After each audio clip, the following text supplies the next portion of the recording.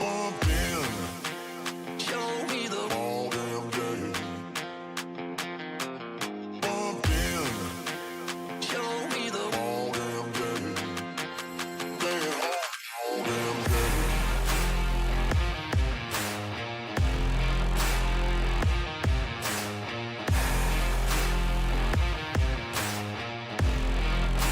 me the all damn day.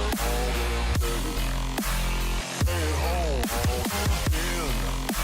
Show me the all damn day. Stay at home all damn day. Show me the all damn day. Bumped in.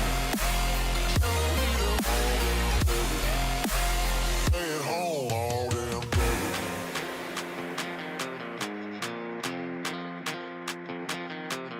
Bumped in. Show me the all damn day. Stay at home all damn day.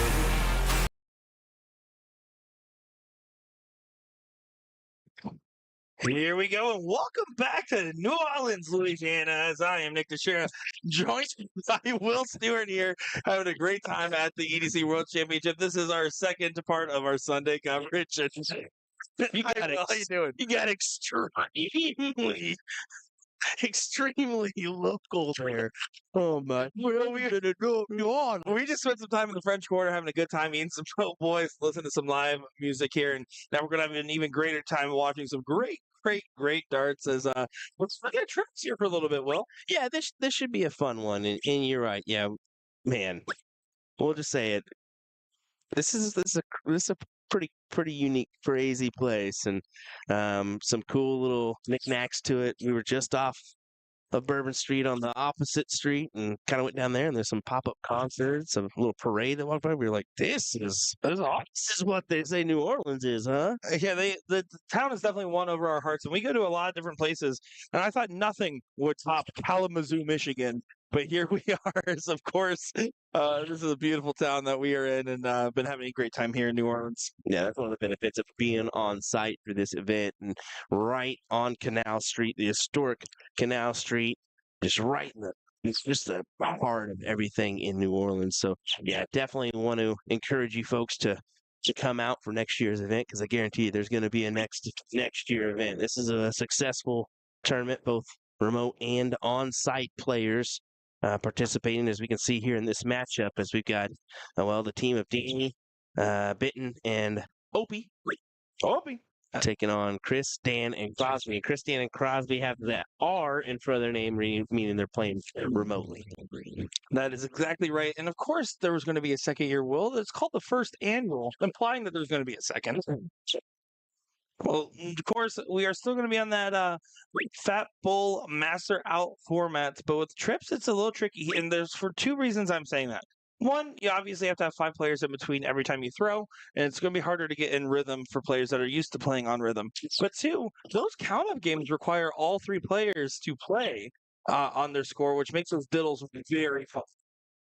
It's actually the first EDC event I played was a 200 cap trips with my dad and one of his league partners, and absolutely enjoyed that experience, especially just because, again, something crazy can happen on the diddle when you have that many players scoring. Exactly. Well, Danny's on a 167. If there's anybody to hit it, this would be the guy. It would be Danny Baggish, and of course he's going to give it a go here. Could take the swing up or down. One of the two. Yep, just kind of playing it out. He doesn't have to take this look, but would like to take it, no doubt. Yeah, and he just is focusing on teeing this up by hitting the 117, but you missed the bowl when you tried to tee it up. I would have preferred him to shoot one of the triples, simply just because even if you miss on one of those trips, you could still set up a bowl. But no harm, no foul with the other team at 198.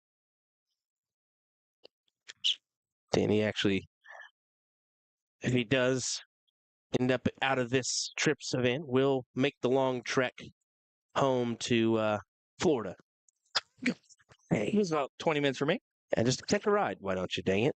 That is right. Well, double top here for Benton. Over to the double 10. That was well low. Doesn't get it hugging that wire. I'm sorry, I just can't get over the fact that the way the names are smushed together on the like on the actual game screen. Danny bent on pie is how I'm reading that. Oh, I can't get over that. That's amazing. Great Yeah, work. they are pretty put in there a little bit weird. It's a little smushed together for real estate as Runge there only able to leave 56, non-ideal leave, but Opie Adams with 10 really wants to take this one here. Well low. Not quite. This is some double trouble early on here, huh? Yeah, a little bit. A little bit of some double trouble. 56 remaining for this Chris Dan and Corby team. Well, still, that works. Double 19 on the last. Does get it there. 1-0 lead for Chris, Dan, and Corby. That'll work for the first leg. That'll do. That'll do. You can definitely tell we've been kicked around a few times here on our camera. It's all been getting slowly out of sorts. Just a little bit, I would say. Just a little bit. You can tell even the board looks like it's been on Bourbon Street. It's starting to have a little bit of a tilt there. That's exactly what it is, having a little bit of a tilt. Well, on the bright side, the bullseye doesn't change when that happens. Finds the hat trick, Danny does.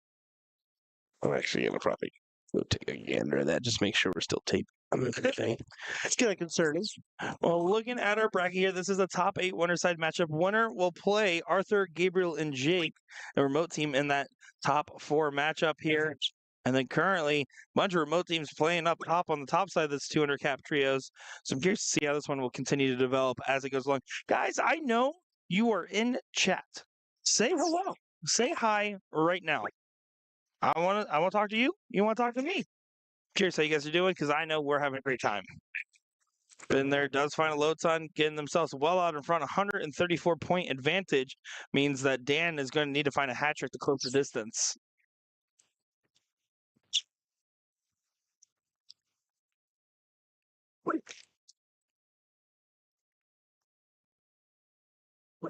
And only one bull on the turn there, so an opportunity to truly force the separation. If Opie finds 2 bulls here, it's going to be a massive advantage and almost a guarantee of the leg, if you ask me. But you didn't, because you haven't commented yet. Oh, now I see you guys. We got Joe, we got Ranger. Appreciate you guys saying hello. Hi, guys. How's it going?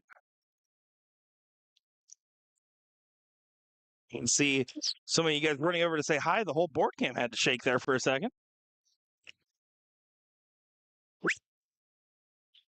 You can see Will, the Thrill Stewart in the background there. He was actually the one adjusting the camera, making sure that it was taped down so that way it doesn't move too much. Jenny saying, hey, fellas. Trent Adams saying, what up? What's up with you? Appreciate all you guys hanging out with us for the last 3 days. It's been so much fun bringing you guys coverage of all this amazing darting action and talking along with you guys, meeting the ones out here in person as well as here we go. Back into the action here as Danny's only going to get 1 bull on the turn and at jeopardy of potentially losing that advantage of a hat trick hit by Chris. Womp, womp, womp, womp. Womp womp. Sorry. It's okay. I've been talking with chat. They're all Sure. commenting right now. Bear says, hi, how's the weather? It is phenomenal. Oh yeah, it has been. It's definitely nice. It's supposed to be. They kind of hit a spurt in the last day or two, and it's going to continue on for a few days after you leave. So yeah, it's like 75 today.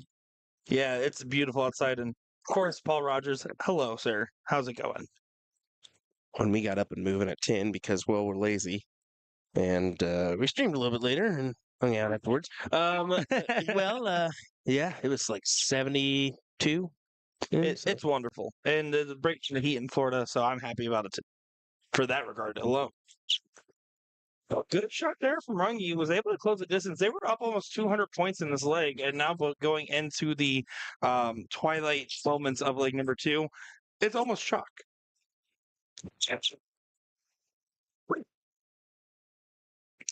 Hope he leaves the 195, so it'll be up to Baggage to set him up here. Yeah, and that's the hard part, right? If you're that C position player and you know that Baggage is following you, you're always going to feel that pressure to try to leave the out. Yeah, exactly. I mean, it goes without saying, but this is 200 cap triples. Danny's almost half the cap. He's a 90 player. Yeah, that's the truth when you consider that. So yeah, he found the 100 cap boys on the doubles. He said, "Hey, come on, guys, you wanna team up for this?" And of course, can they say no? No, even if he is retired again.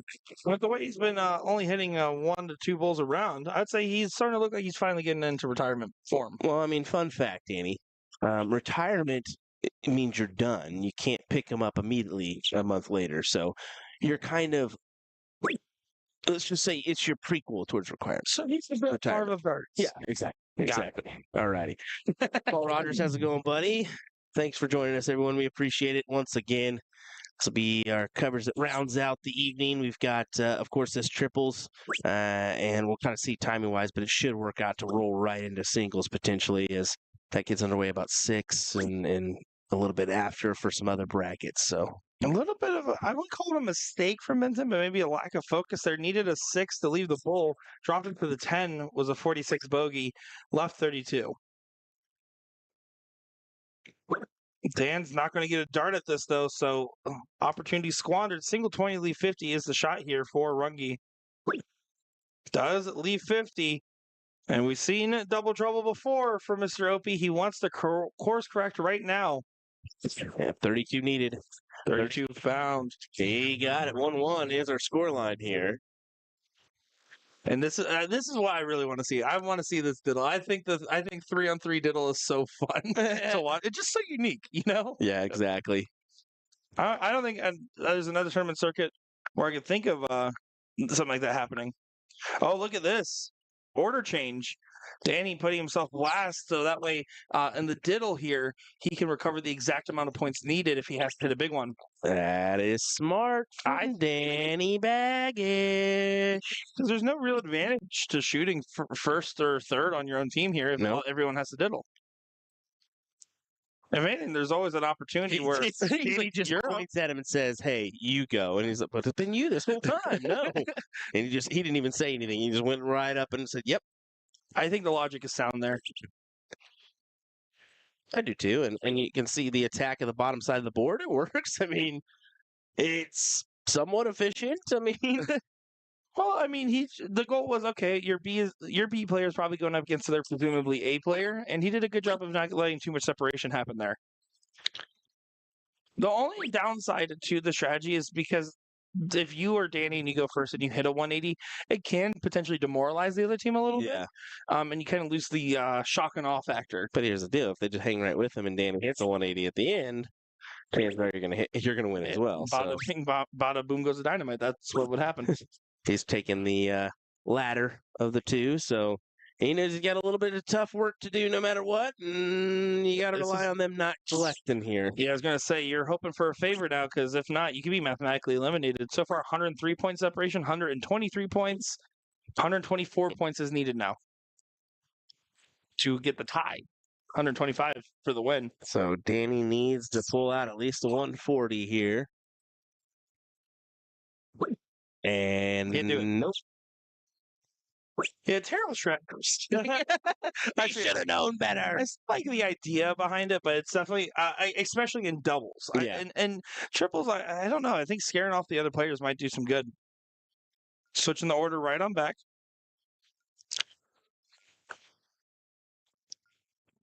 That was Nick with his 17th yawn of this tournament.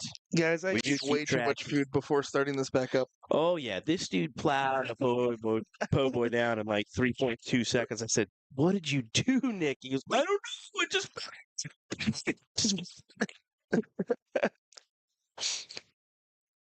Well, here's our last like decider here. And, well, Thanksgiving's around the corner. You got anything fun planned with the family? Yeah, I'm looking forward to Thanksgiving with the family, to be fair. I mean, we're just going to hang out at the house and enjoy each other's company and a few weeks before we make the trek to the World Championships and do some media coverage of that. So, unfortunately, they won't be joining me for that event, so we'll have to spend some time beforehand. Unfortunately, I won't be joining you for that event either. Thankfully. You hate it. Thankfully. You hate not having me around. I keep you on your toes, don't I? I'm leaving him speechless now. or I just had to blow my nose. But that's okay. Either way, Scouting. either way.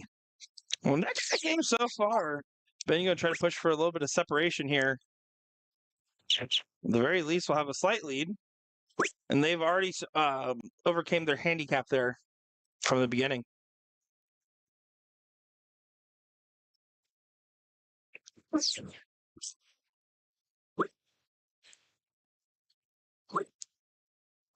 Tyler saying, anyone get Ram steak on the bagman's kneeling bullseye antics? Yeah, Ram said that he didn't mind, and that if he won, that's cool. If he lost, that's cool. He was starting to have some back pain. Yeah, he said his back pain was there, but don't worry. I did my due justice, and I texted Danny and said that was brutal. That was naughty. That was naughty.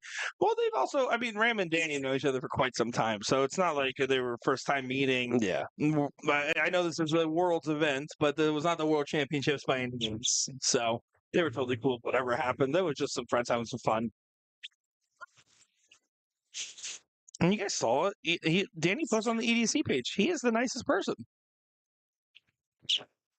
Looking for a hat trick here. So far, so good. Does find a hattie. You can see Mike Maloney rocking a hoodie in the background, so I imagine he must be done playing for the time being. And this is off to the races still.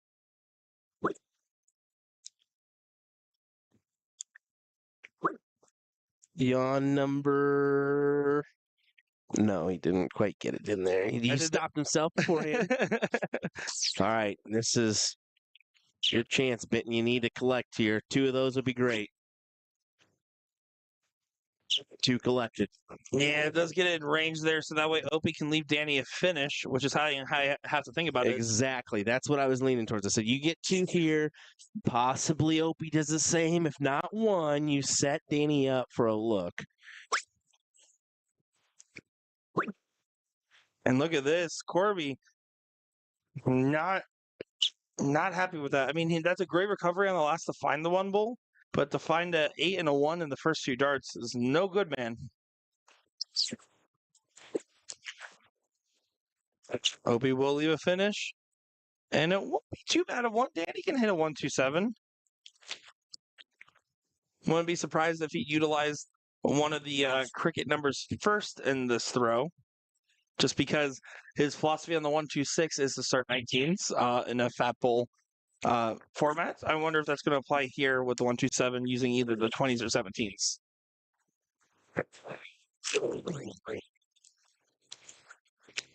But we will see. It's also not singles. This is triples. A little bit of a different mentality needed.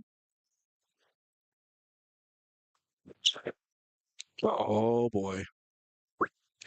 Oh, boy. What was that? That was definitely not a Danny dart there. There was just no focus on that one. No. And he had 77 remaining. Do you think maybe he could have gone bull and then tripped 9? No, because you don't want to risk the bust there. You just can't. And that's what I'm thinking. I'm thinking with his caliber, what do you do in that situation? You have to get the guaranteed dart. The 17 for triple 20, I think, is the right shot. Yep. I think the way he went about shooting it was just kind of almost too lackadaisical on that single. It was very uncharacteristic for the bagman. And does get to 16. So now 8 for bull will be the shot here. And the 8's fine to go right at because if you fall into 16, it still leaves you trip 14. Or if you find a double 16, it leaves you double 13. Textbook. For the win? No. Okay. Double 7 now. No good. Tried to mess around and get a triple-double. It didn't quite work that way. Yeah, that's a basketball thing. Is that right? Triple-double? Yes. I haven't practiced this. Very cool. Thank you. Thank you so much. Outside on the first. Can the 16 go? Corby, max pressure. You can see had to fully walk off the line. He does get it there. Chris, Dan, and Corby, 2-1 win over Danny, Ben, and Opie, and they should have felt like they won that 2-0, but they didn't. Those doubles were just not going in as the fans go wild over there. And we do appreciate everybody tuning in. Cassidy Knight saying hello. Tyler on the YouTube chat. We got Fatality Games. It is 5:03 p.m. here in Nolens, Louisiana. and we'll be back with you. I'm so bad at that. It's not even Do it. Boss Hog here. It's just as bad as your Okay. Okay, how would you say it? What, New Orleans? Yeah. New Orleans? No, New Orleans, Louisiana? yeah. Like I that. can't Ronnie this. Bring Ronnie into the Yeah, equation. all right, Ronnie, you come back. We need your assistance on this accent. Alrighty, folks. Let me go ahead and check and see. Nothing on Yep. that other board. Did you see that from Danny? He was so mad about that 127, he would start practicing it right there. He literally just started to shoot that 127 route again. He thinks better of himself on that occasion. I'm gonna go ahead and take a look at this camera here, see if we can possibly straighten her out before we get back and going. So hang tight. We'll be right with you folks in just a moment, and possibly won't even have that time because it looks like they're setting up now. But hey, hang with us.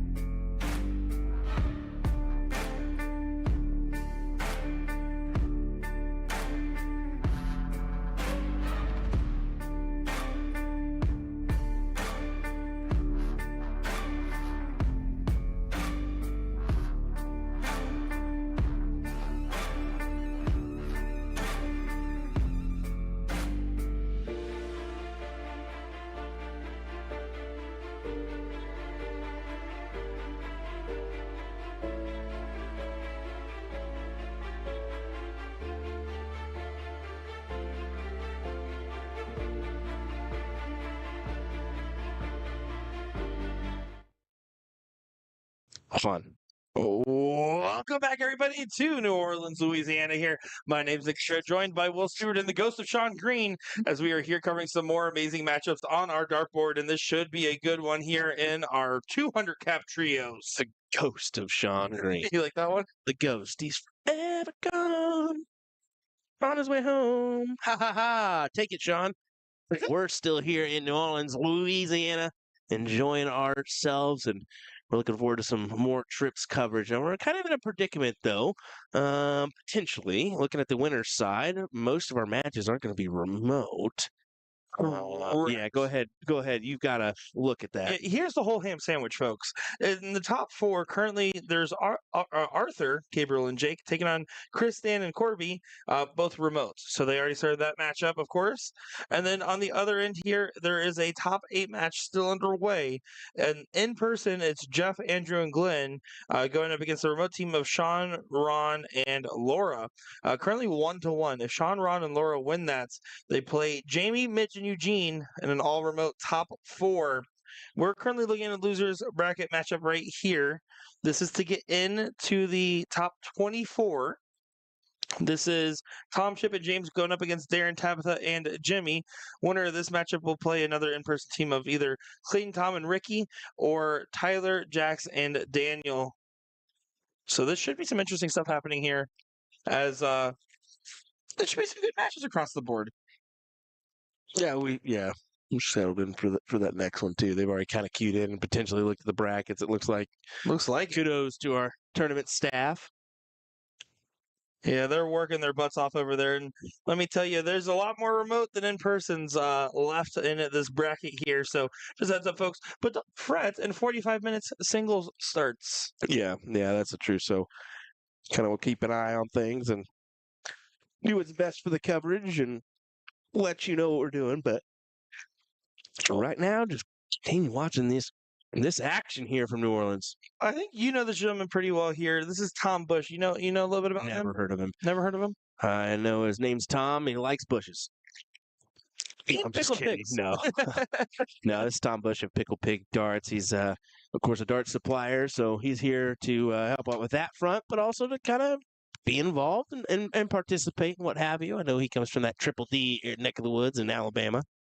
Yeah, and listen, if your jersey vendors of Mike and Danny get to play, then you better let Tom play too.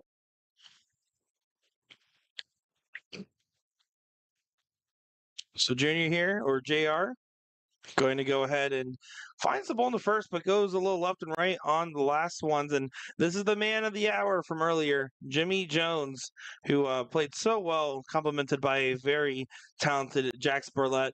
And he's just one of those guys that his form and his stride, when he's throwing, he is just phenomenal. And what I like about Jimmy Jones as well, he is a social guy. He also just is not afraid to go over to like the lobby area, put on his headphones, put on his phone, and like he'll just be there giggling, watching videos.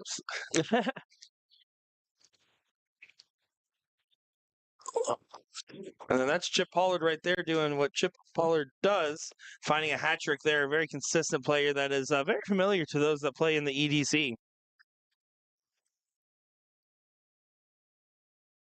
TJP up to the line. Let's see what he got in store for us here. Needs to try to find 2 bulls on the turn. 3 bulls if you want to take some advantage. Just collect 1 big bull. He was definitely talking to himself out there. He said, come on, this is bull squat. Doesn't collect on the last into a 1. Very unfortunate dart. And now gives Tom an opportunity to potentially leave a finish here. And even if he doesn't, get themselves in position to be the first look at a finish anyways. It's 3-3-2 is a little bit tricky to set up from. Oh, look at this. Tom Bush sails that last start away a little bit as he kind of pantomimes that, but does hit a 104 to lead the 195. And Tabby, she's going to need a big round here. Since Tom, Chip, and James aren't on a finish, I think there is an argument to just go for the hat trick here. Focus on the power scoring. But doesn't get it. And even now, a hat trick leaves a 156, which is not even a bull first finish. So JR with 195 can bring this down. Should be bull, chip 15 on the shot here. There's bull. Outside. You can stay on the bull here, or you can try to clean up and go for the 17. I think you stay on the bull for the power scoring, though. Does do so.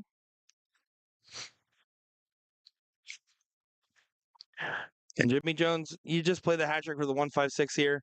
Can't leave a finish now after that dart. You can see he kind of floated it a little bit there, releasing a little bit earlier than normal. He has that nice elongated follow through. So when he is stroking, it is looking beautiful on the dartboard. But there, I think it's more so, if anything, he's just been having good runs day after day since being out here. I think it's a little bit of fatigue getting to him, and I can absolutely understand that. It is now 12. Oh, it goes into 5. That's fine. Trip 19. Chip Pollard doesn't take it there, but they'll get 6 darts here. Yeah, I'm with you with your opposing team on 199. No harm, no foul here. Yeah, perfectly okay position to find yourself in. Although 38's a little bit one of the trickier ones. Yeah, As we saw me miss 3 clear at it. terrible. Terrible. Absolutely terrible. Just terrible. He says, "Are you freaking kidding me?" Tom Bush. 38's a look. Oh no, floated that dart into 7. The worst possible thing that you could probably hit over there. And then bust on the second dart. Complete moments of frustration here. Tavi has an opportunity at the 125. You still start bull here because you can play around the fallout.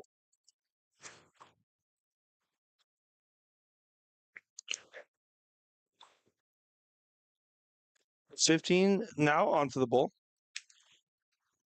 Got away from her just a little bit here, and now bull does not leave it pretty well here, so you need to go to one of the triples on the bottom. And you go 57 for 36 here. And she went to the bull, but no harm, no foul. JR, though, with a 38, they get let off the hook.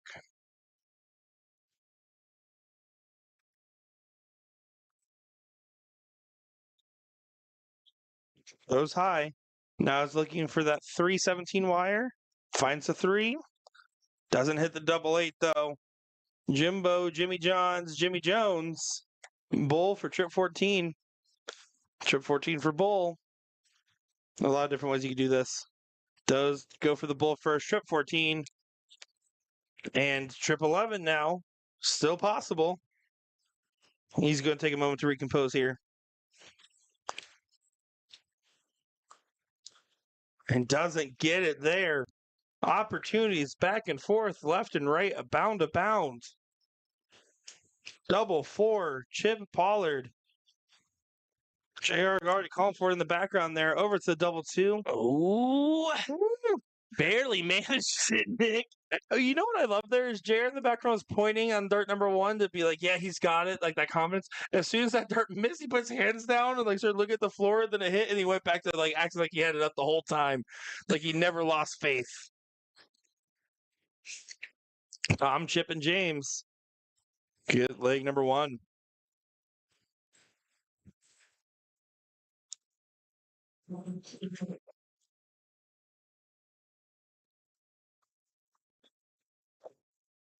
Taking a second here. I think that they were trying to change the team order. Are they? Well, they can't now. It's too late once you start the game. Let's say you can't. Chip's apologizing for the error there.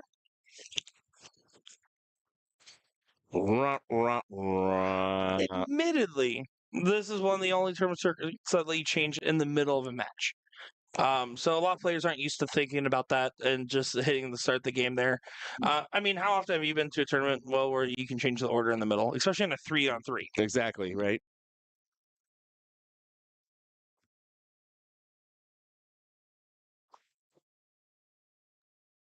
DJP's frustrated right now.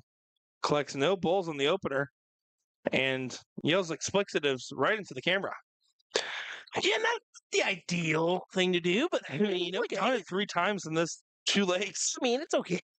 But yeah, I get it. I as Yeah, a player, I frustration. absolutely get it.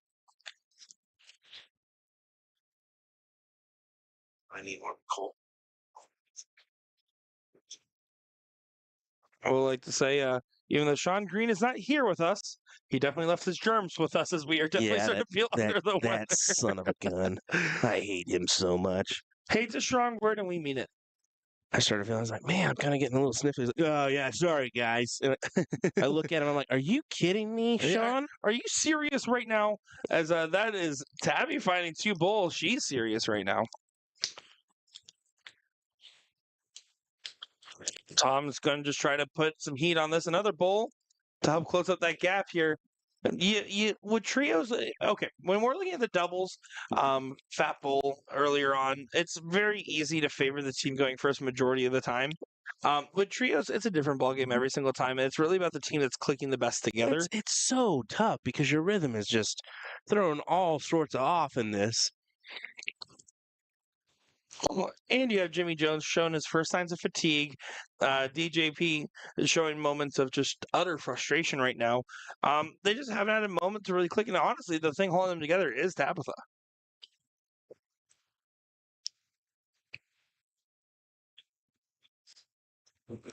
Well, we'll see what the gentleman has here for us. Needs a recovery round. Found no bowls on the last, but is approaching the board in a favorable situation. Wants to keep it that way. Another one of those. Not quite, but still gets 2 on the turn. Not a bad visit.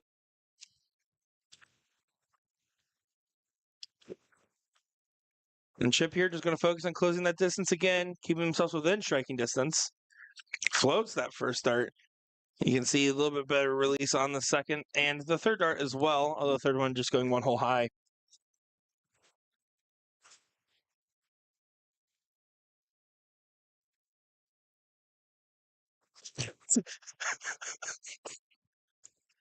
That's incredible. That's incredible. That whole vacuum seal. That's why wouldn't you just get one out there? Why would you even bring Why one? would you just ship it back? Yeah. I hope she's listening right now. We're making fun of Jim. Jim Mounts. guys. Let me tell you, you think she's funny online? She's funny in private. Text message. Oh.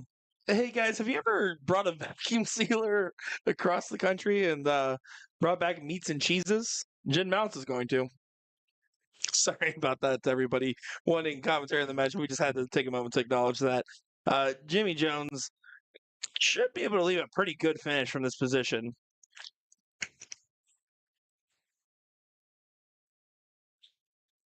Last one sails away. Gets 101 there to leave 101. JR with an opportunity, though, to put a little bit of heat on this. Trying to find a hat trick to leave the 115. Oh, that was a mistake. Stayed on the bowl and left a bogey. His teammates are about to tell him, hey, that was not the right dart. Oh, nope, no one told him. I think he's just taking a moment and he just looked at the score and realized what he did. As yeah, that's the exact reaction. That's also a whoopsie. 17 now to leave 32. Or because you don't want to flight it to the trip, you can just go for a single 9. Or even better yet, ask Tabitha what she wants. She'll say, leave me a bowl. And you'll say, I can't.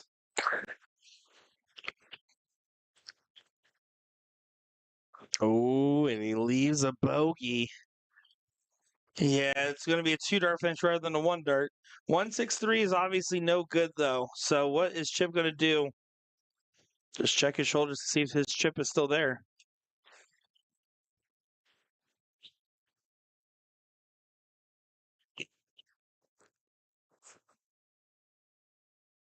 Can't go, but can leave it handy with a 50. Beautiful And setup. as a just in case, 15-8 is what I would assume. Yeah, that's going to be the play here. It should be at least. But no, she goes 11-10. That works as well. That would be fancy. As long as it gets it done, and look at her go. She nails it, gives a little roar. That 1-1. Honestly, Tabby did a lot of the work on that team there. I don't care what the average says, but while Jimmy and oh no, they did again. Nope. And Jimmy's like, it's okay. It's okay. Just a We're diddle. good. It's just a diddle. Yeah, That's why yeah. it's okay. She's like, I just pushed the button. I just pushed the button. Oh, that is so funny. Um, Here we go. Going back into here. Yeah, no, Tabby absolutely held it together while Darren and Jimmy were kind of out in the waters there. She's going to have to kind of be that stabilizing presence again in this one, it seems. Only 78 for Pollard.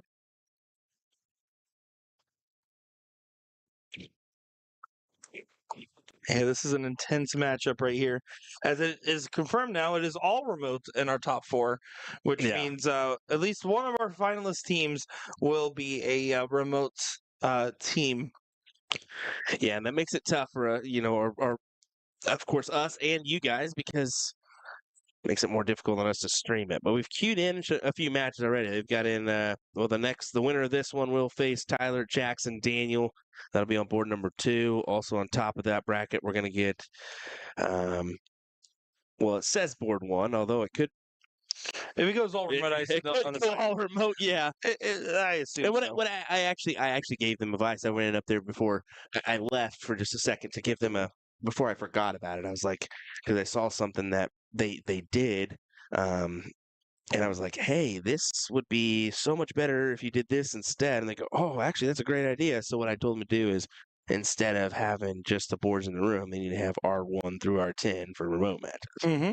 So that if it's a remote only, they can at least, not use up the boards in the room That's true. and take away the other ones. So Good advice there. I'm telling you, I think that would be handy, and especially in next year's event because I expect more participants after this successful first year. I'll say it's successful. I would agree with that. I think that they do some of the best when it comes to daily remote tournaments, and I enjoy playing in them as a player.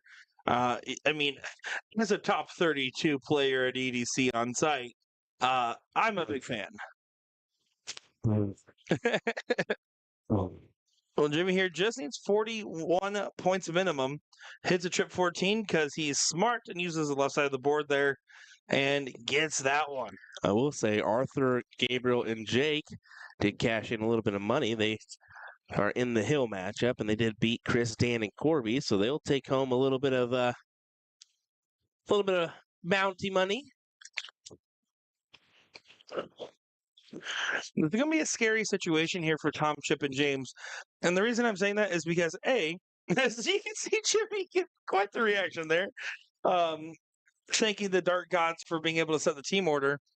And the fact is that, well, they were able to set their order correct. They were able to figure out the situation that they wanted, and something's wrong. And now they're going back, and there seems to be another discussion about team order. They're calling a timeout. Someone had to go pee, is what they said.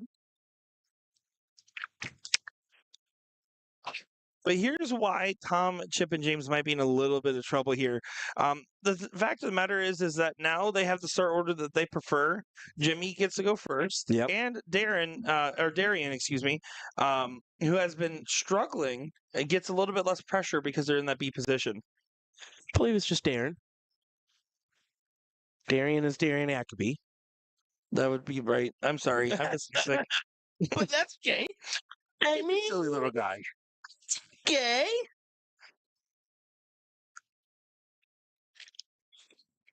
So we'll just wait here just a second, folks. I do apologize, but I'll tell you what.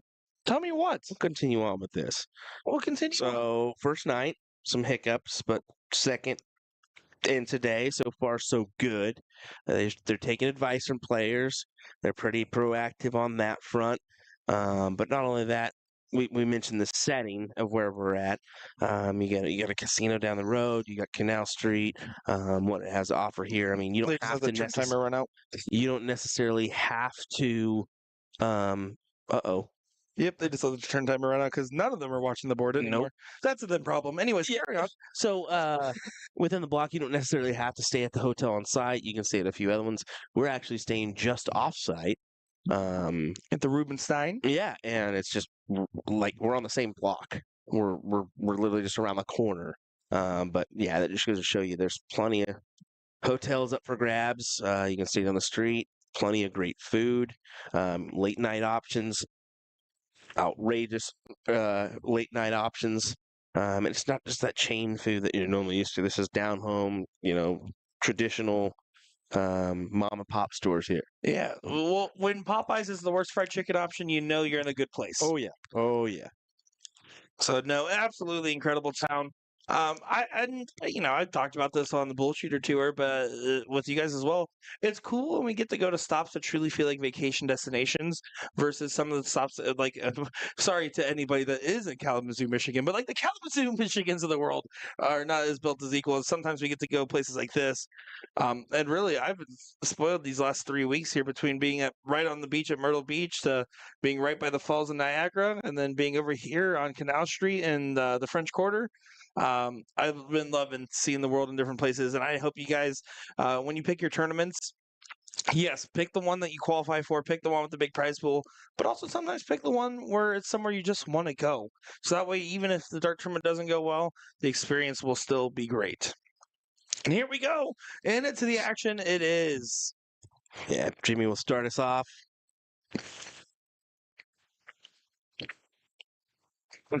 Making sure everyone was there. Fist bumps abound. And Donnie Lassie doing some antics in the background, looking like he's looking for candy in the table decorations. That man hungry. And we'll say another bonus. They got candy in them little buckets on the table. Which is fine, except it's almost all chocolate, and I don't really eat chocolate. Well, and then they had gummy bears. That's just because you're weird. They had gummy bears? I'm not going to lie. EDC's gone a lot right. Those gummy bears were wrong. Those were not. They were like the world's hardest gummy bears. At least they weren't the sugar-free ones. If you ever have free time, read the sugar-free gummy bear reviews on Amazon. Worst sugar-free. Worst. Just here to defend vacuum sealers, says Jen Mounts. Hey, Oh. Jen, just buy one out there. What are you doing?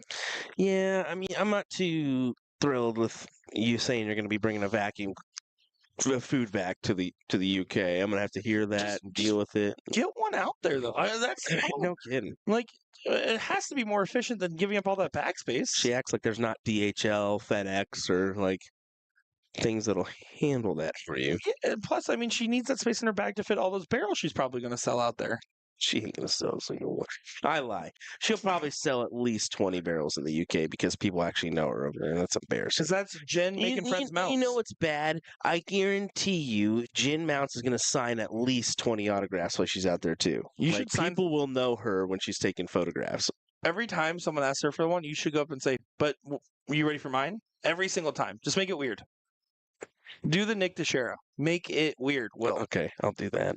And she says, as the grown man talk about candy, you get out of here. Back to the match, as Ryan says. I'm barely a grown man. Back to the match, indeed, Will. Tabby does hit a 399. I said that this is crucial. She needs to continue being the stabilizing influence. Well, during that potty break, she must wash her hands as she continues to lead the way. Not my best call.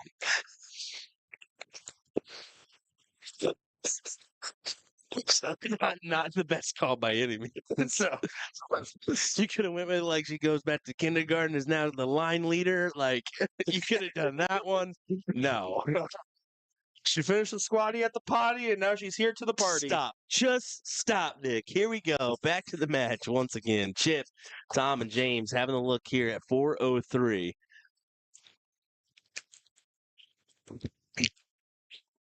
And Chip, who has either been hitting everything or finding nothing, is going to try to find somewhere in between. Does find four bowls, two double bowls there. It does get to 119 score line. But of course, DJP, a man who has had highs and lows in this very matchup here, needs to find a high.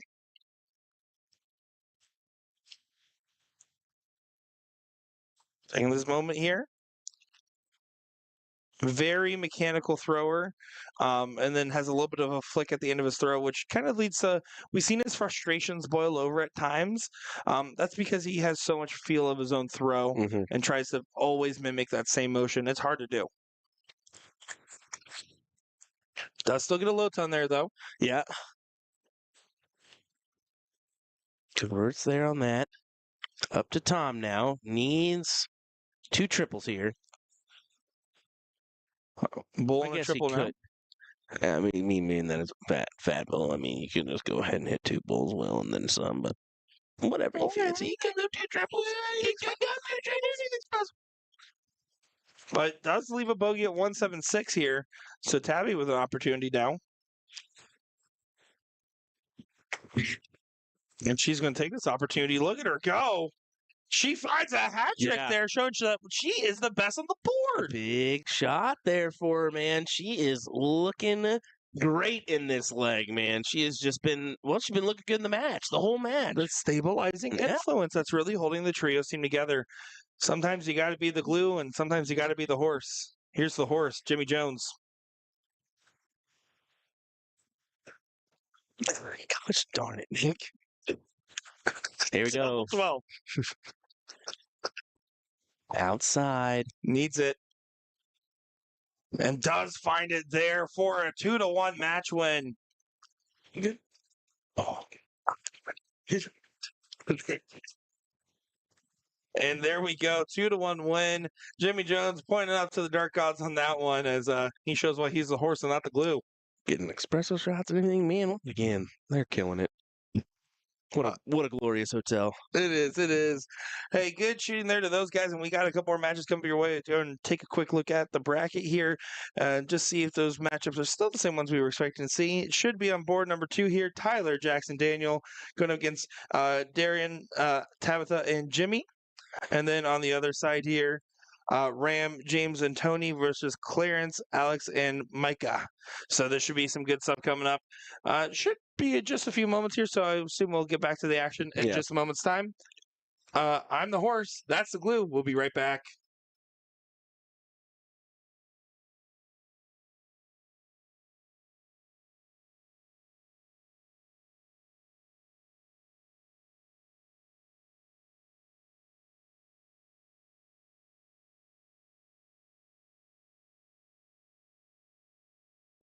New year, new Winmore launch.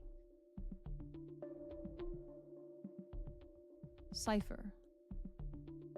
Looks grippy, but deceptively smooth. We rate Cypher a 3 out of 5 for grip intensity. Flies beautifully straight, very easy to control. Any long straight barrel with grip throughout is the perfect combination. Galactics. Stunning onyx and blue color scheme. Featuring a straight barrel shape with tapered ends to help achieve tighter groupings. The soft tip version elongates the front section to differ slightly in overall build.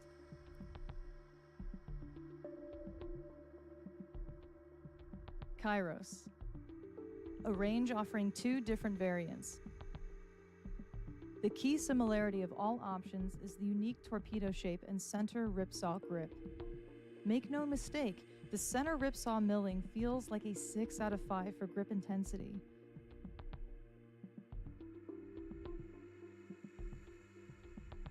Daryl Gurney SC 1.0 series. Very similar to the classic super chin barrel shape that we all know and love. Classic straight section in the rear and ever so slightly bomber shaped in the front. The longest barrel from the launch, offering more room for those with larger hands or a very widespread grip. Callisto. A range offering 3 different variants. The key similarity of all options is the unique matte texture and reverse cut all throughout. Those with softer or clammy hands looking for grip options that don't tear up your skin might gravitate towards this range.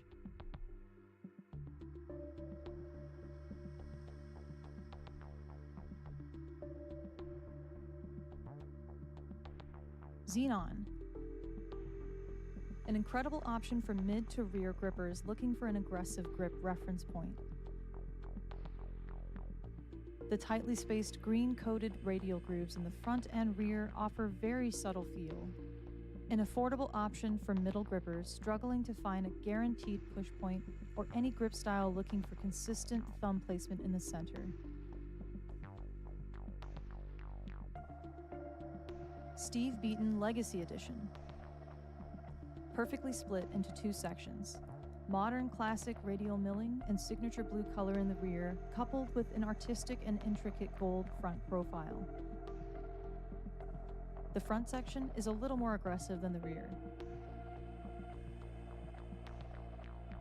I chose to adjust my grip towards the front in order to achieve a more controlled flight pattern. Epics.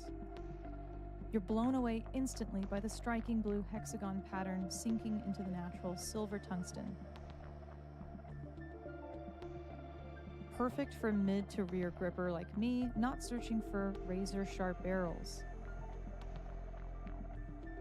A smooth touch for a smoother hand.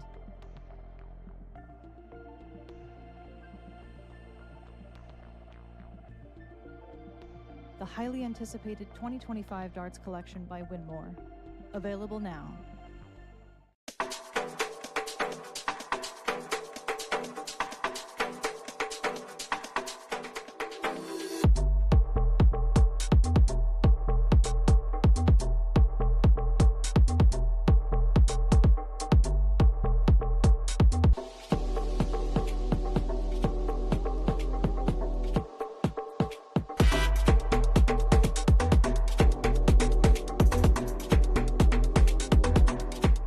We're introducing the classic standard Blade 6, the dual core version, same as the lineup from the Blade 5. However, Winmore's come out with an entirely new model called the triple core. So the triple core is essentially the dual core dartboard with an added third layer of carbon fiber sisal in the back, creating literally the ultimate setup for durability. So not only are you paying for an even better longevity of the dartboard, but also enhanced graphics and functionality. All three dartboards have a hardened double bullseye and 25 segment to help with durability. So listen up, Americans, we need this because of our obsession with cricket. The most common problems we have with sisal dartboards is the bullseye segment wearing out or some issue with a wire.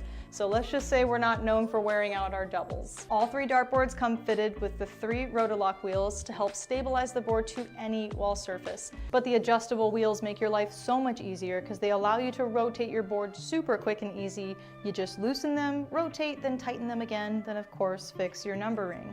Luke Humphries is the greatest darting force on the planet. Bullseye. Oh, we got one. Fish has been landed. We know he's too good. The world number 1, world champion. Incredible stuff. Let me tell you about A to Z Darts. We're a specialty dart store with over 10,000 different products. We create in-depth videos and blogs to help improve your game and showcase our products. We give helpful advice on how to practice darts, the fundamentals of form and mechanics, and how to make better decisions when purchasing your darting equipment. Whether you're brand new or a seasoned player, we try to provide fun and informative content. I'm Jen, the creative director for A to Z Darts. I've been playing for over 10 years and I've traveled the world competing in and promoting the sport. This is Will. He runs our live streaming company, USA Darts, and travels the globe as well to broadcast major darting events and interview PDC players alike. You'll find over 2,000 different sets of darts on our website. Guessing right now you're pretty interested in our resources? Learn about form, throwing mechanics, practice routines, scoring and grouping, checkout methods, cricket strategy, and much more. Visit a-zdarts.com to take advantage of our blog or follow us on social media at AZDarts today. New year, new Winmore launch. Cypher. Looks grippy, but deceptively smooth. We rate Cypher a 3 out of 5 for grip intensity. Flies beautifully straight, very easy to control. Any long straight barrel with grip throughout is the perfect combination. Galactics. Stunning onyx and blue color scheme. Featuring a straight barrel shape with tapered ends to help achieve tighter groupings. The soft tip version elongates the front section to differ slightly in overall build.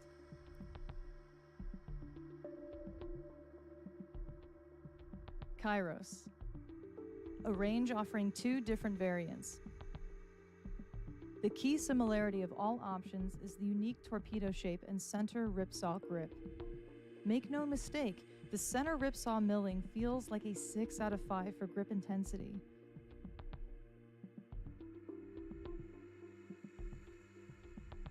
Daryl Gurney SC 1.0 series. Very similar to the classic super chin barrel shape that we all know and love. Classic straight section in the rear and ever so slightly bomber shaped in the front. The longest barrel from the launch, offering more room for those with larger hands or a very widespread grip.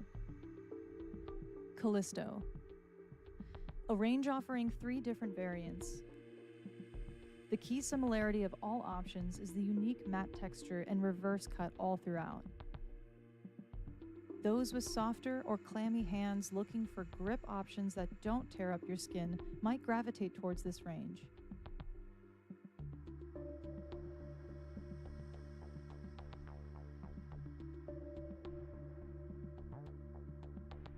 Xenon. An incredible option for mid to rear grippers looking for an aggressive grip reference point. The tightly spaced green-coated radial grooves in the front and rear offer very subtle feel. An affordable option for middle grippers struggling to find a guaranteed push point or any grip style looking for consistent thumb placement in the center. Steve Beaton Legacy Edition. Perfectly split into 2 sections. Modern classic radial milling and signature blue color in the rear, coupled with an artistic and intricate gold front profile. The front section is a little more aggressive than the rear. I chose to adjust my grip towards the front in order to achieve a more controlled flight pattern. Epics. You're blown away instantly by the striking blue hexagon pattern sinking into the natural silver tungsten. Perfect for mid to rear gripper like me, not searching for razor sharp barrels. A smooth touch for a smoother hand.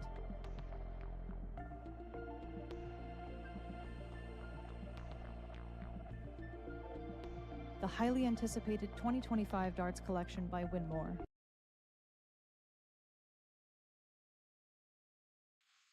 Welcome back, everybody, to our coverage of the EDC World Championship Finals and first annual here. It's been a good time in New Orleans, and we're having a great time here watching our wonderful trios matches. I'm Nick Chira, joined by Will Stewart, and I am now caffeinated, folks. I didn't know where you were quite going with that for a minute. But you're going there. I've been there for a minute. Doesn't it say 100 cap something? And I realized it was a 200, and I did the wrong syllable. There's a whole thing going on in my ADHD-riddled brain. Well, That's quite all right. We got Ram, James, and Tony taking on Clarence, Alex, and Michael here in this one. and this is the diddle we're looking at, and Alex only opening up with 83 on the diddle. And then in the response, single one, it does find the trip 20 in the last. Could have been more detrimental, but Clarence is going to have to make up a lot of ground here, looking for about a 120 to get that 1 point lead and take some pressure off. Ram, James, and Tony, that's all the Houston boys. Tony, one of the owners at the stadium that we cover many matches, including Ram's CSE victory at. A 60-point spot here, so Tony can put this out of reach if he finds 120 points on this turn.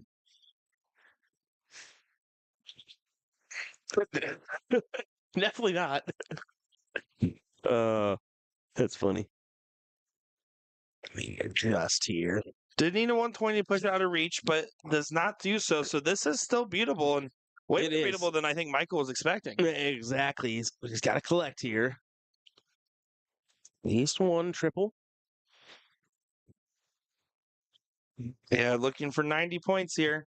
91 points specifically. Got the 1. Can't do it now. That's a no-go. And you can see that those darts were very snatchy. He was releasing super early in his throw. I wonder if that's a little bit more indicative of how his throw normally is, or if it's nerves of the moment. I guess we'll find out in just a moment's time here as Ram Guevara Jr. will get things started. It's only an 18-point spot in this one.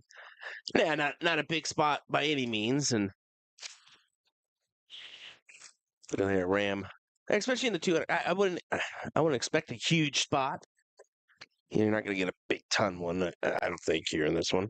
No, I mean, here's the thing. You can put, there's no real floors. So you could be a team of just, a 33, a 33, and a 33, play as 100 and a 200 cap, but that's a bold strategy.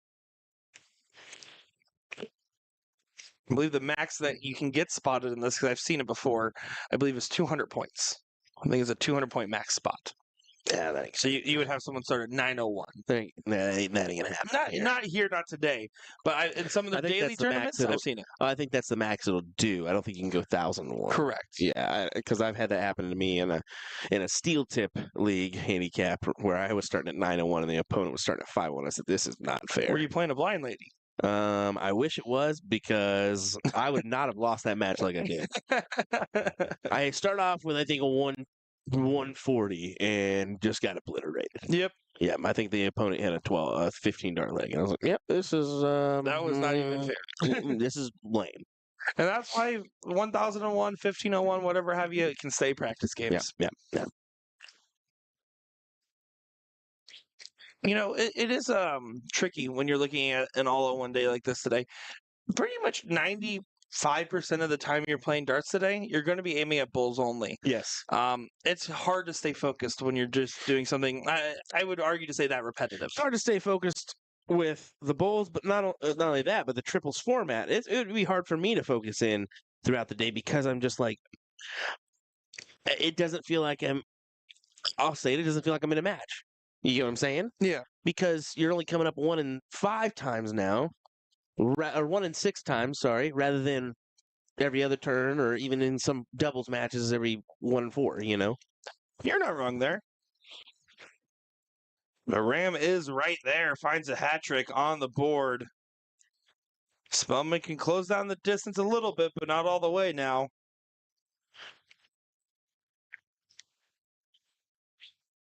Finds bull number 1. Bull number 2 needs to be careful for no deflection. And finds number 3 right in the middle. Well-placed start there from the Jackal.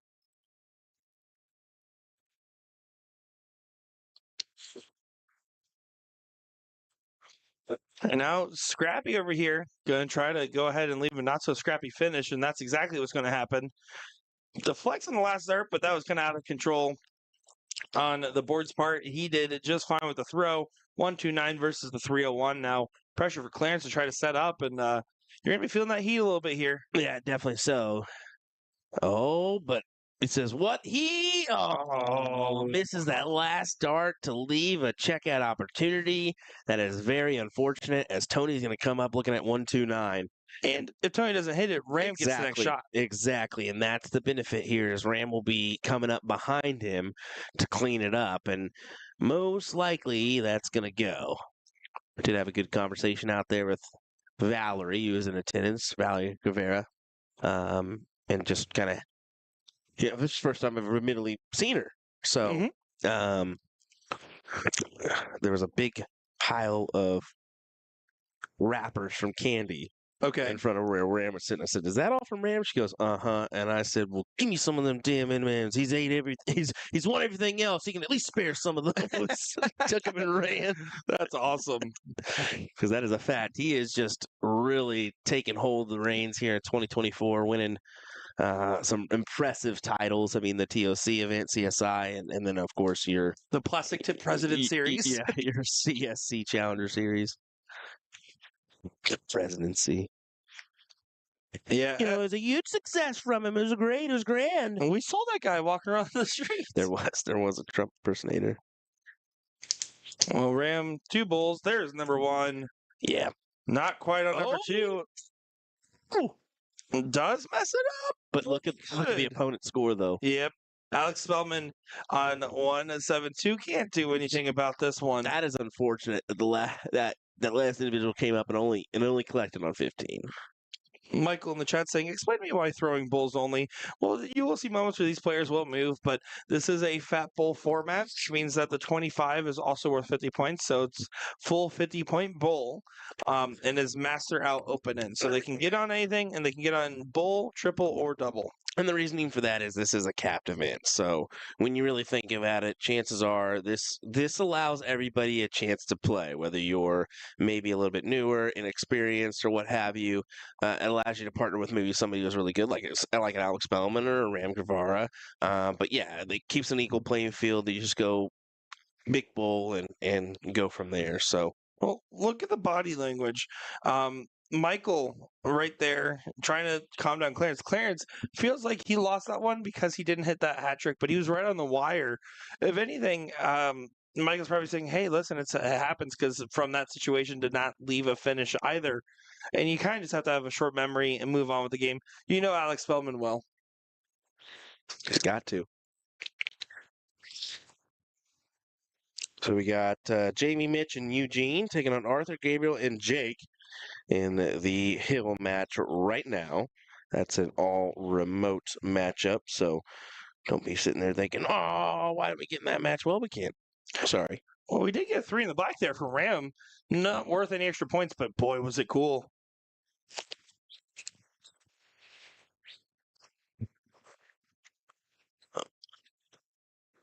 Yeah, Clarence just taking a second here before his last dart. Yeah, not going to be thrilled with the overall outcome of that one. Yeah, and you can see he is showing every bit of that emotion, the negativity, the frustration. Again, I will die on this hill. Do not give your opponents free tells of how you're feeling, at least too much.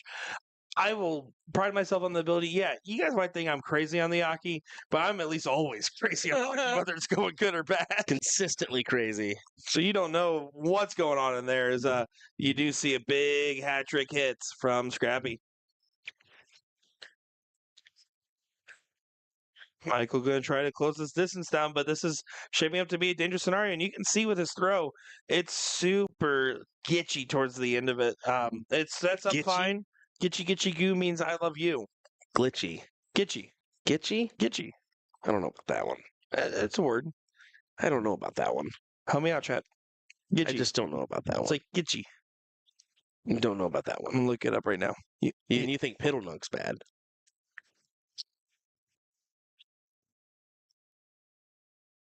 Gitchy, according to Urban Dictionary, is a description. Urban Dictionary.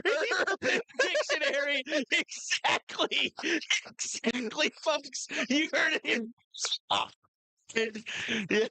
I love it. Got him. Got him. Second 3 in the black in this leg here, by the way. Is Alex Spellman follows Ram Guevara's lead there. Shut up, Will. Go back to being Will, though. That is truly funny right there. We caught him in a bind, folks. We got him in a bind. Eventually, it's going to cost him, and that did right there. We got some Oklahoma folks joining us in the chat, of course, supporting Ram and Scrappy and what have you. So, hello, Valerie. Hello, Spencer. Hope you guys are going well. I do love all the Houston people going to watch the Houston team in the background there. You can see Tommy Blanco hanging out. See Tony's a better half as well, I believe. Alex Spellman just taking a casual sit.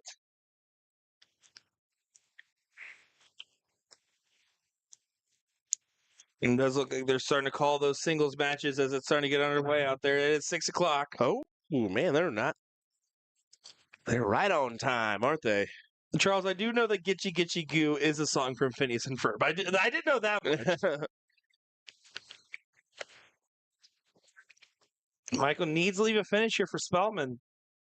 This is where we fell short last time, but does not look like it's going to be the case this time. As long as there's only a handful of things that you can't hit on this last start, and that's okay. Not ideal leave at 156, but it's not a bad one either. Tony going to have a shot at the 147 here. Bull for trip 19 to double top. Bull for trip 11. Stays on the Yep. full there. I don't mind that as a C player there. Yeah, I don't mind that at all. I mean, you got Ram coming up, who you can clean that up. But with a 156, Spellman can clean this up too. It is possible. When there's a Spellman, there's a way. Man, not anymore. So unfortunate for Clarence, Alex, and Michael. Oh. You may have just had your last starts of this event. And based off that body language, Spellman believes that's the last I think he does. He's betting on Ram to hit the 76 now. 6 for Bull. Does nail it there, right in the center hole. 2-0 win for Ram James Antonio over Clarence, Alex, and Michael. Yeah, what a shot. As there will advance into the next round. And we're going to advance right on over to this matchup here. And looks like somebody did give us a good little nudge there. I believe that was you earlier. That was Nick. That was Nick. That was Nick. Stop saying it. Stop telling them the truth. I didn't almost bust my butt out there. Yes, I did. All right, back to the match here. Jimmy. Darren, Tabitha, and Jimmy did win leg number 1 here, and they're going to try to win leg number 2 and get this done 2-0. Of course, we got young Jackson as well participating. Man, what a raw, talented individual he is. And man, one to watch out for as we progress forward on the dart scene here in the U.S. Yeah, getting a win earlier today with Jimmy Jones. I would, if I'm Jax and I'm his parents, I push him into both sides. I push him into steel tip as well as soft tip, and I push him towards a junior series just for right now. Even like the junior or Junior Evolution Tour, maybe participate in, but like the WDF circuit as well. Yep. Because then he can potentially go overseas and establish a run. And anybody that has ever seen me walk around Dart Hall, and I always wear one of those Lucky Blown glass dart rings, but the other thing on their little dog tag was actually my last youth trophy, where the winning team got to go to the Caribbean Cup, and I missed 9 winning doubles in that match to not to get there, and the runner-up got little tag because all the money went towards getting those kids out. As a youth, having opportunities like that was huge. If you're a youth player, play in those opportunities, get that experience young. So if you're not catching on, Nick holds a part of losing history with him at all times. It's a reminder. It's a reminder of what could have been, and boy, is that scary. All righty. Jake Smith saying, by the way, don't tell Nick I said he's a 4.2. I'm actually, I'm bringing my average back down, so that way it's more to an achievable Will Stewart standard. I think I'm actually at 3.95 right now. Is that it? Is that it? Is that it? That's it. I did catch a hot hand there for a little bit where I felt like I was about to be the next Rich Littler. Well, we'll see. You took that old L against me last night, so that's all that matters in this circumstance. That is true. It was a best of 3, and you won 2-1. Thank you. Thank you very much. You're welcome. So it's kind of interesting the fact that you see Jimmy and Jax is going to follow him here. So not teammates here in this one, although they're despite being doubles partners the last go around. And Jax is playing with Tyler, Grant, and Stat as well. So a little bit of an interesting dichotomy there. Jacob keeping that jacket. You can't have jacket. No jackets for you. Oh, misses on the last, but misses into the single 16. One of the better possible misses there. 70 playing 82. 82 can go for a 2-0 win in this matchup, and what a steal this would be. Yeah, certainly so. 50 for 32. How do you do? Nails it. What a shot. What a win as they will advance into the next round, and so will we. We only got maybe 3-4 teams remaining on the in-person side here in this bracket, but we're going to continue trucking on in hopes that they will make a run. We're going to have to find out as we continue. By the way, 4 teams. I was going to say 3 or 4. So we're actually going to go ahead and make sure we get one of these matches because should be these Darren, Tabitha, and Jimmy, and then Jeff, Andrew, and Glenn should be that matchup. We're going to see if we can get that in our stream area here. We'll be back to the action in just a moment's time. I'm Nick the Share, joined by Will, the Thrill Stewart, and the Ghost of Sean Green.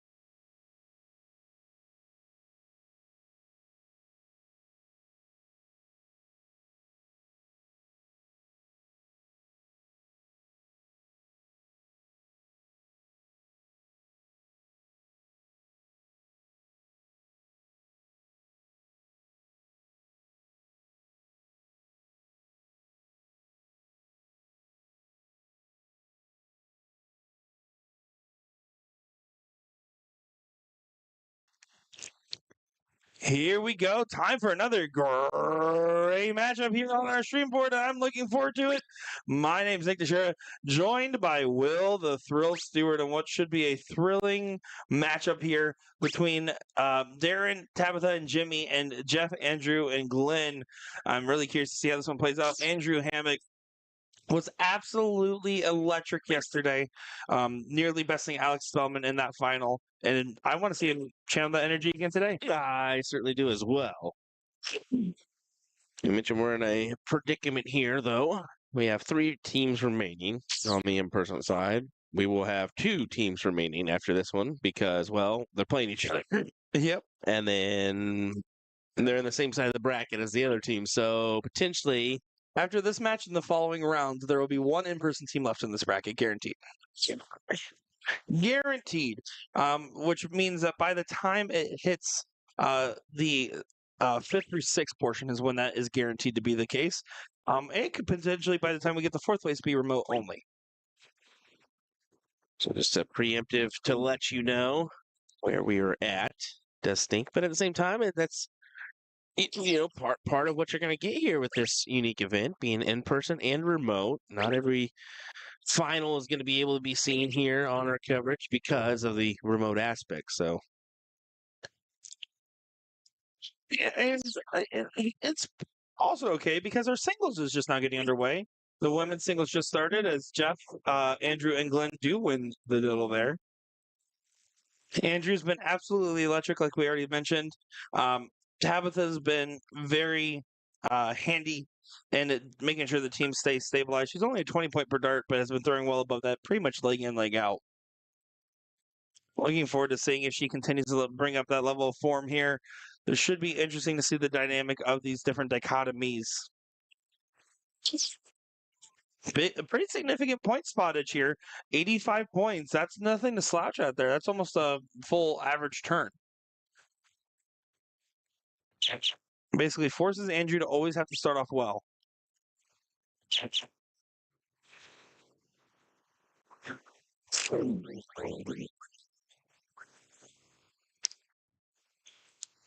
It does look like, just for our scheduling here, the 6 p.m. women's singles is already underway. They're just now calling the 40 cap singles. And then in 15 minutes, the 55 cap singles will start. And then in 30 minutes, the open singles will start. And that'll be your remaining events here.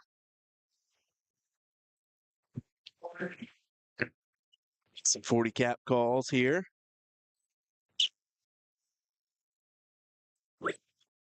Oh, and frustrations there for Glenn. Wanted a little bit more on that one, but 2 bulls will do. But Darren, Tabitha, and Jimmy already at a point where they can really take control of this throw here. With that handicap, they're effectively going first from the going second position.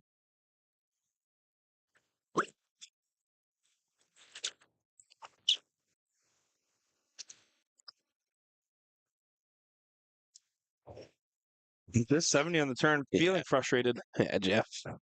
Looking for this opportunity here. 2 bulls would be great. Did get a chance. That was my second round opponent in the All-Star singles with Jeff. Okay. Did play him. Very solid player. One of those guys that it just kind of always hangs on the coattails in the moment, and you can't just shake him off. Had to work hard to get the win there. But I did get the win. Tabitha brings it down to 398, 83 there for her. So Andrew is, as you mentioned, has been successful this weekend, I would say. With some continued true form here. Yep. Does so there. Yeah, good stuff from Hammock. Just across the board. I mean, there's just more and more players I'm getting excited to see. Andrew Hammock's one of those guys that I'm now going to have on my radar after this weekend. After Rockford, Billy Garkey popped up on my radar. And seeing all these different talents, even in the last couple of months, seeing Jimmy Jones at more and more tournaments. I believe it was DPFL was the first time I saw him. Was he out there? Is that where Sean called him an Irishman? Was DPFL for Jimmy Jones? I believe so. Yeah, so seeing all these, we already know some of the super elites, but seeing these other high level challenge players really break the mold is exciting. Yeah.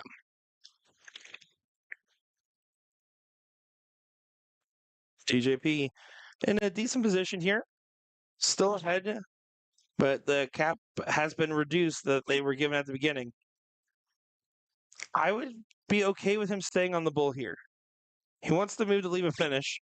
Decided to stay on the bull in the last, though. That's the right decision. I mean, 3-3-1. If they hit the hat trick, they hit the hat trick, and that doesn't leave them a finish. So they would have to move off it and hit a ton plus. Or high ton, excuse me. What am I even saying? It's Sunday commentary at its finest.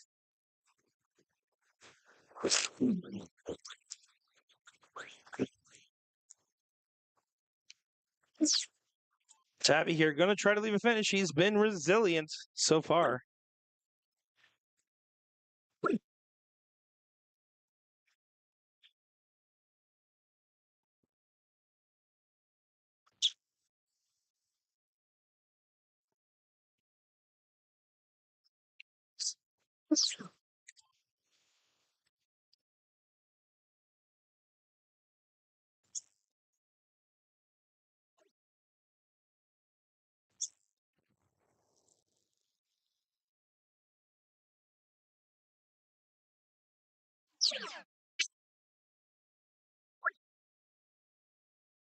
No. Jimmy Jones here going to tee it up. Does get down to 24. Leaves a one dart checkout for Darren on the return. Glenn 114 would be a big find. Bull for trip 17. He is talking his dart into place there. Yeah. Still leaves the 51, though, so.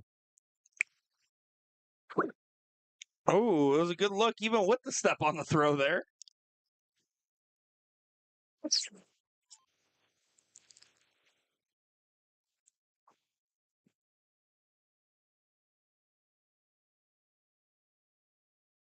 Do apologize, guys. I am looking for my flight info to make sure I actually remember to check into my Southwest flight for once. Oh, I'm glad you Said that out loud. oh my gosh. Did you finally Wow. forget after giving us all that guff? I definitely did, buddy. I'm glad you did. Oh my. Well, there you go. Hour left to check in. What a winner for Dan, though. So 1-0 in favor of the top score line. 2 hours left before I can check into mine, so we're Oh, good. you're after me. Yeah, you're after me. That's right. We're good. Thank you guys all doing. I do appreciate each and every one of you guys watching along here. Do appreciate you guys sticking through our Sunday commentary at its worst, but we are always trying to give you our finest. That's worse. That ain't no lie. Come that last day, you're always like, oh man, oh man. It's one of those things where it looks like there's just a quick hold up in this matchup here, so I'll vamp and fill the ear. But I know for a fact, and we all have different candors on the mic and tones, but as someone that likes to be that high energy guy on the mic, it can be a little hard to keep up the energy all 3 days. And I always overexert and then feel it at the end. Because if you heard me Friday, I was spunky, I was funny, I was charming. Also, we went a little bit till the wee hours of the morning on Friday. There's no denying it. And we've been in an energy deficit ever since. So we always try to sound intelligible, try to convey the strategies of which we should know in the core of our darting brains, and try our best to put on the best content for you guys and the players. And we appreciate it when you guys give us a little bit of grace when it's not at our best. No, I want you to just give it to me. Like, just let me know. You You can still let us know. Oh yeah. But then, still follow us. Looks like they need to pay attention to that board there. They're going to accidentally round out the turn as Andrew sprints on over.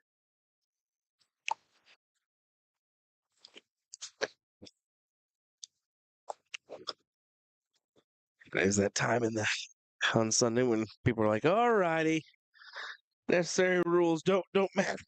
Yeah. Normally, this would fall under the rule of continuous play. They couldn't just pause in the middle of a match. But it looks like there was some scenario that required a breakage here. It was very interesting to do it after just one leg of darts, though. True. But hey, it is what it is. Mm-hmm.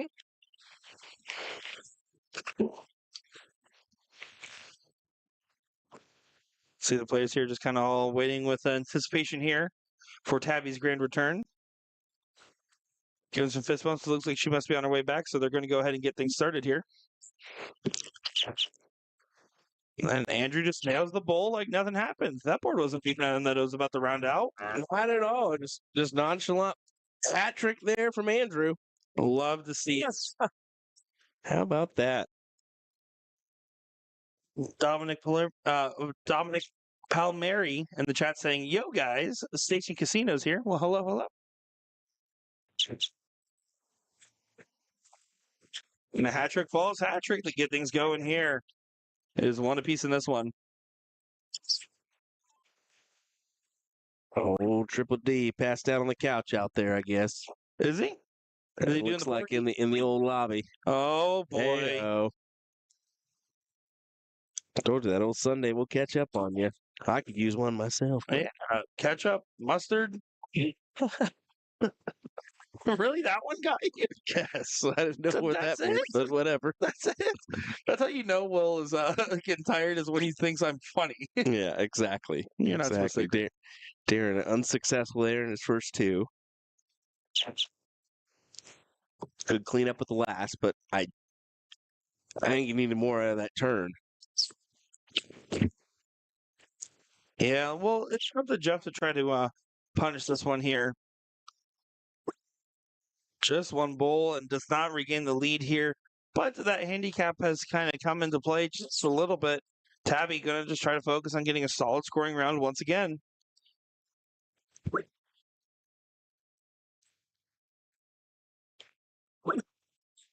It does make it interesting when, how many times have we commentated Fat Bowl 01 of some varietal and talked about how much the advantage is going first? At least with the handicap, it's not as true as it normally is. Because when you're both starting at 501 and this Fat Bowl, it's the guy going first or girl going first. Usually we'll get that one.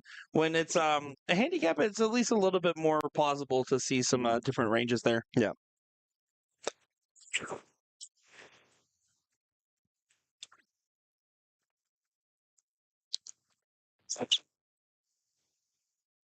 Just gonna take a gander here at the women's open singles event is underway. Some good matches happening. I mean, you got Gina Holiday, Caroline Gucci on the board number 6 right now. Still one to circle. And gander is also an adult goose name. Oh, Nikki. Nikki. You said take a gander. That was good. Guess whatever works for you. And the Latin name for goose is answer. I know this because my roommate has a dog named Goose. This is the only reason I know both of those facts.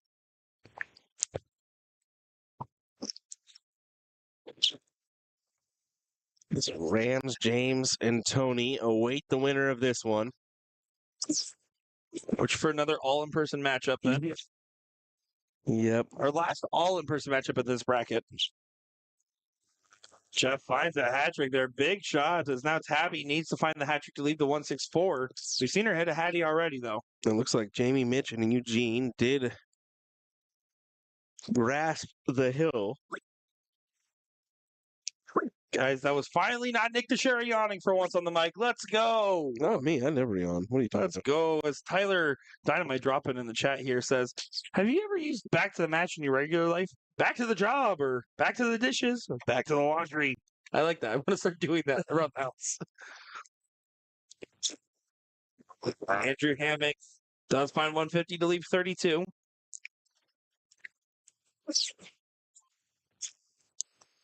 And Jimmy Jones just going to try to make sure there's going to be a decent finish left.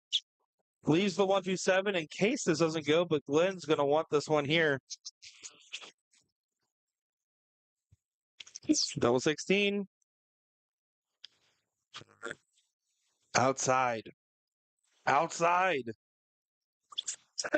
And does get it on the last there.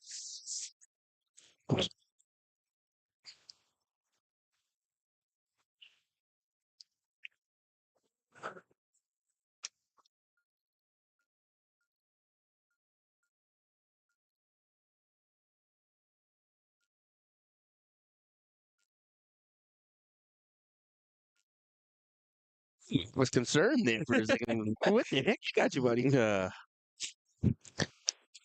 Making sure everything's up and running like it should be in the background. So sorry about that one, but ooh, scary situation.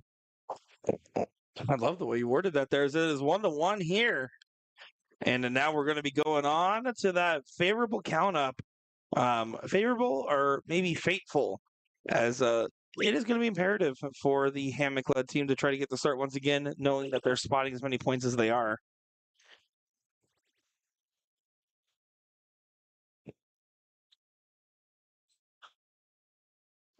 Just 80 on the opening there for DJP, but Jimmy Jones, again, I think smartly so puts himself in the third position with the strongest form of the bunch to try to make sure that the team has a good job of setting up. And with Hammock only 55, this is a huge moment. Tabby just needs to try to stay true. This is a good one here. I mean, she can really take hold of the diddle.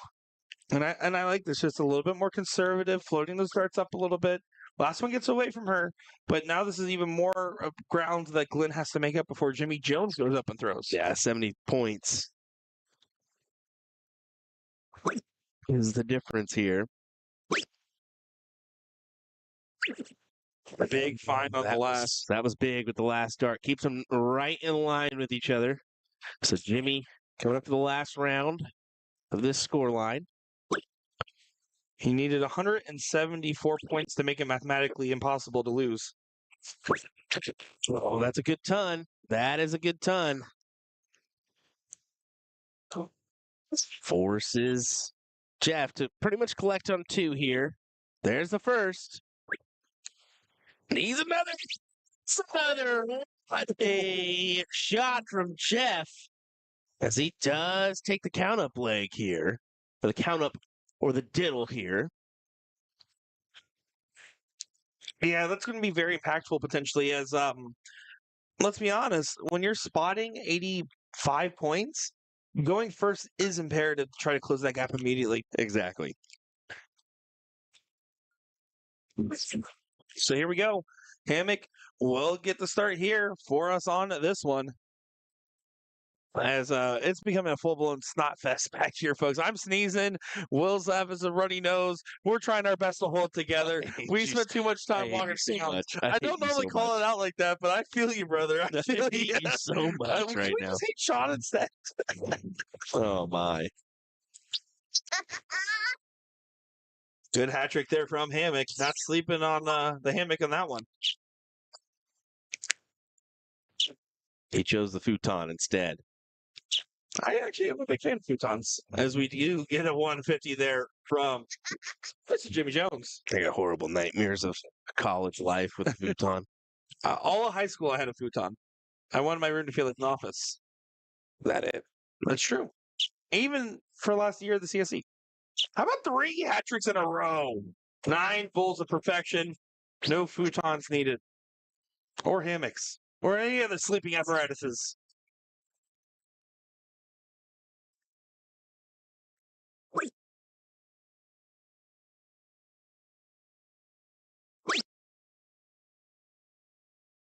And this is a big fall off here, comparatively.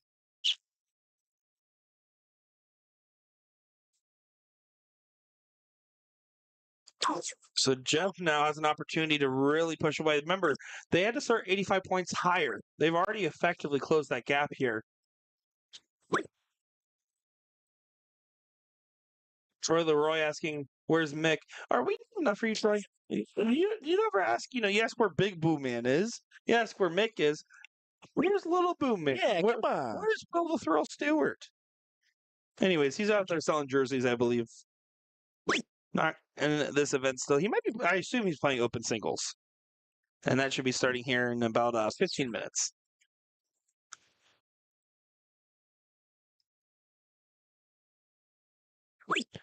Andrew trying to attack the bull. There you go. 2 of them will do. I don't know if it's really enough. It probably needed to hit all 3 to be fair, but especially with Jimmy behind him. But we'll see. Gets away with 1 there.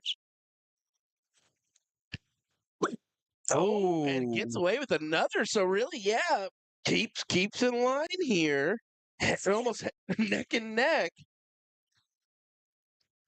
Yeah, it's definitely that separation that he was trying to go for there. And Glenn, who has found a hot streak in this one, is going to try to continue on here. Does find a low ton.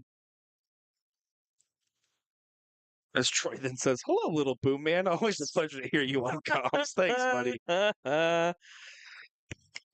That is funny. The littlest of little boom mans. Did you guys know that Nick is actually only 5'5"? Do you know how many people? This is true. You know how many people said, "Man, you look like smaller on camera," and I was like, "Yeah, because I'm like a big dude that's really wide." I thought the same of Sean. Too. And then you guys, We you just see him in angle person, and well. you're like, "Goodness gracious, these guys are bigger than I imagined." Then I'm just the normal person of us all. No, you look shorter in person. Yeah, that too. Thanks, appreciate it. Tabby has a chance to leave the checkout here at 2:03. Yeah, going to be looking for some bullseyes on this one. When you know. Need to try to leave a finish here, though. 19, 19, 19, 19, I really like the 19 call here as well. 19. That's okay, but I would rather have the 19. Would have left you 2 bulls and a trip 20 versus now a trip 20, trip 20, trip 19 finish. Exactly, but up to Andrew. Who's fallen off a cliff here in this one. 162 is a leave, but not a great one at that. But does Jimmy Jones have his tall shoes on? Needs to go upstairs first. I got to collect on 2 trip 20s, then down to the trip 19, but not going to happen here. Sorry, Troy just really funny. He said, "Hello, Bill Stew. Bill Stew. Always a pleasure to hear you on comms as well." So you're Bill Stew, and I'm Little Boom Man now. I'm fine with Bill Stewart. My grandfather's name was William as well. Bill was what he went after, so I was named after him. So yeah, Yeah, but Stew like the food. So that's Bill fine. Stew. That's fine. I just feel like you're trying to act like you're cooler than Little Boom Man. I am cooler than that. Is cooler than Little Boom Man. You kidding That me? might be true. Bull for double 15 here is the shot for the match. They can't go now. That was not a number you can fall out into. Feeling the frustrations. Oh, you got to clean this up. Set up, Tabby, just in case it doesn't go. Oh, no. 94 meets 94. He practically wants to throw those darts on the floor. But Jeff just can't take this anymore. He's trying to not be a bore. Bull for 32. There's the bull. And there's the 32. Jeff, Andrew, and Glenn get the win. Big shots for them as they will advance on into the next round. And we're going to do the same because actually the next round is what we're going to get with these guys and Rams team. The winner of that one will be the only in-person team remaining in this bracket. So we potentially will head right into some singles coverage. So hang with us, folks. We'll see what we've got coming next for you. It'll be that match. We'll go and make sure of it. But yeah, we'll just keep it rocking and rolling here in New Orleans for our remaining coverage of the EDC World Championships here at the JW Marriott. Stay true. Stay hanging with us. See you in a minute. I'm Little Boo Man, joined by Bill Stew.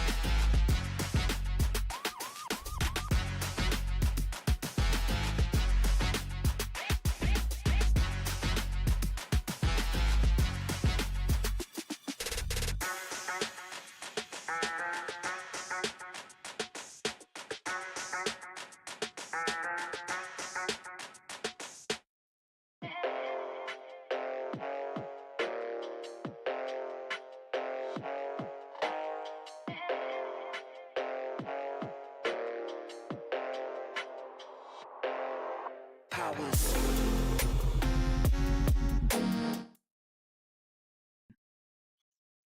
Hello, everybody, and welcome back to our coverage here at the EDC World Championships first annual in New Orleans, Louisiana.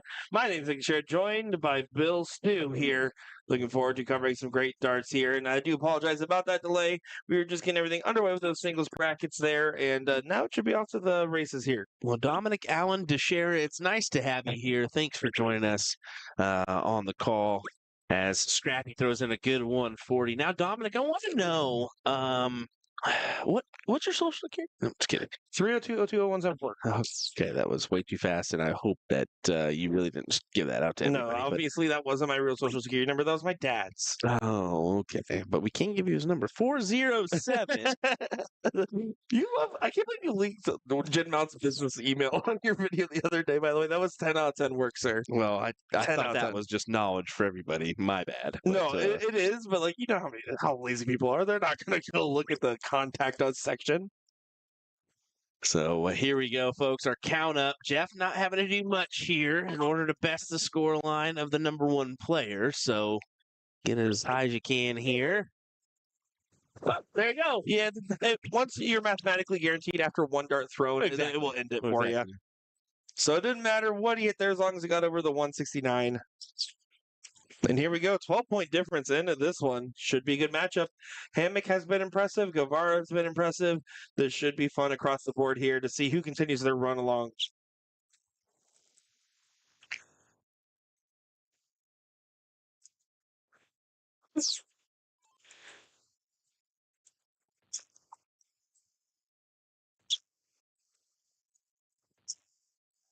There you go. Ram starts off with a hat of his own.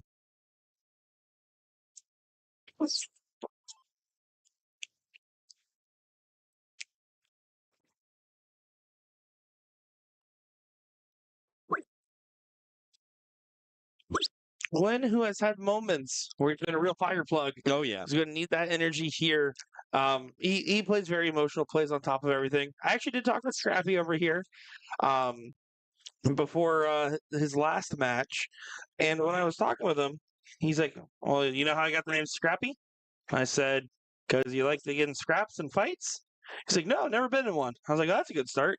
And then I guess I went to a dart tournament where his partner or family friend, I can't exactly recall, was wearing a Scooby-Doo outfit, so they started calling him Scrappy-Doo. So there you go. Fun facts presented to you by Nick DeShera. And that's our Pepsi fun fact of the night. Bam! I do think earlier when you were calling me Dominic, I was like, damn, it is weird hearing that on the mic. Oh, Dominic. Okay, it's not that weird. It's still my name. I'm going to continue to call you that for the rest of eternity All right. as we go on. All right, Thomas. Okay. That's your middle name. Is it? It is. It's not. It is. It's not. Yes, it is. You're a liar. I know it's your middle name. Whatever. Back to the match. 517 for Andrews. Got to convert. Needs to convert. And that certainly will help. Yeah, only one ball in the turn there, and Guevara can run away with this from this position, looking for a hat trick to just get things teed up for James and Tony to finish it out from there. Trying to get this done in 9. On track to do so. His dad's nickname is Scooby. There you go. I couldn't remember which family member it was. Yeah, his dad is ski. His dad a pretty prominent figure in the OKC darting community as well. Yeah, I'm excited to be out to Oklahoma Throwdown in March. It'll be my first time out visiting a tournament like that. Heard many good things about it over the years.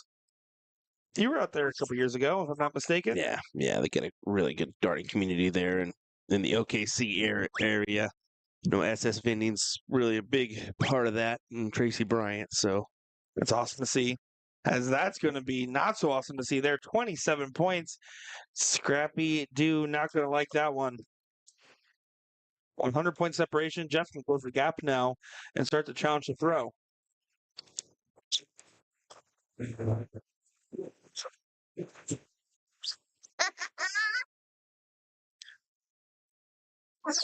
Brandon says, "What's up, Will? Glad to hear you'll be back. I'll actually be the one out there at Oklahoma Throwdown. Will, I believe you have another event that weekend, if I'm not mistaken." Yeah, so we'll be covering both the Booyah Cup as well as the Oklahoma Throwdown that same weekend. So But honestly, you can't even tell Will and I apart anymore.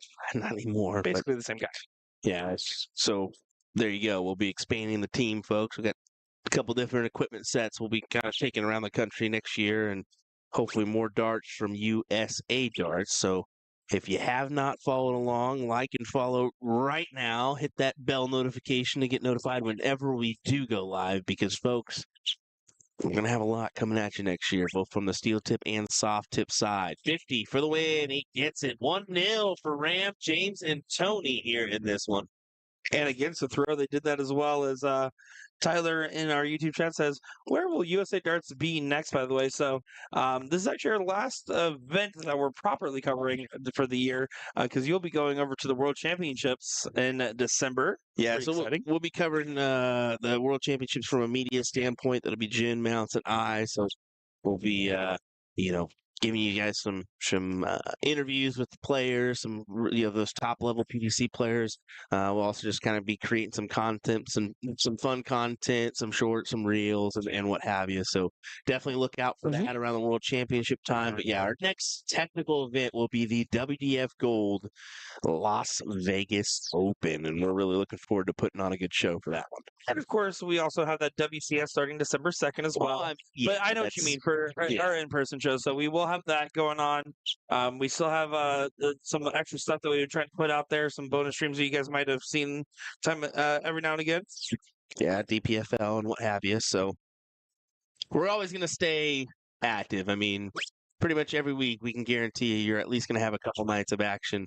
And really in our heavy season, you're going to get at least 5 nights, if not 6 nights of darts coverage, which is insane. Absolutely. Even in the membrane. Yeah. Got no brain. No Kalota in there for Jeff. Doing a good job of controlling the throw. Tony here going to have to try to close down this distance just a little bit here.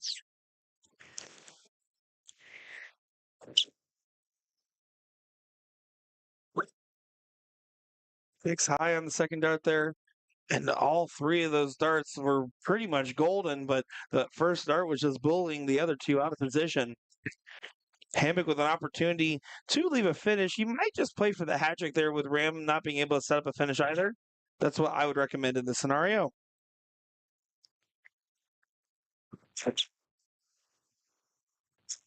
Does go for that hat trick. Leaves 175. Ram's going to try to hit a hat trick here to bring it in range, but this is shaping up to be a 1-to-1 scenario.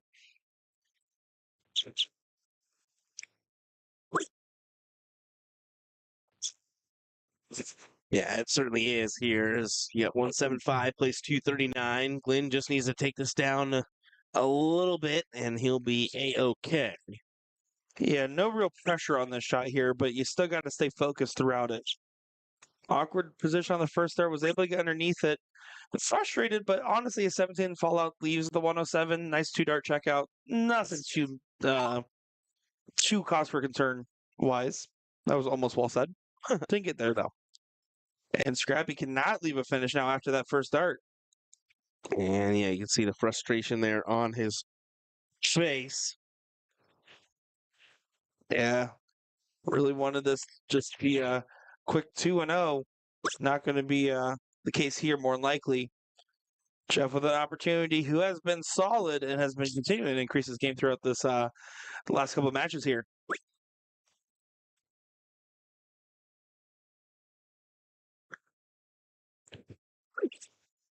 Trip 14.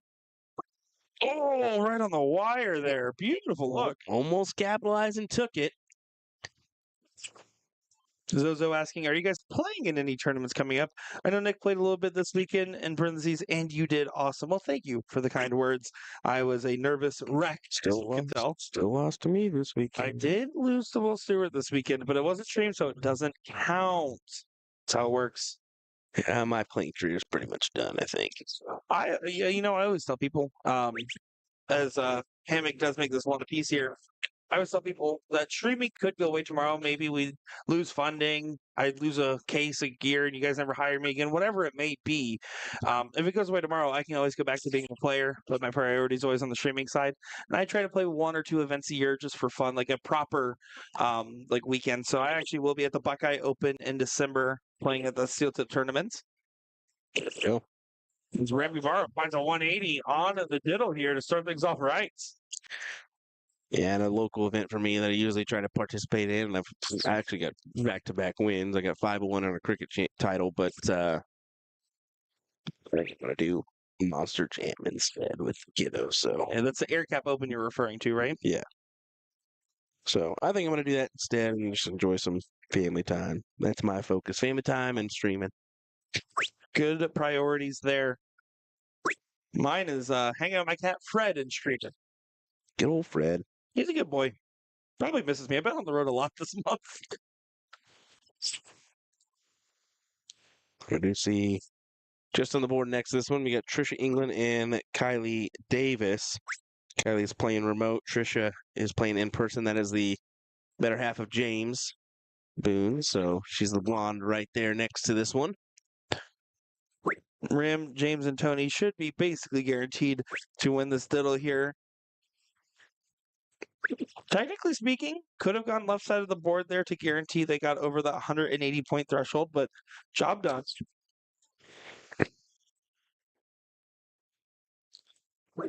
Yeah, 180 was the only thing that could have been hit there. So Ram, James, and Tony will get the start in this last leg decider. Should be an exciting one.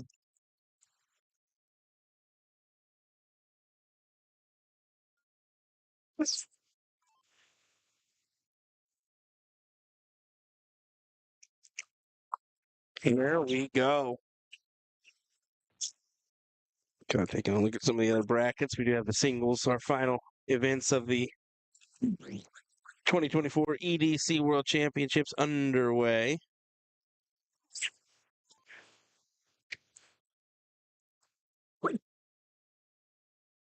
Yeah, like outside on that first bull, and he's been getting frustrated because that first start's been evading him pretty consistently now. And then he's able to substitute on the other darts. I wonder if he's just kind of just not putting full force or follow through on that first one, because afterwards he's just fine.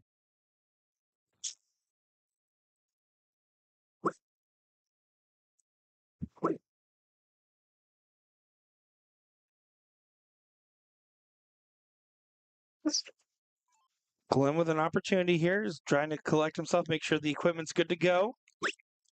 Looking for the bull here. Ooh, Does kick it through the left and right uprights. this is What's this? You can see Tony taking a deep breath there. Yeah. He really wants us. certainly does.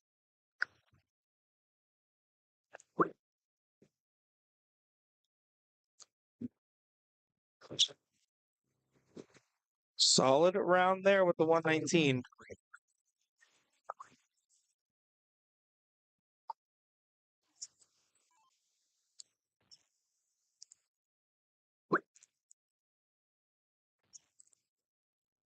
Does get 2 balls per Jeff, though. He's just doing his part here. But with it going back to Ram, if he can capitalize on a 150, that'll set the tone.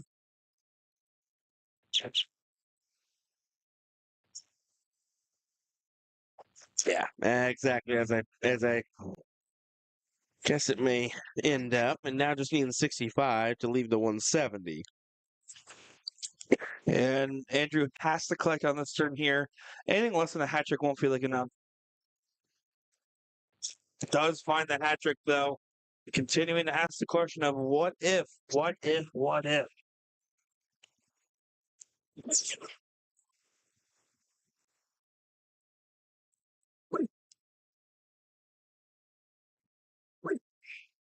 He needs to find the bull here to leave the 157. Does find it. That was a scary situation almost. As just a little tension in that last throw could have sent things haywire. Yeah, Scrappy Doo almost said Reggie, but did not have to. And Glenn with only 1 bull there does not leave a finish. So Tony doesn't even have to check the 157 here. Obviously, might as well still try. You're going to start for 2 bulls anyways. Heck yeah, you might as well try. There's one. Awkward spot. Oh boy. 157 checkouts. And the crowd erupts there. That's a big find and a tie-breaking leg from Tony. What a big shot. You can see his teammates erupt back there for that one. That will certainly work as it advances him into the next round. That will be our last team remaining here in this triples bracket. Let's hope and pray they can make the run to the finals, folks, or else we ain't going to be able to watch a final. So we'll keep a track and our eye on this one as they'll just come back to the board, and we'll kind of continue on, and our singles matches will happen in the background. Hang tight, hang with this. We got at least, I'm guessing, 4 more hours of coverage, maybe 3. Oh, no, I believe I just spilled water all over our computer and everyone's broke. Oh, no! I'll be right back. I'll be right back, guys.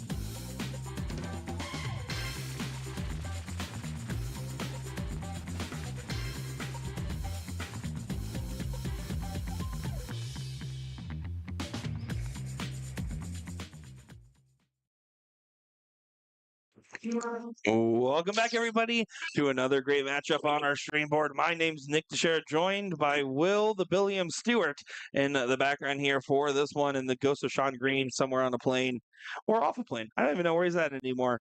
Looking forward to bringing you guys another great matchup on our stream board.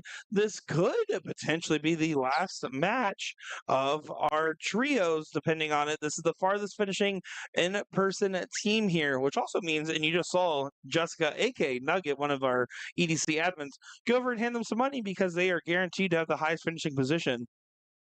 This is going to be interesting here. And right now, Ram, James, and Tony are on recovery duty as this diddle started off with Ram hitting only 28 points. And it is mathematically almost guaranteed now, assuming Corby doesn't miss the board with all three darts here, that it will be going that direction.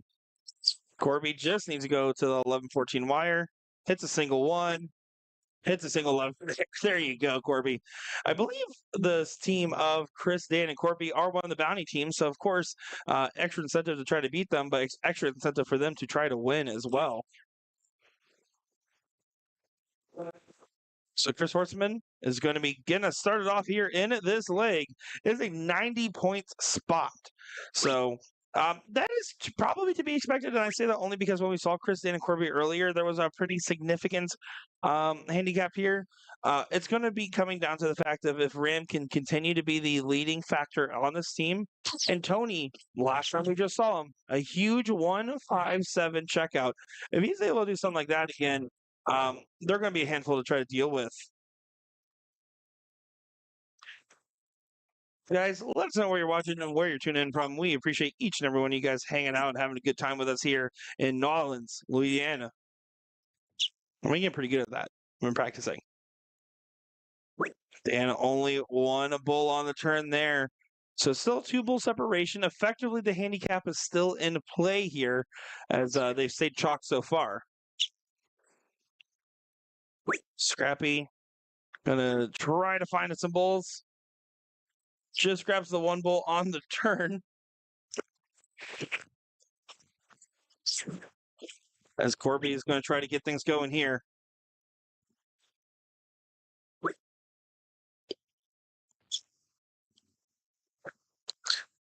Sorry about that.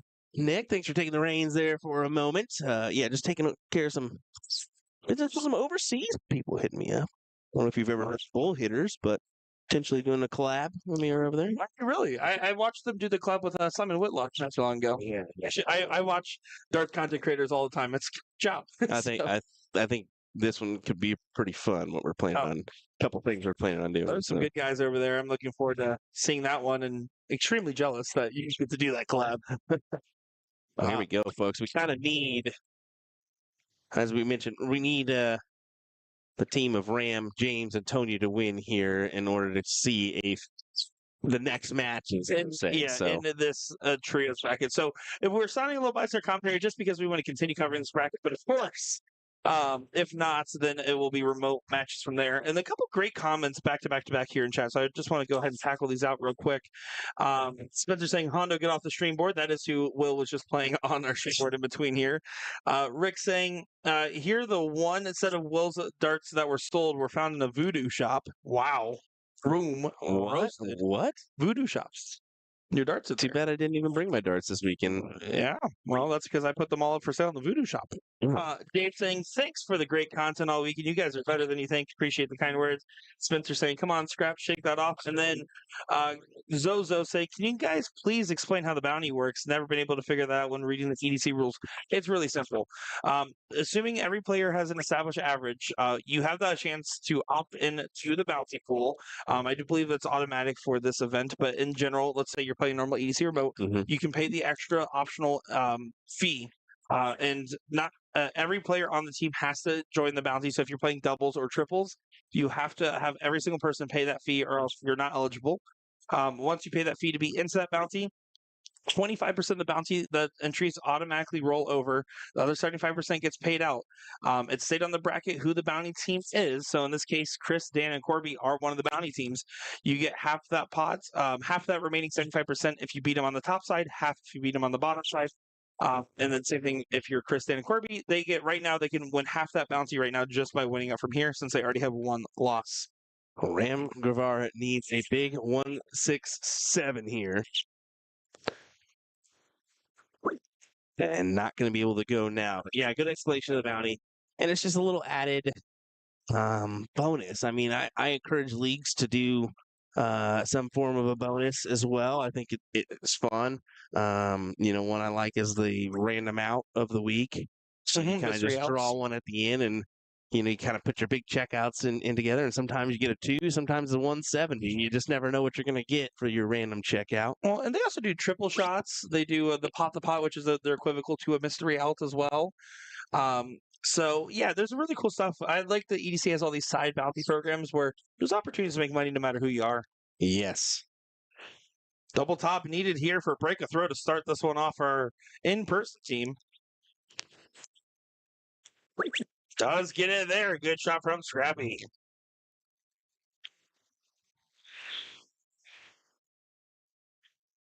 Scrappy and his team will take that first leg. 1-0 for that bottom score line.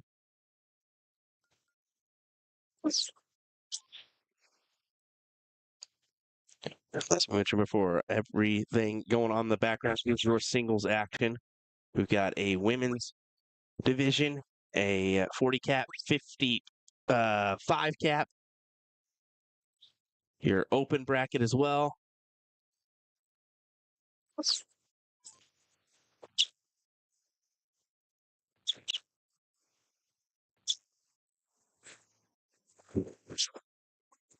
$40 cap moving along pretty quick as well. Yeah, just kind of taking a gander at that.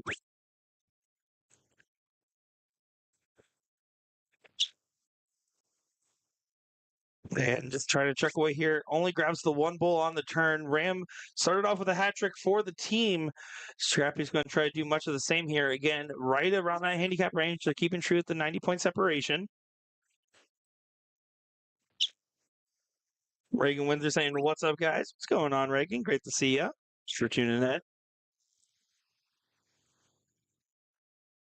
This is a 200 cap trios that we were looking at, folks.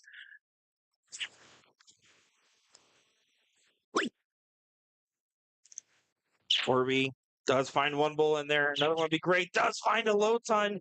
Trying to just keep away from this tough team of Texas. The stadium boys just know how to stay tough. Tony, a park owner in the stadium. Mm-hmm.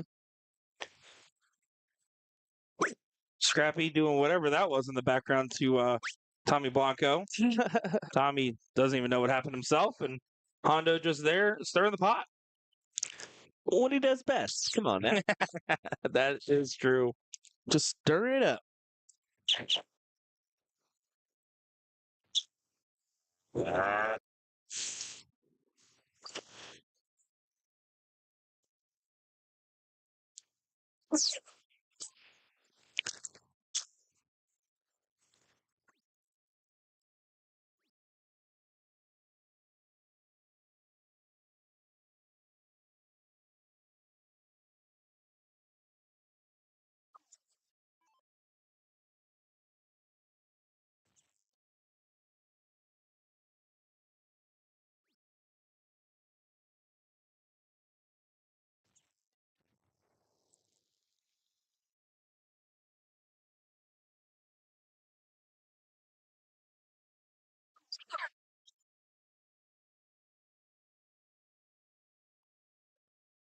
Well outside here, the Houston boys are not in pole position to take a 2-0 jump. Well off the margins, you can see Scrappy having to do a full walk-off over there. I think he's still thinking about that weird interaction between him and Tommy Blanco. He's kind of having a full-on laugh about it, too.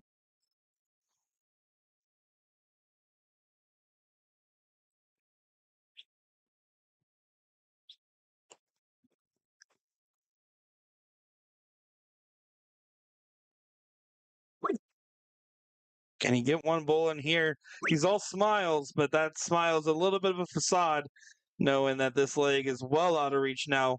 206-point difference. That's off the margins here.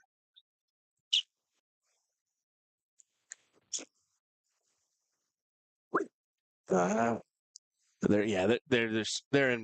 gonna take this leg. So we're looking at 1-1. You're about 95% likely this is going, maybe 98% likely this is going 1-1. Yeah, I would say 99.32%. I mean, yeah. I wasn't gonna go all the way there, but yeah, I would assume. 19 for Bull.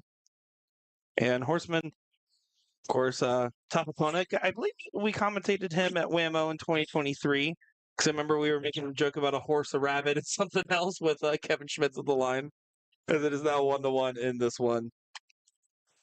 So it all comes down to really this diddle in this leg here for Ram, James, and Tony.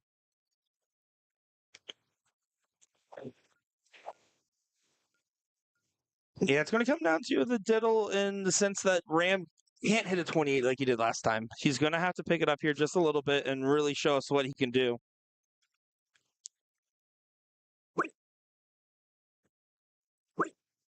It's more than 28, but boy, is it not that good. 58 there. Your A player cannot do that. Not do that. You need to at least collect a triple there or something valuable, and we're going to see what happens.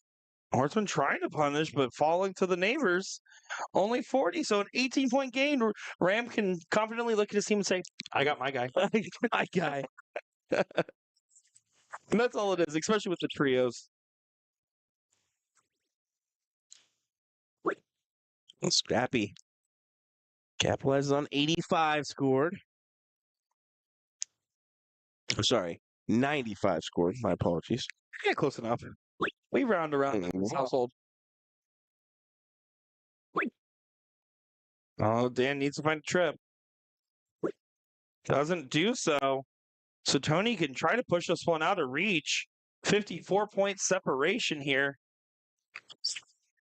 54 plus whatever Tony hits is going to be the new target line for Corby. And this is kind of why you do this 3-person diddle, right? It's fun. I'm a personally, as a player and as a commentator and viewer, I think the 3-person diddle just makes it so much more interesting. Like in singles, the dart kind of diddle I'm not as big of a fan of. Yeah, when they're in person, just because I'd rather leave it to one shot at the bull. But with this, it's a grand equalizer. One person on their own can't win this diddle. Exactly. And Ram, James, and Tony do get lucky and get the start here.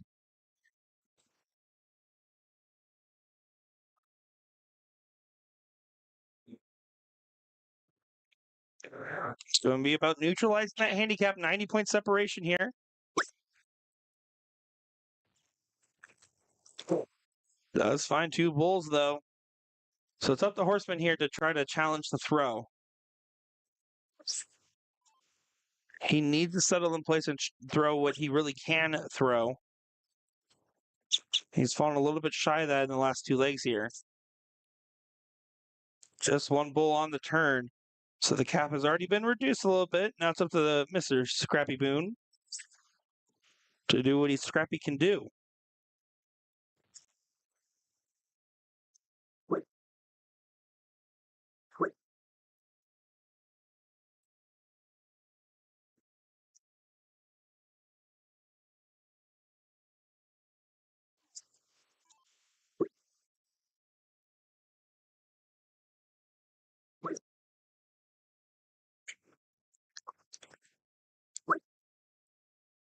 Oh, man, is this tight. Oh, man, is this tight. 598, 596, folks. It is tight, but you have to remember, Ram, James, and Tony started 90 points further away. And now they're off to the races. Tony finds a hat trick. They are getting fired up. I love all of Houston there. You see Chris from Rick starting the games, Tommy Blanco. You see all the people over there, Gabriel, all those guys hanging around watching some good stuff.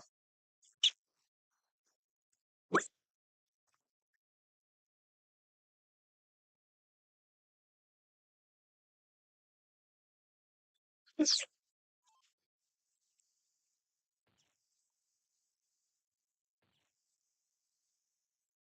the pressure going. Just like he was shown by Tony. What a big hat. Back to back for that team. Looking promising for the win here.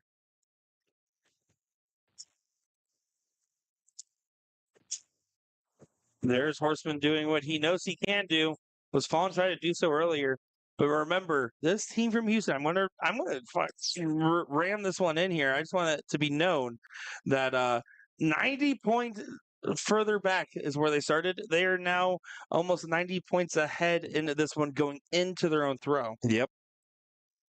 It's a good mentionable.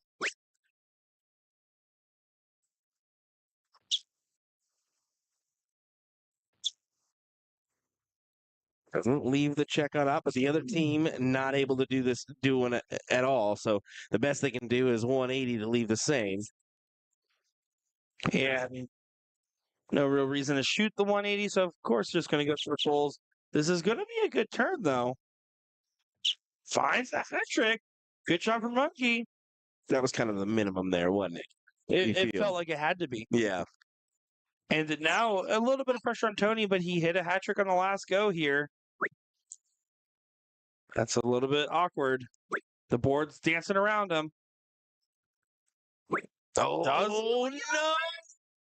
Oh, no. Oh, no. And look at Ram. His head immediately goes, oh, no. We needed that last dart because one big bull from this team. Might not happen. Hold on, folks.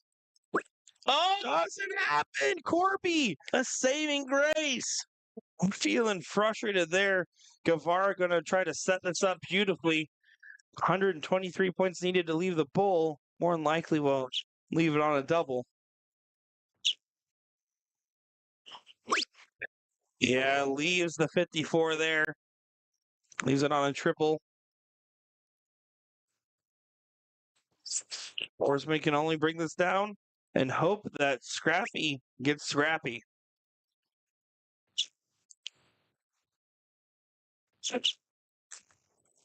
Oh, big kick there. Yellow. Good morning, Vietnam. 54 here. Scrappy taking that extra moment. Needs the deep breath for the big shot. Oh, right in the wire. Trip 12 for the fans. It's never for the fans. Over to the double 9. And it doesn't go. It's well inside. 72 has a chance. Could be the last darts we're going to see in this triples bracket. We're going to find out if Dan Runge can put this away. 15 for Bull. You get lucky and hit a 45, that's okay, but you can't do that. Can't hit double. It can't go now. The only thing you can do is clean this up a little bit here. Hit a 3, a 17, and 19. Any of those odd numbers, preferably 3 to leave 32. Or ask Corby what they want. Yeah. He leaves double 15. Don't love the choice of the last start there. But it's messed around, so it's not as bad of a leave as it could have been. Trip 3, or is he split? He went for it. Now to the double 3. Oh, no. Oh, my goodness. Oh, no. Outside again. Corby with a shot at redemption here. He didn't leave the finish. Should not have expected to be back, but somehow is. Oh my goodness, folks. Just unbelievable stuff. Oh, my. How are we going to end here? Double 13 collected. Unfortunate for all of us here. Unfortunate the most for Ram, James, and Tony, as they're not going to advance in the next round, and neither will we. An absolute heartbreaker there. As you can see, Chris, Stan, Corby giving some waves, giving some respect. They know they kind of got away with that one there. But Yeah. good stuff for the Bounty team.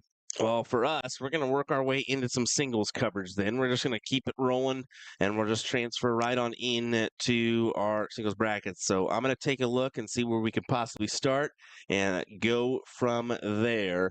We wish the best of luck to all our remaining remote players for the triples bracket, but a good bonus for Ram, James, and Tony is they will take home the in-person first place payout bonus. Yeah, which is going to be a nice little ease to the wound there. Yeah, no doubt. All right, hang tight. We'll be right back.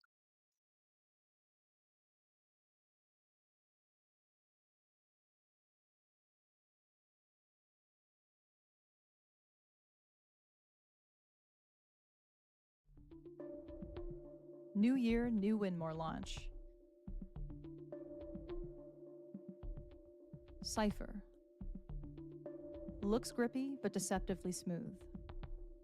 We rate Cypher a 3 out of 5 for grip intensity. Flies beautifully straight, very easy to control. Any long straight barrel with grip throughout is the perfect combination. Galactics. Stunning onyx and blue color scheme. Featuring a straight barrel shape with tapered ends to help achieve tighter groupings. The soft tip version elongates the front section to differ slightly in overall build.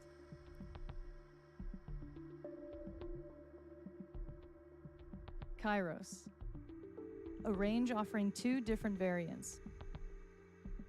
The key similarity of all options is the unique torpedo shape and center ripsaw grip.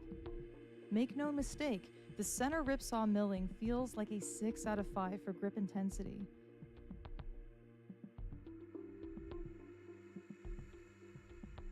Daryl Gurney SC 1.0 series. Very similar to the classic super chin barrel shape that we all know and love. Classic straight section in the rear and ever so slightly bomber shaped in the front. The longest barrel from the launch, offering more room for those with larger hands or a very widespread grip. Callisto. A range offering 3 different variants. The key similarity of all options is the unique matte texture and reverse cut all throughout. Those with softer or clammy hands looking for grip options that don't tear up your skin might gravitate towards this range.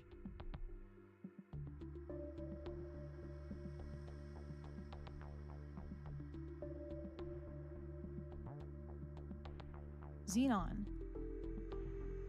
An incredible option for mid to rear grippers looking for an aggressive grip reference point. The tightly spaced green-coated radial grooves in the front and rear offer very subtle feel.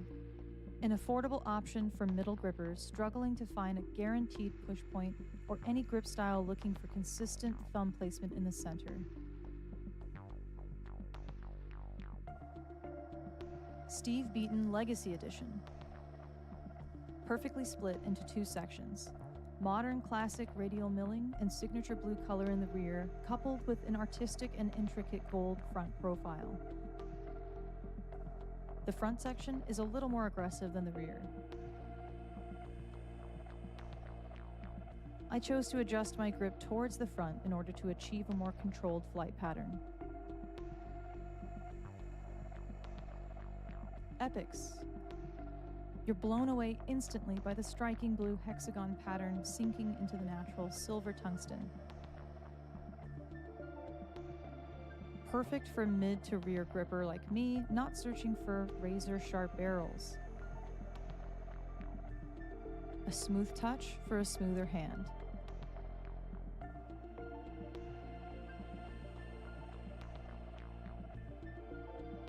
The highly anticipated 2025 darts collection by Winmore.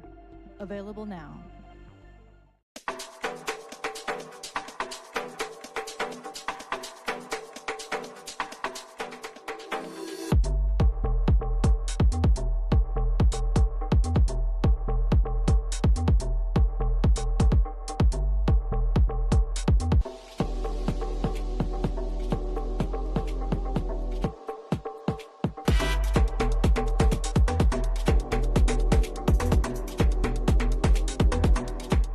We're introducing the classic standard Blade 6, the dual core version, same as the lineup from the Blade 5. However, Winmore's come out with an entirely new model called the triple core. So the triple core is essentially the dual core dartboard with an added third layer of carbon fiber sisal in the back, creating literally the ultimate setup for durability. So not only are you paying for an even better longevity of the dartboard, but also enhanced graphics and functionality. All three dartboards have a hardened double bullseye and 25 segment to help with durability. So listen up, Americans, we need this because of our obsession with cricket. The most common problems we have with sisal dartboards is the bullseye segment wearing out or some issue with a wire.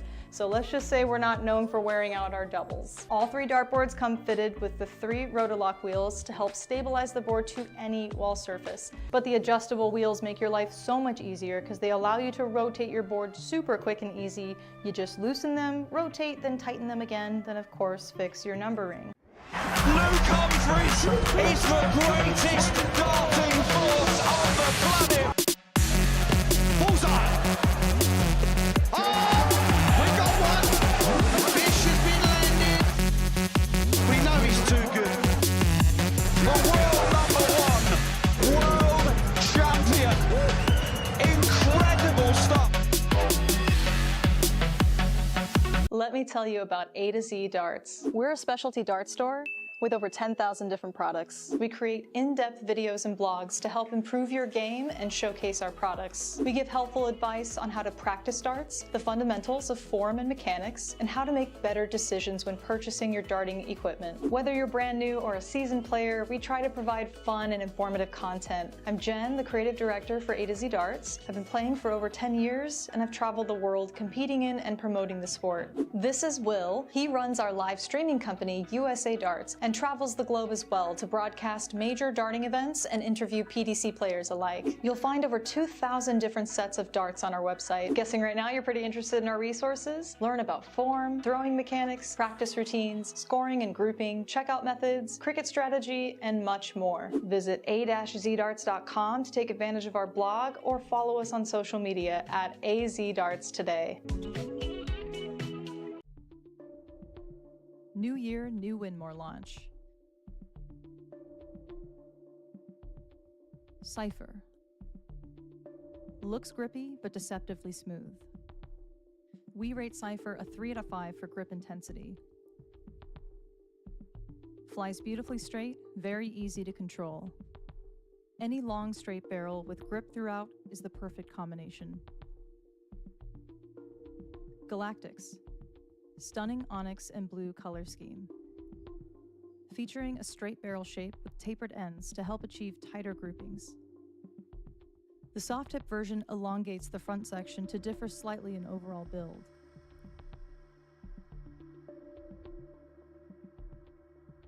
Kairos, a range offering 2 different variants. The key similarity of all options is the unique torpedo shape and center ripsaw grip. Make no mistake, the center ripsaw milling feels like a 6 out of 5 for grip intensity.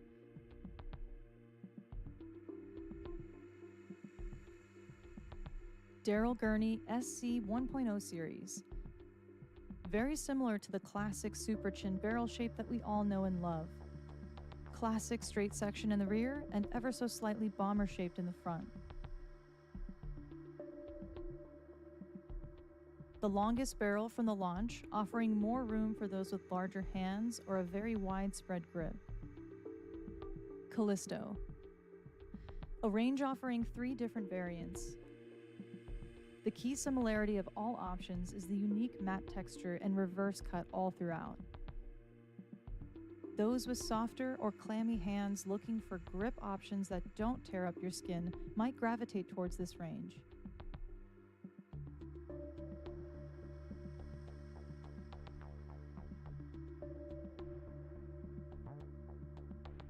Xenon, an incredible option for mid to rear grippers looking for an aggressive grip reference point. The tightly spaced green-coated radial grooves in the front and rear offer very subtle feel. An affordable option for middle grippers struggling to find a guaranteed push point or any grip style looking for consistent thumb placement in the center. Steve Beaton Legacy Edition. Perfectly split into 2 sections. Modern classic radial milling and signature blue color in the rear, coupled with an artistic and intricate gold front profile. The front section is a little more aggressive than the rear. I chose to adjust my grip towards the front in order to achieve a more controlled flight pattern. Epics. You're blown away instantly by the striking blue hexagon pattern sinking into the natural silver tungsten. Perfect for mid to rear gripper like me, not searching for razor sharp barrels. A smooth touch for a smoother hand.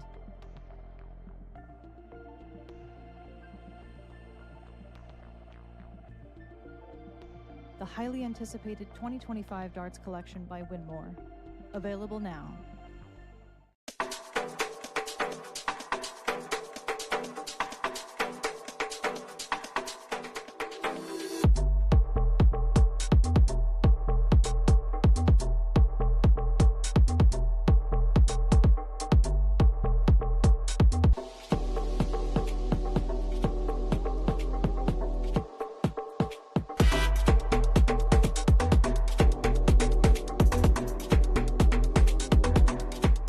We're introducing the classic standard Blade 6, the dual core version, same as the lineup from the Blade 5. However, Winmore's come out with an entirely new model called the triple core. So the triple core is essentially the dual core dartboard with an added 3rd layer of carbon fiber sisal in the back, creating literally the ultimate setup for durability. So not only are you paying for an even better longevity of the dartboard, but also enhanced graphics and functionality. All 3 dartboards have a hardened double bullseye and 25 segment to help with durability. So listen up, Americans, we need this because of our obsession with cricket. The most common problems we have with sisal dartboards is the bullseye segment wearing out or some issue with a wire.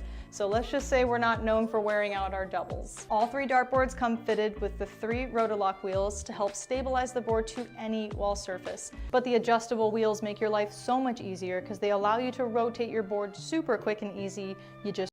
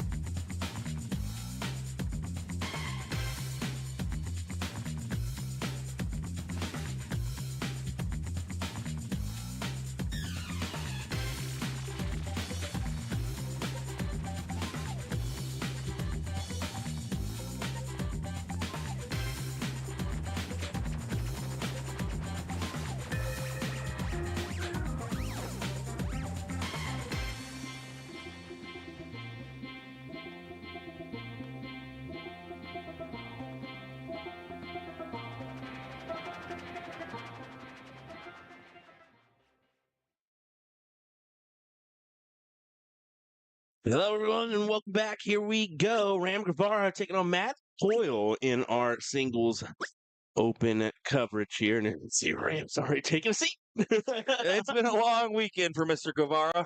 It certainly has. Been a long weekend for us as well. Thanks for hanging in there and watching our remaining coverage of this EDC World Championships here in New Orleans, Louisiana.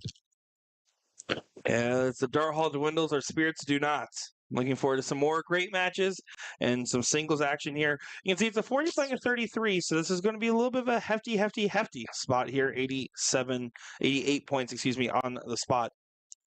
Ram's first match of his singles run here after making a run on the trips side. So, and after this, there is an in-person, and then Alex Spellman awaits the match after that. So, Alex, who? Spellman. Never heard of him. But I am keeping an eye on this women's side. We haven't seen any women's singles match. We haven't seen any singles matches up until now. So just to be upfront with that one. Yes. But we potentially. No, they did not do that already. They actually played the. Wow. Okay, The they seed played. match They already? played the seat match already. Michelle Joyce in the mix there. So I'm gonna go ahead and tell them to potentially queue in on the other board the women's match because that'll probably be the first one done. Sure, that sounds like a good call there. So, in the meantime, you guys are stuck with me. Matt Coyle here. Did just see him last weekend in New York as he was there at the Niagara Falls Bull Shooter. Ram Guevara here did effectively eliminate the handicap already. So now it's about trying to get further and further away now. And he's really off to the races here. Didn't leave himself a finish and wasn't going to with the bull route. He went, but he's also gambling. I mean, if Matt hits a 150 to hit a 171 and takes it out in 6, good on him. Is probably the mentality there. Can't leave a finish with 2 darts from there. Ryan Blakeney saying, Matt Coyle, time to make him famous. The world's not ready for Himothy himself to be world famous. We just already know that. Ram with our bull. Does leave 94. It's kind of a leave as he would have preferred, but it is going to be a good leave nonetheless.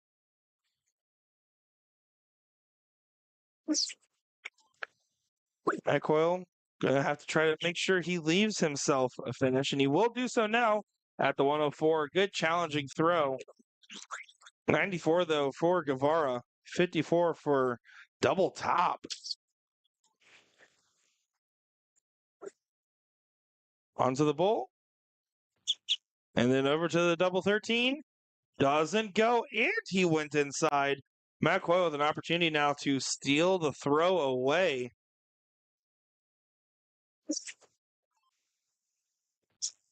There's the bull over to the 54. You can't hit a 1, though. It's the only thing you can't hit over there. And then just instead of hitting the 3, kind of chuck that lesser in frustration really fast. You got to stay calm and collected. Every dart matters. 13's no give me. Double 4. Well, I guess nobody does miss double 4. So maybe it was a give me as Ram Guevara takes leg number 1 here. Looking forward to continuing to see how this bracket develops alongside our singles run. It's imperative to say here that what you're seeing is a little bit of weekend fatigue. You get it especially when you're playing every event. But it's going to be a little tiring here, and I understand Ram's level of energy at the moment. Yeah, we're queued in for the ladies as well. So is that 1-0 in favor of Ram? And that is 1-0 in favor of Ram. That is Thank you. Appreciate it. Sorry. happy to be of help. Yeah, so they're queuing in those women on the other end because, man, they're hauling. Yeah. Good stuff there. I mean, the women's bracket did start the earliest of the brackets, starting at 6, and they've been doing a good job of keeping things flowing here. Winner of this match plays Ace Jeremy DeSavage in the next round, and then winner after that, Alex Spellman, just like you pointed out earlier, Will. And then after that, J-Rod Henry, I got to meet over in Rockford. So that side is set up, and hey, Will, Hey, what? Ram's the bounty. Everyone Ram has is the bounty. Everyone's gunning for Ram right now.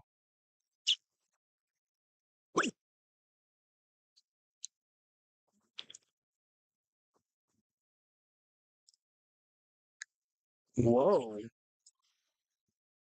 That's a interesting sight to see there is it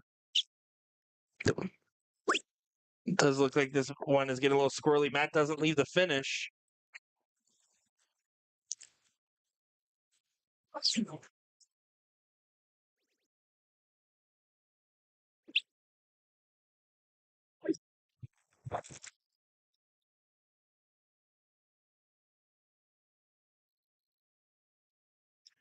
To the match. That probably just scared the heck out of all you guys. We're You just know, kind of talking about the brackets and how they're shaping up here for us. I just got to shout this out. MZ commenting, soft tip equals fake darts, but it's not the first time I've seen you on our chats on a soft tip stream, buddy. I appreciate you tuning in. That is the truth. And thank you for watching along. He is a frequent flyer of our stream, so Yeah, I love it, though. I love it. Listen, that's okay. It's like when I go and watch Indiana play not real football. Gotta let them know. Still tune in, though. yeah, I think more and once people are start following and kind of seeing the action, I think they kind of start to respect the darts kind of side of it, and we're starting to see more international viewers respect the soft tip side just because they start to understand. Okay, it's a bigger target, yes, but both parties are dealing with this, and maybe it's just providing a little bit more entertainment. But 50 gets it done for Ram as he will take the win here in this one. 2-0. And yeah, I couldn't agree with you more, Will. I think one big thing with soft tip darts in particular that we're still working on legitimizing is steel tip's gotten away from that bar sport aspect and has gotten more into that sport realm. And that's going to be the big jump for soft tip darts. You know, starting to enforce stuff like we talked about dress codes recently. That was a big discussion we had on a live stream. I don't know if that was New York. I think that was actually in New York where we had the discussion. So stuff like that will help legitimize it. Live streams like this will help it. And who knows, maybe sports betting in the future will help it as well. Oh boy, don't get me started on that. Although I've steered away from the darts betting myself. We're getting a little too close for comfort to be able to bet on darts anymore, unfortunately. Well, thanks for joining us, folks. We appreciate it. William Stewart, Nick Sharon, of course, formerly Sean Green, who's now just jetted on down the road back home to India. Of course, he's got school in the morning, so we can't blame him. But To teach, not to go to. yeah, we appreciate you being here nonetheless, and we'll keep on rolling on with our coverage. We're going to have some great matches coming up here on the women's front. We work our way to a winning position. I think Michelle Joyce is your queen seed. Oh, I believe she is in person, so awesome. We should get at least a final there. But all right, we'll give you more action here in just a moment. Hang tight, folks. William Stewart, Nick Teixeira. We'll be right back. I'll miss you. Not much, but he will.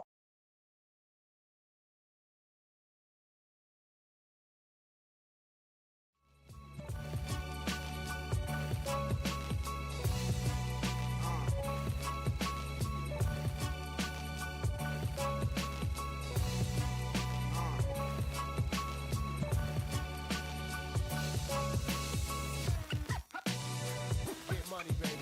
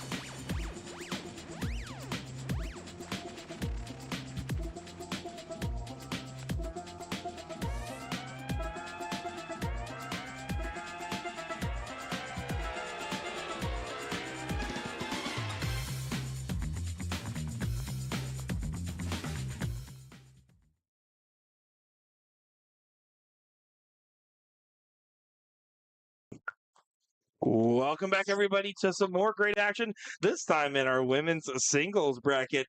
This is going to be Carolyn Googie taking on Malika Jackson here in what should be a great matchup. And look at this, 107-point spot. Carolyn's going to have her hands full in this one. I am Nick DeShera, joined by Will Stewart on the call for this one. Yeah, looking forward to being on the call here for this because we're working our way into the nitty gritty point of our bracket here on the women's front.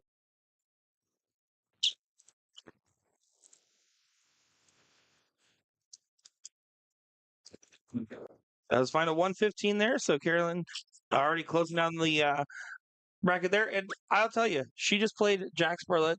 She was looking for like a better term, a fluffer before the match, trying to. Well,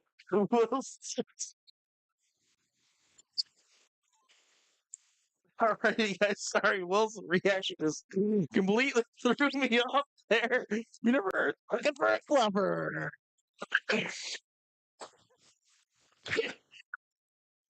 Oh my goodness. So she was looking for someone to keep her warm before her matchup. She had a little bit of a hold there, and let me tell you, she was playing Jax Burlette. Jax was absolutely lighting up the board, and she's like, "I wanted to keep him warm, but he doesn't even let me shoot it out yet." And then they had a pretty close bout at the end of their last leg, and then I played her leg as well. And she's like, "What? And you can hit bulls too?" And I took that last part a little personally, Googie. And she was definitely frustrated on that last start there. She is a little behind, but you have to remember with the 106-point handicap, basically still chalk in the matchup so far. This is still open and master out, even in our women's singles bracket. Matt Coyle saying, did Sean and Nick make fun of me again? Well, Sean already had to go home and get back to Indiana. And Matt, I was actually very nice and respectful about you. For once. Spooky here. Going to try to focus on bringing this down. A hat trick does close that distance down fully, but she needs to focus on collecting bowls where it counts, and she is having some frustrations.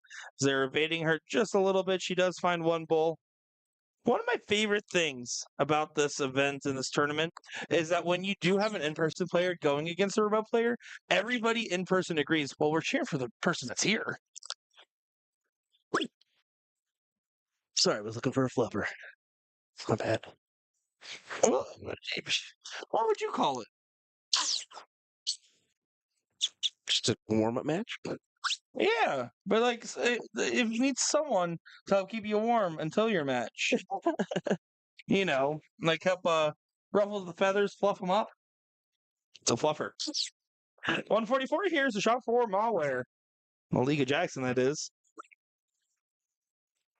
Did switch up, it looks like, on that second dart there. Actually, did Sean and Nick make fun of me again? Sean did it, but will it? No, I'm just kidding. Yeah, the whole time. The whole time. Yugi does not leave a finish there, and she's definitely not going to be happy with how this first leg has gone so far, but it's not out of reach just yet. No, not quite. But trip 12 for the fans. It's never trip 12 for the fans. Except for that one time it was. Thank you, Andrew Hammock.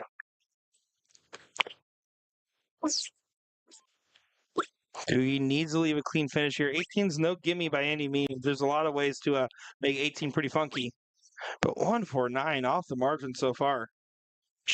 I want it to be known that she is actually a very talented shot, and she's just having some momentary frustrations.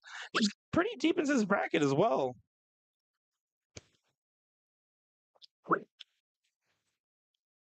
I want everyone to know, even though I confirmed my Southwest check-in 3 minutes after it opened, I'm still in Group B.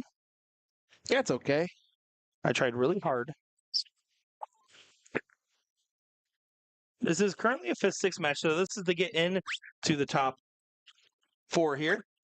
Oh, you good. Looks like we did Q and Ram and Alex on this board right afterwards, and then you got James Moon Race Sturgis, which is a few rounds back that for some reason got moved to 1 and recalled. So we'll figure that one out. But hey, Malika takes that one with she the double does. 9. She does, and that'll work for the first leg. The bad news here is if Googie loses his match, we will not be able to see this bracket again until the finals. Exactly. That's gonna be a tough one, but It's going to be Michelle Joss sitting in the seat position there.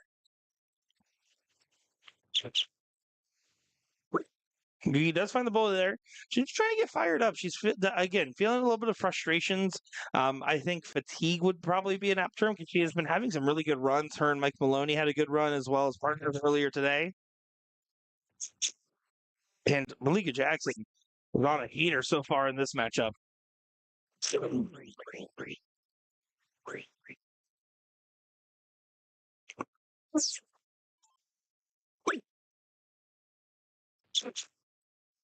Does get a bull there. Googie with a solid scoring round, but because of the load ton hit by Malika, the handicap is pretty much still in play here. Jackson just going to continue to be off to the races. How many bulls can she get? None in this visit. The return to the median. Googie going to try to close down this distance here.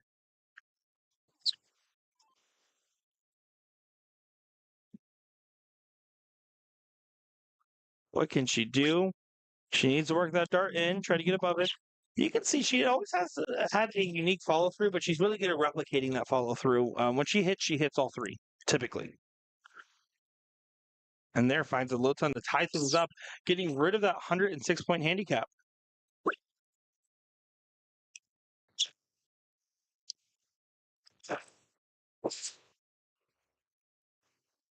Good news, everybody, and this is very important to note. I did just lock in the win against my dad in fantasy football. Hey, the winner, chicken dinner.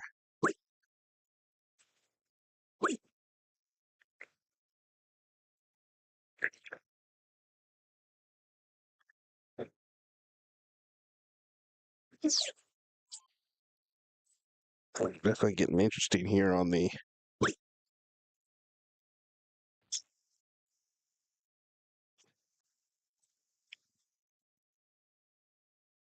They moved it.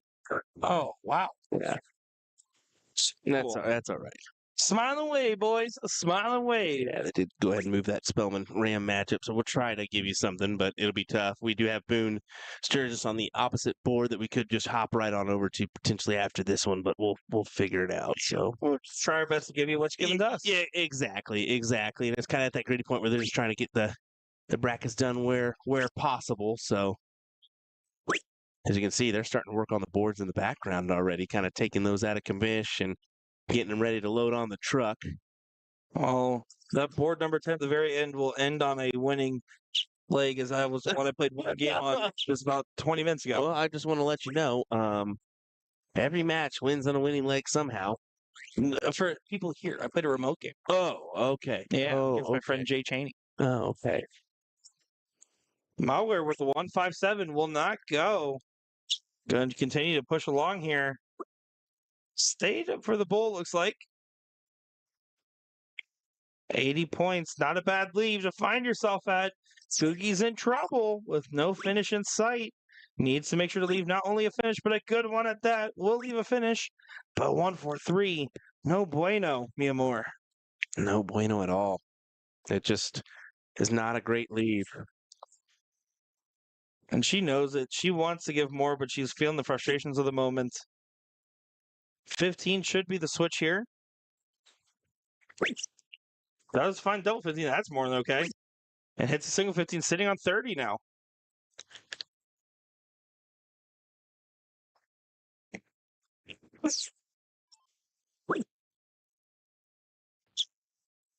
Googie trying to bring this on down.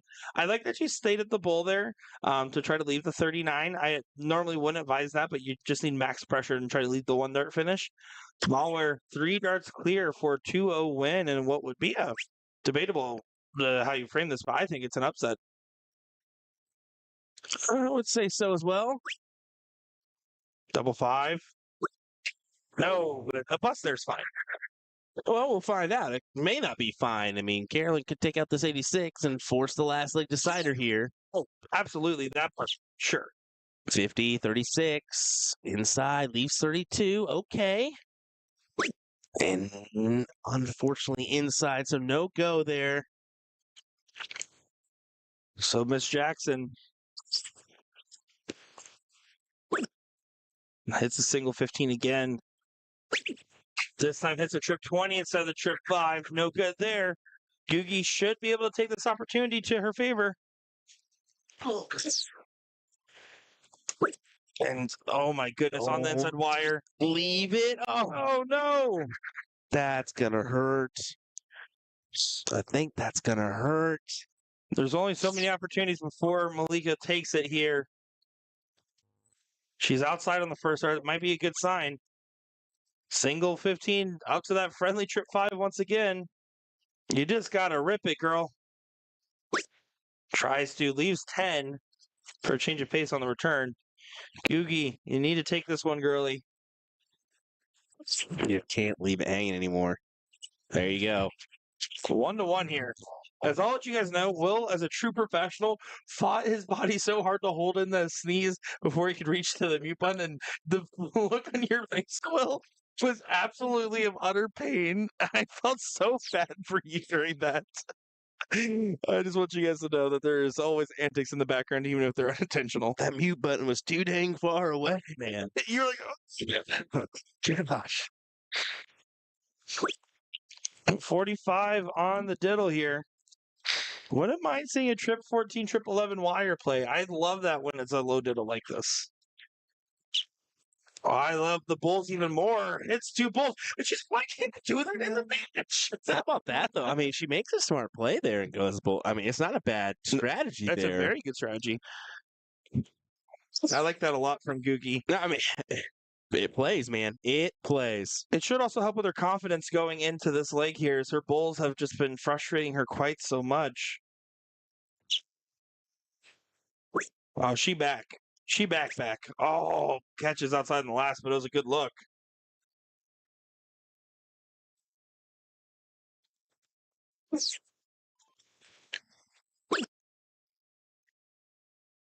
You better look at the game screen here, and Miss Jackson. Great shot there for her. Moon Ray matchup going on right now. Looks like it's 1-1 as they'll go into a diddle.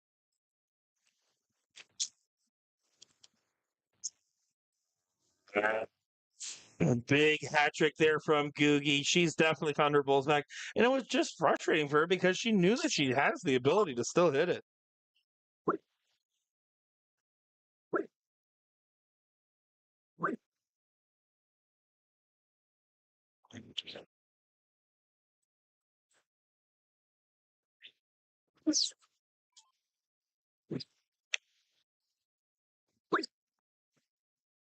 But Oh, doesn't quite keep her. I mean, you have that's to a tough remember, one. she started 106 points further away, so she's still doing good considering her position. But it doesn't matter. I don't care who you are. You don't feel better unless your number's lower than the other girls. Mm-hmm. Alex Spellman doing Alex Spellman things like stoically pacing. He did tell me, he said, hey, I heard someone was talking about it. He's like, I think the most I seen of the handicap today against me was that we had to start around 950. So Really? that's what he said. That's crazy. I was wondering. I was like, it's not often that you see that over 100 gap, but that's a big one. That's a huge one. Wow.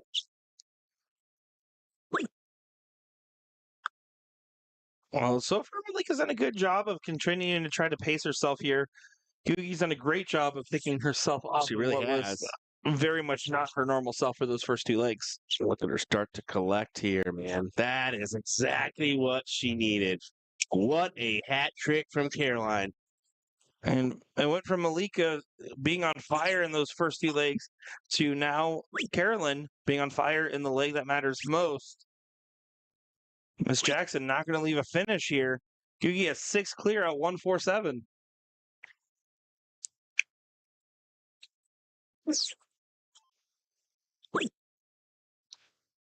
Just going to focus on bringing this down and cleaning it up. I think she switched to that 19 a little early there. I would probably preferred a more true to the bull play, just to focus on that power square and keep Jackson under the gun.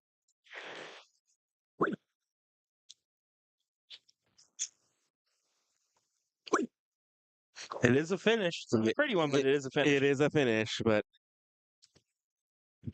103 is the shot here with William. she's going to get the first look here. And Back to the bull. yep, exactly. Leave tops. Why wouldn't you in those circumstances? Now, if you're Mellow here, you have to take a swing at one dart at this out, but really what you're thinking is, let's just see if double trouble happens again. We saw it in the last leg here, and then just focus on bringing your score down into place. 1, 2, 2. Not going to do. Double 20 for Carolyn Nagu. Nagugi, that is. Double 10? Not quite. So 1, 2, 2. We'll have an opportunity here. Oh, she accidentally. Oh, that's a big no-no. She didn't hit the button beforehand. So what happened? she accidentally busted a score instead of putting herself back at 40 rather than what would have been a leave at 10. So what happens now? There's nothing you can do. Is it just because you can't go back? You gotta let it ride. It's a honest mistake. I don't think she had any intention of doing that, but yeah, that's just the ruling on that one. She obviously did not intend to do that. You can even tell by her mannerisms and reaction.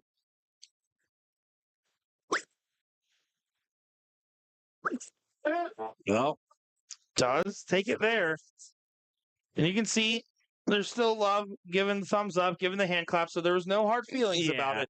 And again, it was obviously unintentional, but you got to be careful because so EDC's ruling on stuff like this is that there's no reversing darts, there's no tapping in darts that are misregistered, anything of that sort. Mhm. It's played as the board lies, and when something like that happens, unless your opponent catches it to reverse a dart in that scenario, I'm pretty sure you're just supposed to play it out and. Well, Unless it happens multiple times. well, as soon as we were hopping on over, Jimmy Boone did get the win there over Ray Sturgis. So we'll just keep it right here. You saw the game-winning dart there, and we'll try to keep it going here with Caroline because she is going to continue on the women's side. So we'll try to bring her back up and bring the action, folks. Do you What think do you we say? could see board number 4 from here? That's what I was going to try to do was potentially give you that look at board number 4, but yeah, that's They're done. done too.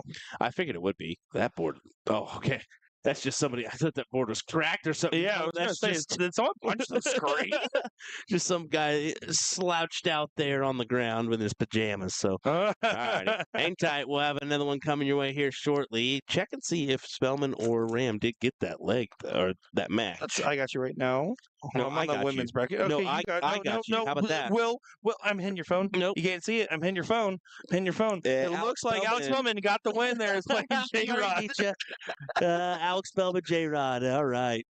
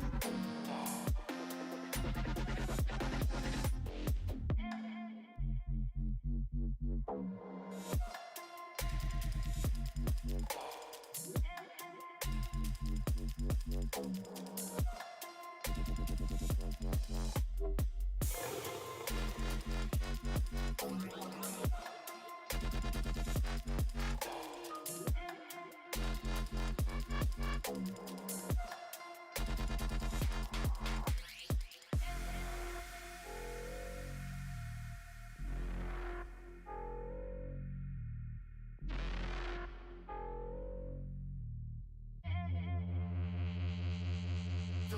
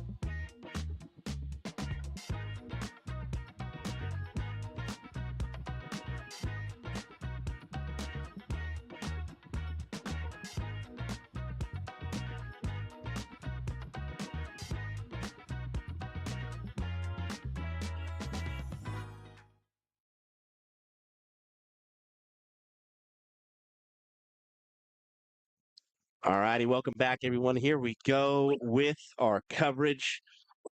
We've got another open bracket. We've got Ace taking on Glenn here in this one. And I'm going to be honest with you, far different Glenn than I thought was coming up here because the Glenn thought it was the other Glenn? weekend.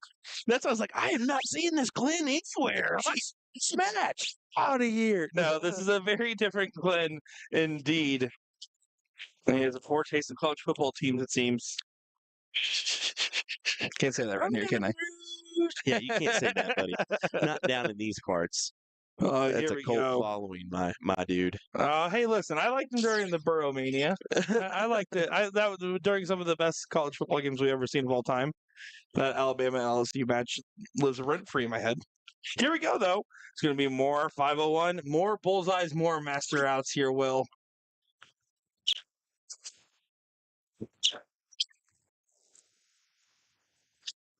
And things are kind of moving fairly quick here for this one. Going to be honest, though, sporadic at times on some of these moves, but that's just because of the timing of the weekend now. You're starting to kind of approach the 10 o'clock on the East Coast and on a Sunday at that. So trying to push through here on our brackets to establish winners on all fronts. Yeah, I'm going to have to agree with you there. Doing our best to provide the best possible coverage we can with our Sunday Fun Day. Richard Root in our YouTube chat asking, how do I look at the bracket? Just go over to pull your app on your smart device. I know you have one of them. And then go, once you download the app, it is free. Go over to that Tournament King section. Once you're in that Tournament King section, just hit all events and you'll be able to find more. If you're curious about noises on the microphone, that's what beads sound like when you roll over heads. Yeah, man. I mean, that sounds crazy. Because he's now got on his hat. It was a whole thing. put my beads on for New Orleans. 126 will be looked for Ace, who is well out in front, even with the hat trick barefoot. It's going to be a crazy time down here for Mardi Gras, though, that's for sure, because you got The Super Bowl. same time. Oh, my. I might be making my trek back down here sooner rather than later. Your Kansas self will not make it back alive if you came down during all that. You're dang right. Trip 20 for Ace. Finds it up his sleeve. What a shot. What a shot. 12 yard. Yeah, that'll work. I'll allow it, Ace. I'll allow it. I guess we'll allow it. Just like we'll allow all you folks to join along with us for this one. Thank you for doing so. We appreciate your support throughout the weekend, man. It's been kind of cool to see how you all take into this. I was expecting more pushback on the remote front, but we've done a pretty decent job about covering it from one side if we have to do that. If there was an audience that would appreciate the half remote, half in person, it's the people that watch the CSC. You know, that's exactly guys here. Exactly. It's not an uncommon thing anymore that we see that happen.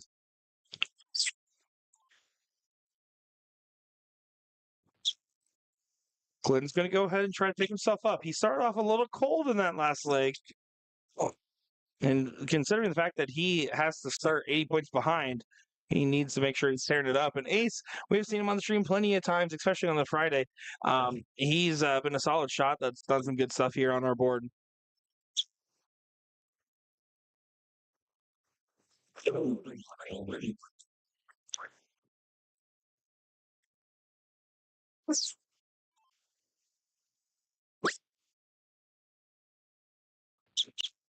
That's correct on the second dart here, but just one pull on that turn, not enough to take the momentum back, considering he hasn't covered his own handicap yet. It's still pretty much chalk, and this is now with 3 darts from Ace going to be anything but chalk after this.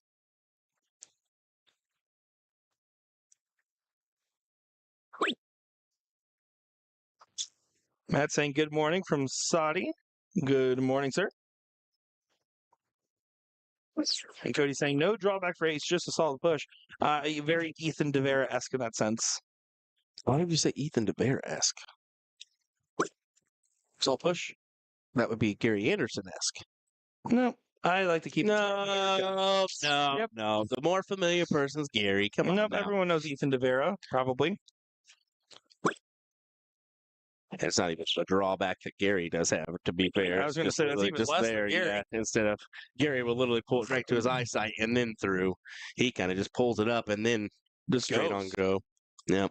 Well, it's pretty much set for a 2-0 jump here. Barefoot's going to need to leave a finish in case the 90 doesn't go.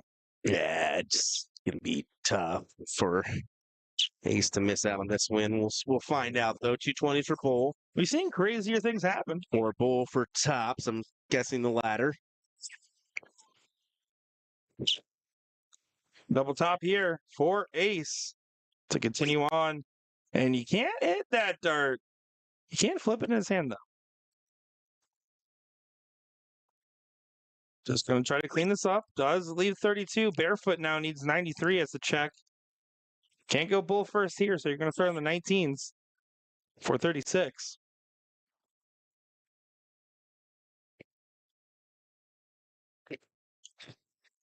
Taking a moment to decide on the routing here. Trip 20 for trip 11 for the fans.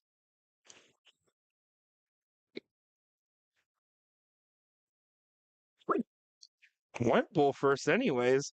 Now you're going to stay there. Or you're not. Single 18. That's a little bit of a misplay here. Yeah, I believe so. Ace now 3 clear at the 32. Yeah, I should pick this up.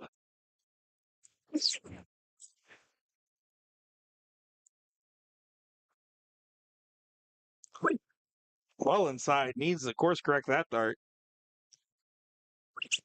Does do so. Ace with a 2-0 jump there. Yeah, big win. That'll work. What are we That looking at will here, work. Will? What's the situation? Should have Caroline coming up here on the women's front. We'll go ahead and cue in that match. I'm actually going to go talk to Sydney and some of the tournament staff because we just need a game plan about what we're going to do. I would like to keep streaming through, but I just don't. Some of these things are getting a little Well, hairy soon. Just have to make sure we're ready for our travel tomorrow and everything as well. That's another factor too, because we got to make sure we're packed up and ready to go. So Well, I'm going to switch on over and get set up here for Carolyn's match. I'll leave you to that one, Nick, for just a second. and okie dokie. We'll get underway. So here we go from Carolyn's side.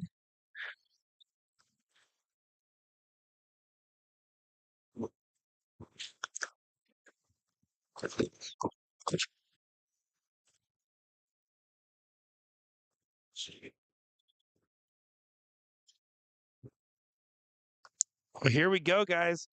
Googie with redemption. She was frustrated that last match because of the fact that she felt like she was just falling shy on the bullseye. But now she wants to be that guy and try to get some big wins here.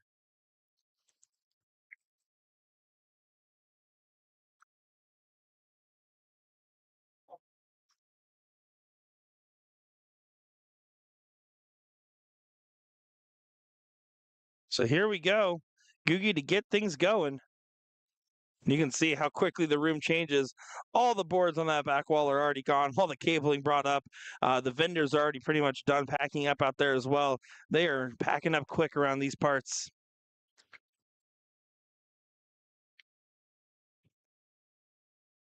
I appreciate all you guys tuning in. Got Super 8 saying, Will, how did you find Sean and Nick? They found us out back, probably. Hannah saying, oh my God, Nick, LOL. Well said. And Richard Root asking about the brackets. We did talk about that one earlier. Just make sure to go to your Bullshooter app on your smartphone and then go to Tournament King and hit all events. You'll be able to follow all the fun brackets there.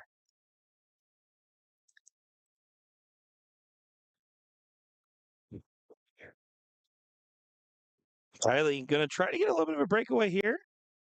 This is getting pretty late into that women's singles bracket. I'm actually going to pull up the specific position that this match is in. This is going to be that 4th place match here. Winner plays Reagan Budin in that 3rd place match.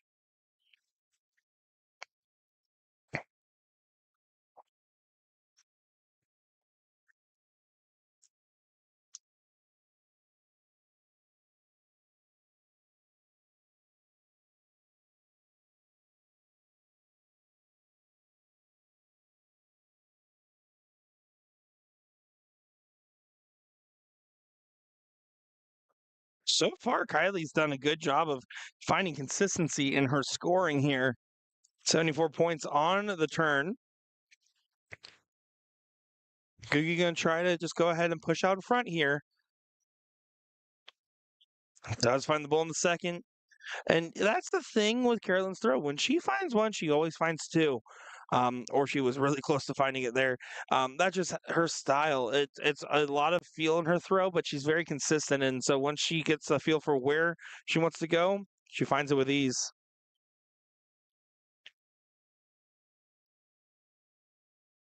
But how about a hat trick from Kylie Davis? 1-6-2 there. Absolutely an incredible shot.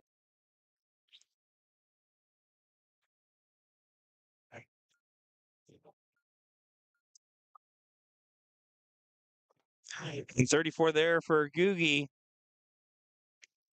I can feel like she felt a little bit shy there, not leaving herself a finish. 1-6-2. You don't even have to shoot at it if you don't want to. Looks like she did take the swing at it. I would have probably preferred to start on the bulls.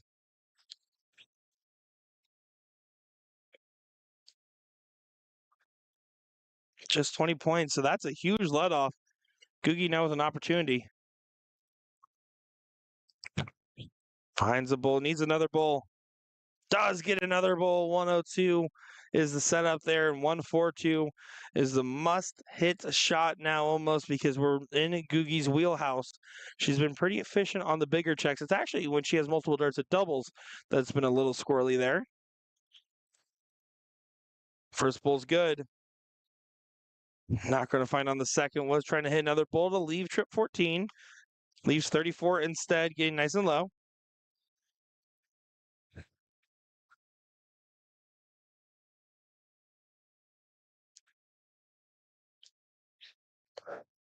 And see Googie needs to find that trip 15. Now single 20 to tee up the bull.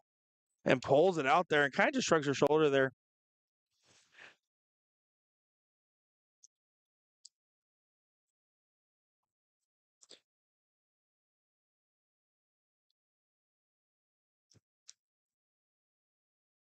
.34 is the shot. She's taking that moment of composure here and nails it on the first start. Kylie Davis takes leg number one.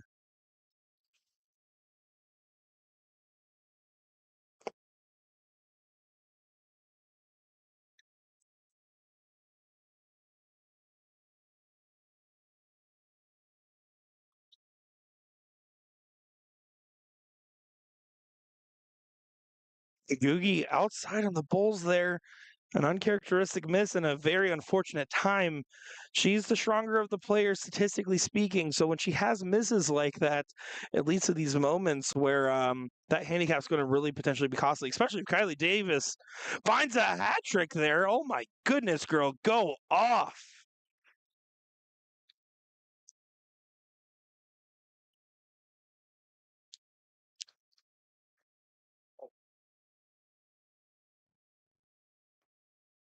And just one bull there for Googie, 110 points down. And Kylie Davis now has the darts in this. This would be again, I would say an upset. It's hard when you look at handicaps because obviously, technically speaking, it would be an upset regardless if the A player, um, the A player in average loses, right? But with the handicap, it makes it a fair game. And right now, Kylie's just on a heater. Richard Root saying, thanks. I'm still new to the bullshit up in these tournaments. I do watch you, Will, and Sean while I'm at work. LOL, you guys are great. Hey, I appreciate the kind words, my man. Really appreciate the positivity as well. And if you ever have any questions, don't be afraid to ask because we're always happy to help. Steve saying, what is the next streaming event upcoming? So we're actually going to have a little bit of a break here coming up. The next remote streaming event coming up will be the WCS December 2nd. That's the women single show that Carolyn actually will be on, I believe. The next big event will be the WDF events, Las Vegas Open in January, where we'll have the full crew together for that one, and what should be an exciting affair. And then besides that, Will's going to the UK to do some media coverage for the PDC World Championships. I'll be playing in the Buckeye Open for fun and also covering the PPD Nationals. There should be our next couple things on the docket for you. And 103, Kylie Davis has played phenomenal in this leg right here, putting max pressure on Googie, who has not been able to overcome from the original handicap here.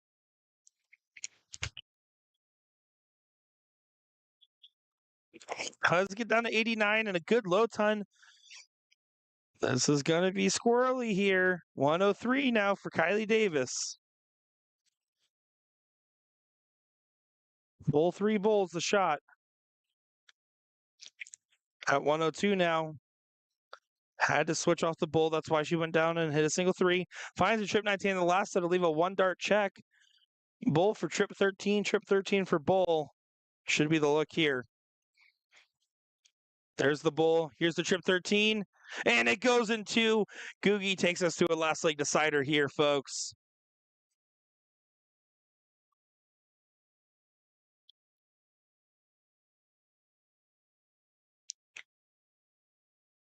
Here we go. This is going to be a tricky diddle. Carolyn was not happy with her last diddle. She's going to want to try to score a little bit up on this one. Try to close that distance down and get herself into a favorable position. And we're about to be off to the races here.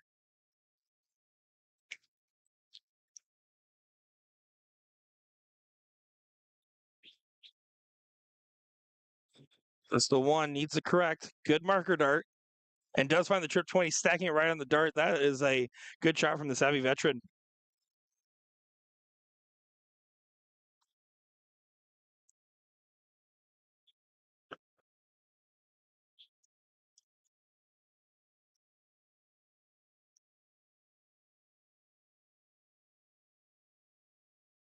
And it does look like Googie will get that by 20 points there.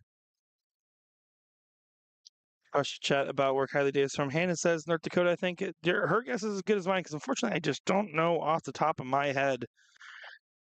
It is hard when we're looking at all these, but I do believe that is correct just because doing some Facebook stalking, she gets tagged in a lot of Dakota dart tournament stuff. So that's going to be my guess as Googie will get the start here.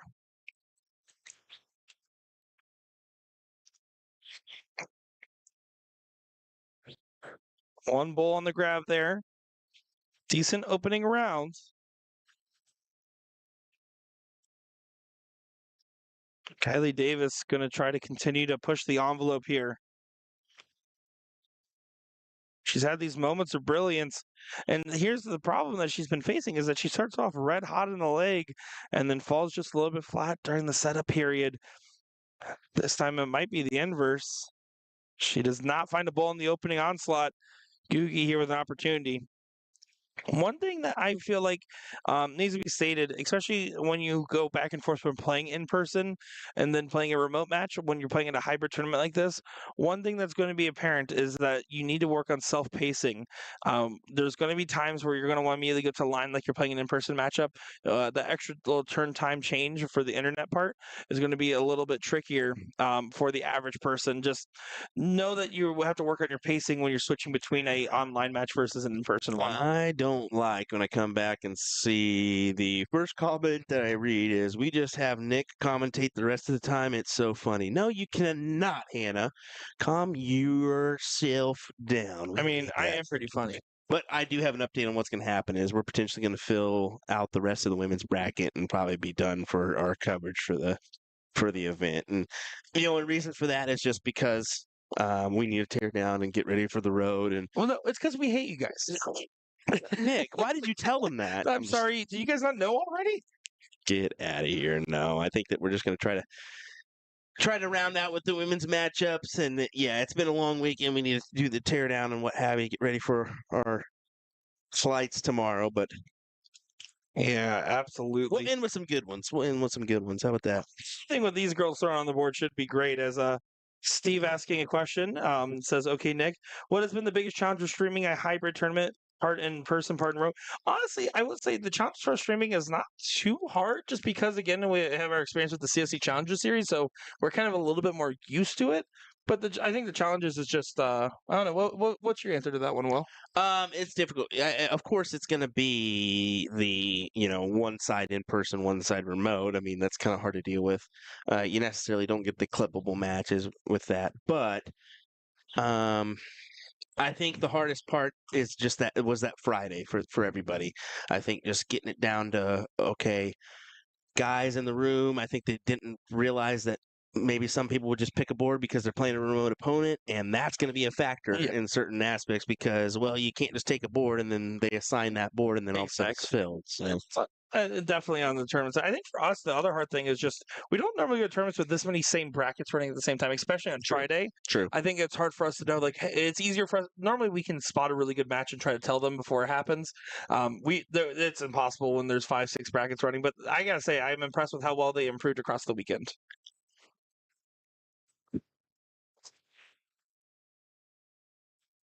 And here we go. Kylie Davis, 113 for the match here. So a 1-1 decider to see who moves into the third place match. Will it be an all remote third place match, or will Carolyn continue the run? Single 14 there can still take this out. Trip 19 for the trip 14. Takes an extra moment of composure here. What a shot this would be for Kylie Davis. She wants it. She needs it. And she doesn't find it into the trip 11. That is a difficult one. And she's got a difficult trip 3 when she returns if she decides to go right at it. If she returns. If she returns is the ultimate thing. Double 18. Oh no. Here's your chance. Trip 3. It's like a trip 19, but to the right.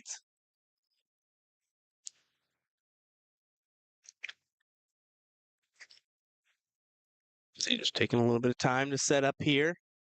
I'm definitely feeling the heat of the moment.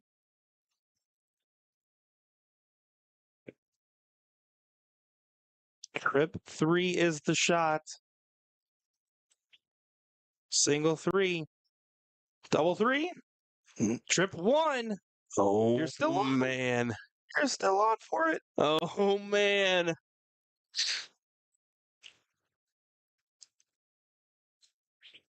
So it goes into trip 18. And I got to say, on 9, if you hit a single 3 and master out, I think I prefer trip 2 over double 3 any day. Well, double 9 for the win for Carolyn to advance into the third place match.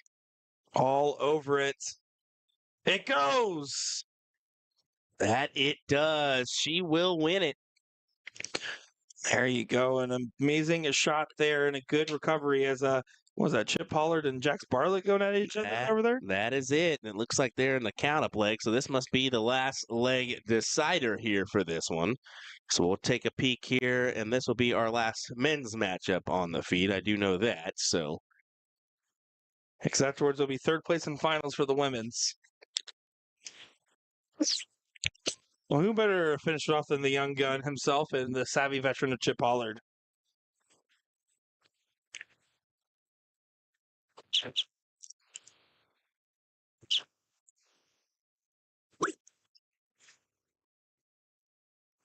Good low ton on the start here. We'll see what Jax is able to do.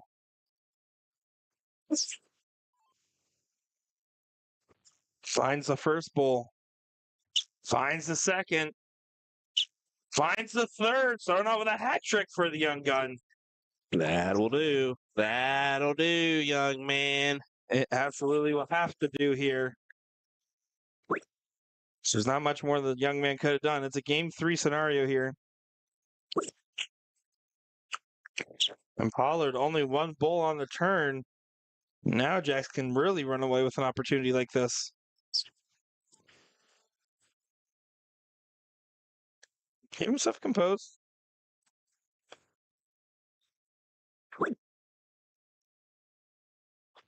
Do you think he was trying to do the switch there for the 9?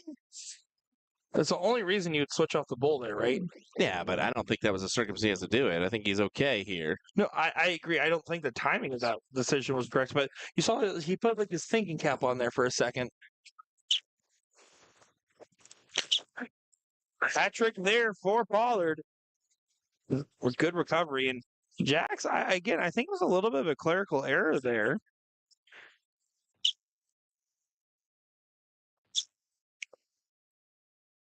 Does find a hat trick, though. Putting this one under some pressure here.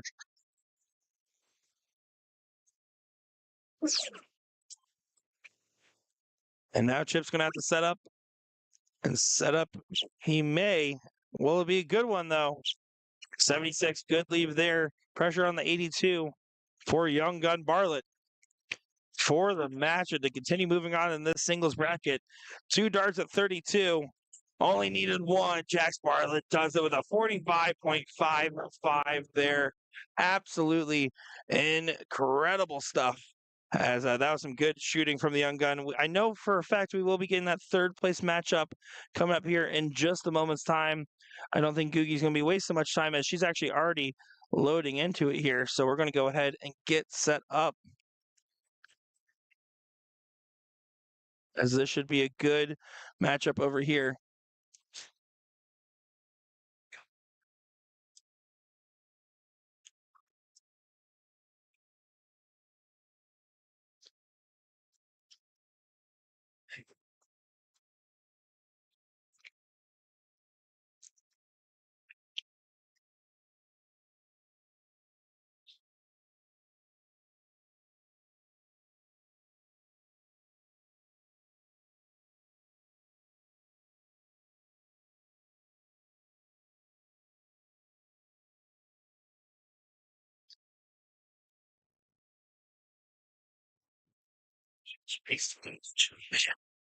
Here we go. Sorry about that one, folks. I was having trouble getting things adjusted there real quick. I realized I had my headset on. I was like trying to bend over there, trying to find the right angle. And of course, I got preoccupied with the tournament crew, so my bad on that one. But yeah, we're into the third place match already. I'll give you. Yeah, get to you later. We'll figure that out Yeah. later. Yeah. Here we go. Hat trick there. Good shot. Reagan well out in front in this one. Kind of blinking, you miss it. She's at 134. Googie is not even in range at 337. Yeah, it's a tough spot to be in. Over 200 points and a disadvantage for yourself.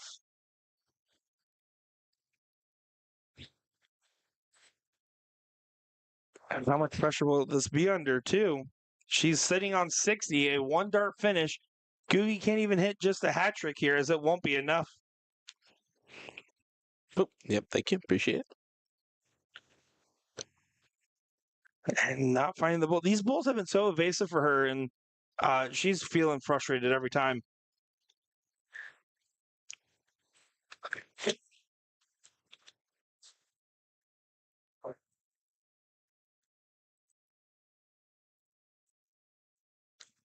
And look at that. Does take it out there on the last start. Reagan Budin wasting no time loading into this match, wasting no time taking out leg number 1 here. And Yugi at a 15 there, obviously feeling frustrated, is going to need to just settle herself down and throw her true darts. Something that have been frustrating her today, but she has been staying sticky in this matchup. And this is actually the first time we've seen her not be spotting almost 100 points.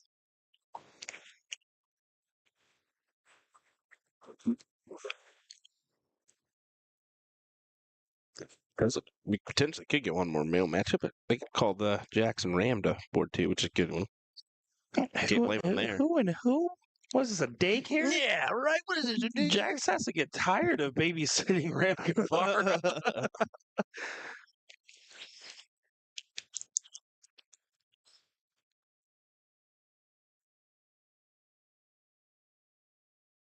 Because we got Raspy Jojo in the chat saying, let's go, Reagan. Doogie's going to try to continue to push out in front here. Good 2 bulls. Yeah, good round there for her. That'll help.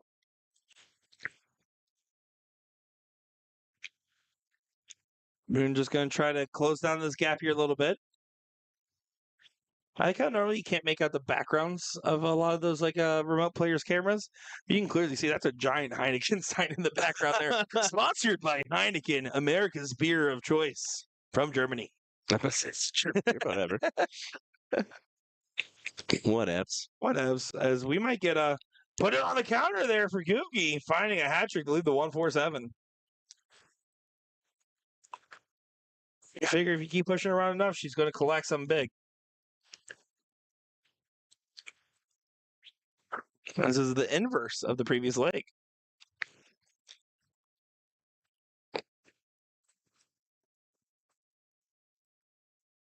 Exactly that. Very much the inverse.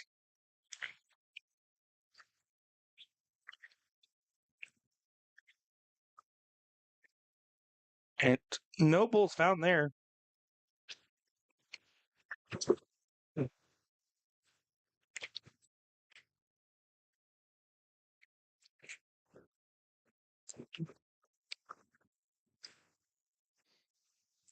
Yeah, 102 remaining for Carolyn. This should,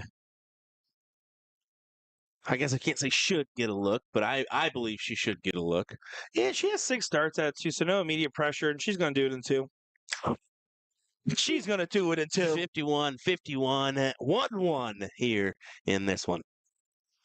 How about that? That'll do.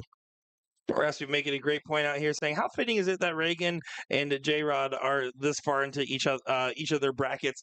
Yeah, you know, sometimes people that play darts together win together. I guess so. He's going to try to do strong on the diddle here, but so far not so well. Only a 7 on the diddle. This is a guaranteed start now for Reagan. Doesn't even matter. She can just throw 1 dart at the left side of the board, and it will be a win. Go like bullseye for the fans. I'll single 19. I respect it. Could have accidentally tied. And here we go. Carolyn's going to be against the darts here. Well, what's your expectations for this final leg? I think it's a tough one. I think Carolyn can overcome, but this first round is everything. This first round is everything. Only 1 bull for Reagan. Yeah, it did not hurt too bad, but just recovering her own handicap again. Googie needs to take advantage of the fact that she gets to start right at 501.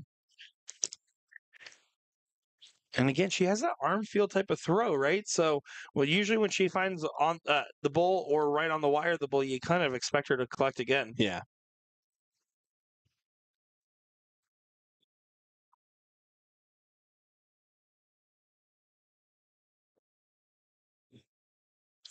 Let's get the 102 there.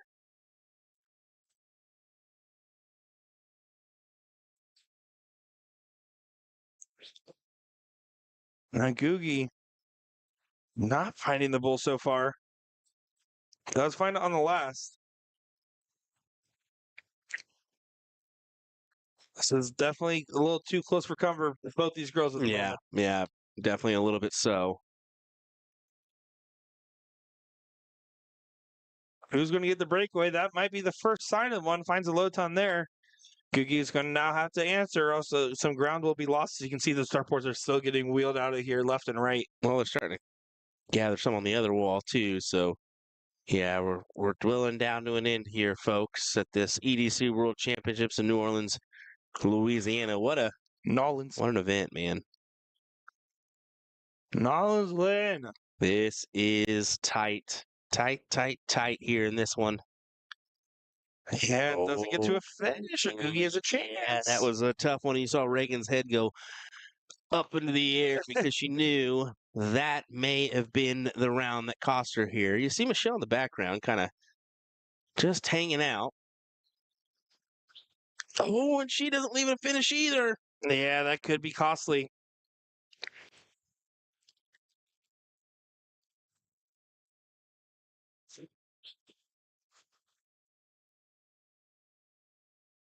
Look at that, a hat trick there. Makes this really costly. Now we'll have 3 darts at least for 61. Oh. Kalen walks it off. Well off her intended target there with that first dart. Same with the second. And barely leaves a finish. Basically 6 starts for 61 here, barring an incredible checkout. Reagan, 11 for bull for the win. Googie's in disbelief at herself right now. 3 for bull now. 1 dart at it. Doesn't get it. 162 has to go. It does. It certainly does. What a shot it would be, though. What a shot it will never see. I like the route chosen there too. 3-trip 18s.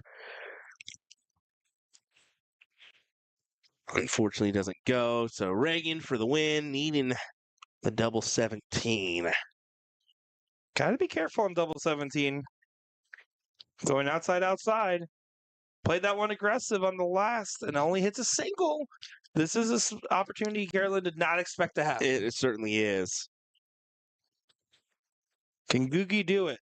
I almost feel like she's got to take this here. She almost threw the bull immediately, realizing You could. You could throw the bull and go trip 7. you can. It's tough.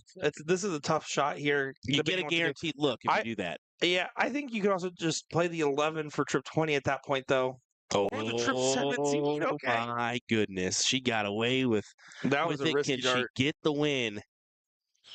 Double 10. Look at Well out.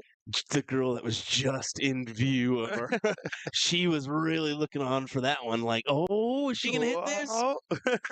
Instead, back to Reagan 1 double 8, or maybe something else. How about a 3 double 7? Double 7 is the move, they say.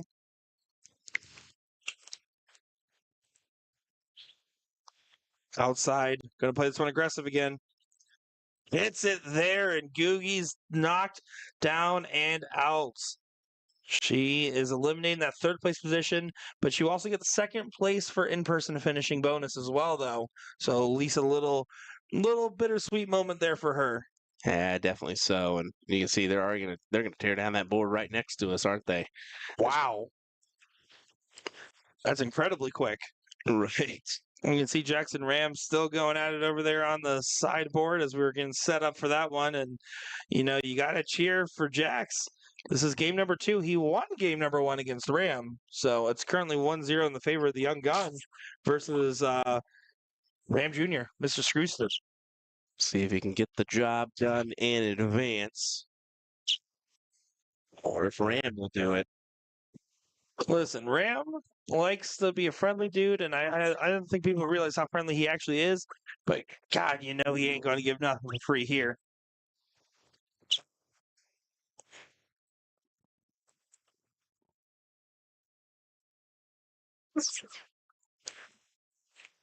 This is an opportunity right here. Hit 2, Ram, and you're golden. Yep, there you go. Forces Jax into a kind of a tight spot of needing to produce a checkout look. So fill it up.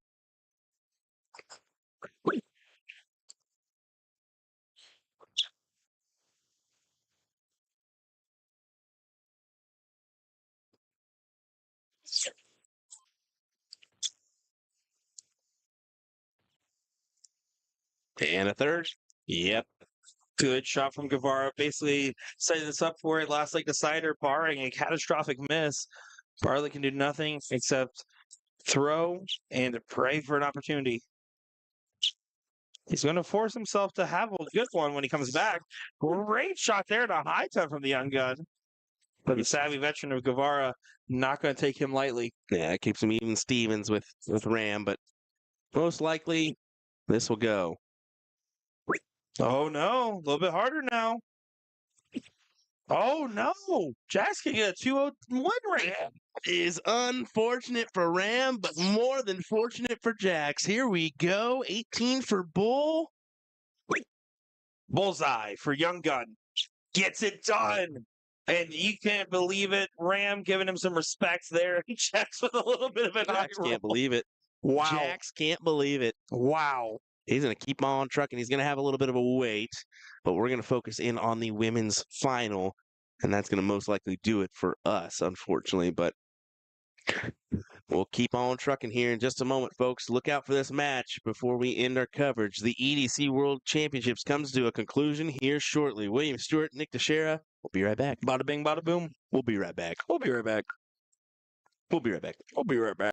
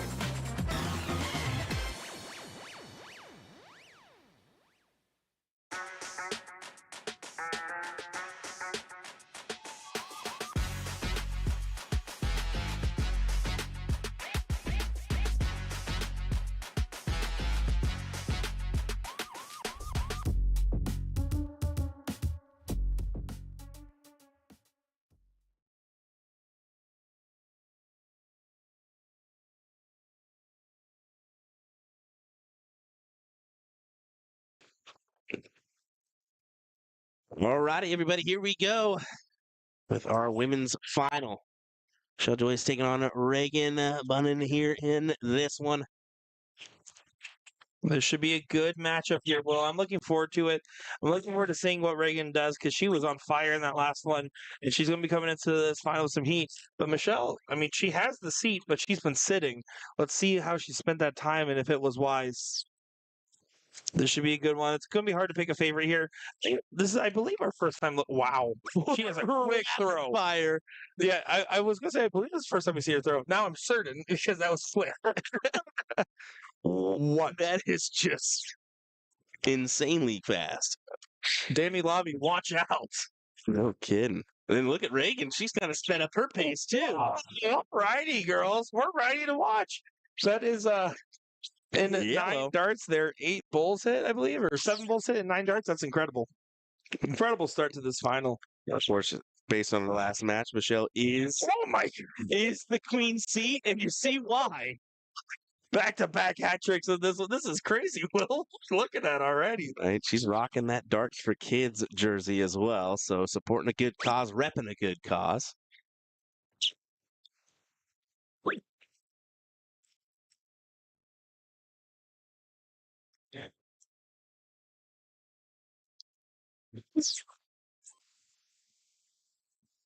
Joss is going to try to continue to push along here, but this time catches all outside. And Reagan has an opportunity after both of these girls have found a lax turn here. Reagan's going to need to compose herself and try to set up well. She looks composed. Keen to set up well. 115. Want to get a little bit more, but we'll take it. So she's got a pretty good one here.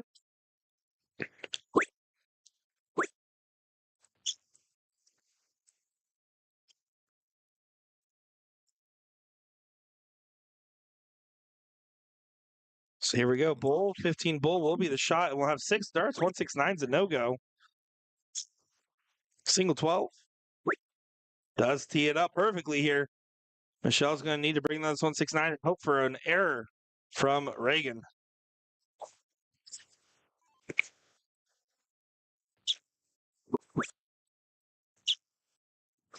Man, this is nuts. Just how quick they're going here.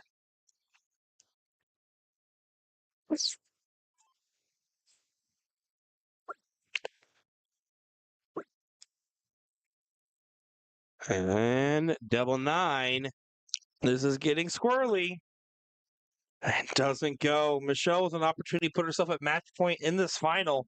13 for bull will be the look here. Single 5? Oh no, you can't fall into the 20 there.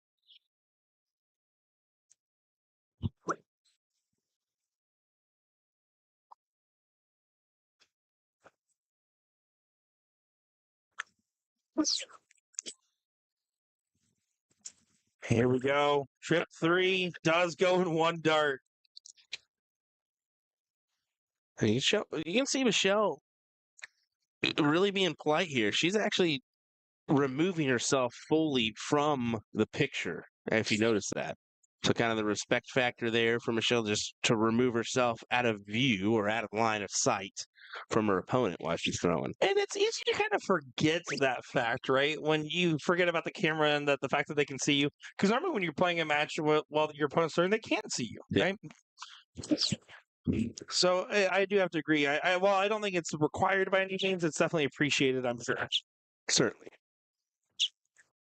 Let's look at that. She is just nailing the bulls. These girls are putting a show on for us, huh? They certainly are. They're trying to.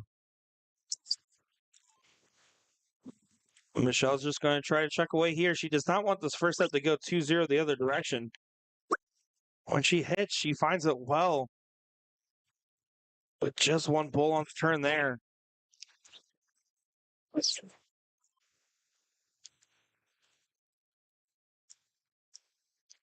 What does Reagan have for us on this throw? And she has a little bit of a varying pace, and that could be just the internet connection from the remote board. Yeah, that's it. You think so? I think so. Yeah, you're seeing a little bit of glitch or a couple frames dropped there on her side, and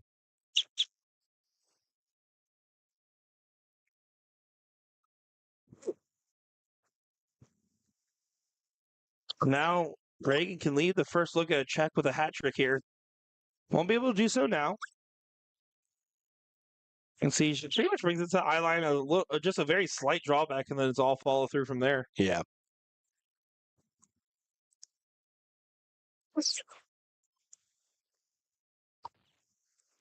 Oh, look at this. A rapid fire hat trick from Joss.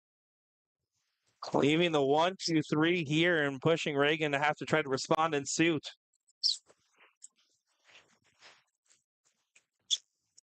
There's a bull. There's another.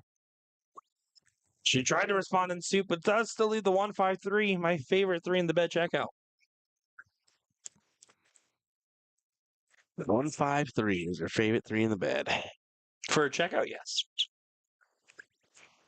Oh, but it doesn't matter. If that wins, and it was right on the wire. What a well thrown dart. Bed the 17s for the fans. Do it. Do it now. The 3 of them would do that, and that's what she aimed for. Still going to get close, though. Does tee up 36. Michelle to make this 1-1 here, get herself match point in this final, or Reagan to go 2-0 and bring this to a double dip scenario here. Outside. Inside. Has to recompose. And right on the wire. What a well thrown dart. I can see why her side of the bracket got done so quick. She was playing so fast the whole He time. was cruising, man. But fortunately here, looking like an L in the first set. We'll go to a second one. I dip, you dip, we dip. I put my hand up on your hip. Hand up on your hip. I don't know what that is. What's that? Is that a joke? It's not a joke. So you just said, I dip, we dip. That's the song that you were just singing. So bud. This is a true story. And while they're setting up here, do you know why I say I dip, you dip, we dip? Yeah, let's hear it. It's not from the song, but because I was in a video on a famous junk food channel that was when Rick and Morty did their Szechuan sauce thing back in like 2019. I happened to be one of the people that got one of the sauces. I got interviewed on a YouTube channel, and the guy said, I dip, you dip, we dip when dipping into the sauce. And that's where I got that from. Well, it's definitely not from that. It's definitely from a I know it's not from that. I didn't know it was from anything at all. We just found out that Nick Teixeira doesn't only not know his... don't you dare say I don't know music. Movies, Don't you stop but he doesn't know music as well. You shut your commentator mouth. Doesn't even know the I dip, we dip, you dip. Embarrassing. In the slightest.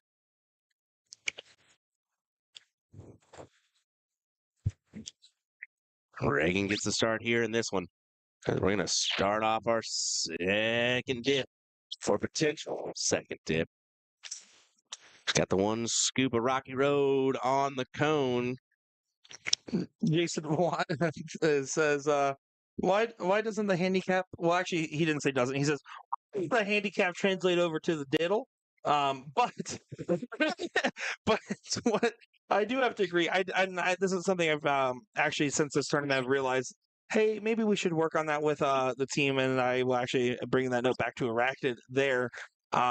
Because I don't mind as much when it was the triples 200 cap, where you have so many different people throwing and the team's probably pretty close to the cap. But in singles, there's definitely a disparity there and definitely favoring a little bit more on the one side. Well, I think the other thing was the cricket match, too. I think they implemented that by accident here on this one, and should just be a 1. And she's so comfortable, she got her shoes off out there. Look at that. Hey, it's that kind of tournament where you can let those dogs be free and bark away.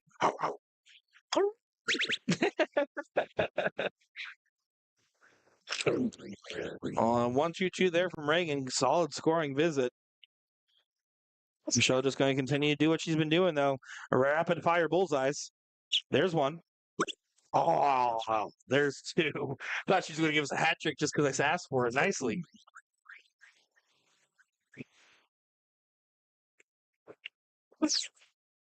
Chubby Lynn in the chat saying, go Michelle. Shelby Lynn, of course, we got to commentate her play for a while. And probably out of the different females we've seen, although Michelle has been very impressive, I will say, Shelby Lynn, you were phenomenal to commentate over, and I had a lot of fun watching your matches. You were just such a solid player throughout, and really loved your take on the game. Touche. Trick from Joss, though, to get to 55, putting pressure on Reagan as Jax is saying, where's my fist bump? Trying to hold his hand out there. Carolyn saying, and some people think I shoot fast. Yeah, you definitely don't compared to Michelle. We have all of our favorite female throwers that have been at the Well- tournament tuning in right now. While Shelby Lynn is in the chat, Shelby, did you even realize that it was us outside the hotel when you walked out and we were like, "Hey, Shelby Lynn"? Yeah, that's right. We I think we held the door open or something. We said hi. We were trying to mess with you a little bit there. Actually, there was another time today where I was like, "Ooh, Shelby Lynn," right when you were walking by just to see if you were listening. It was probably the Walden costume that I was in that threw her off, and I said, It threw "Heard there's a dart everyone off. tournament in here." Threw everyone off there, Will.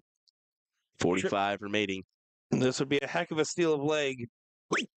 Doesn't go and leaves a singleton there. She says, no idea. I figured by your reaction, she's like, "Wait, these guys know me? What the heck?"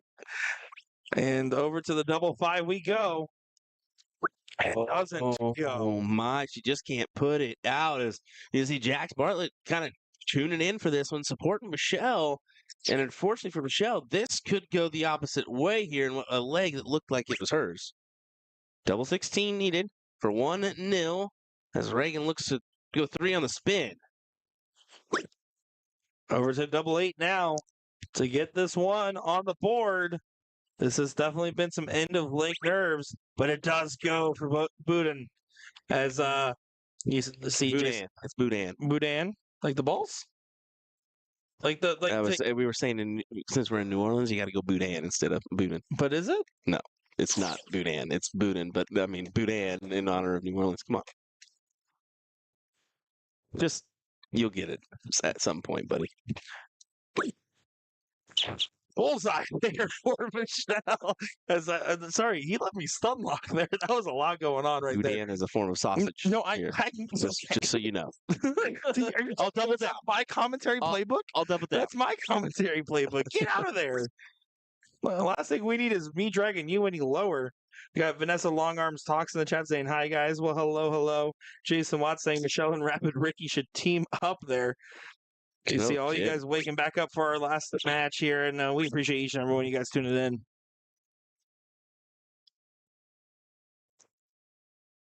It's Budden. This is according to YouTube chat, says Corey. Corey, don't yank our chain. It's Boudin tonight. Finds a 117 there. Solid scoring rounds. Keeping it close. Michelle can still lead the way here. And then corrected his own comment, said Baden. There we go. In either case, Reagan and Michelle have been on fire, and this has been a great final so far.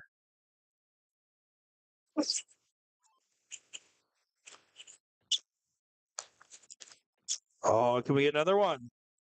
Finds a hat trick here. Whatever her last name is, might as well be Bullseye McGee. Finds a hat trick. Good shot there from Reagan.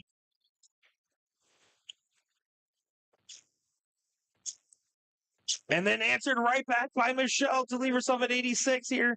We'll have at least 3 darts at the finish. She's been having trouble at the finish line, but her scoring power has definitely been there so far.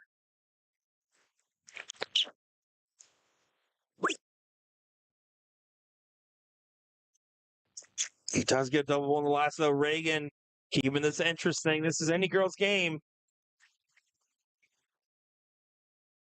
Yeah, this is tight here. Michelle, does this have to go for you?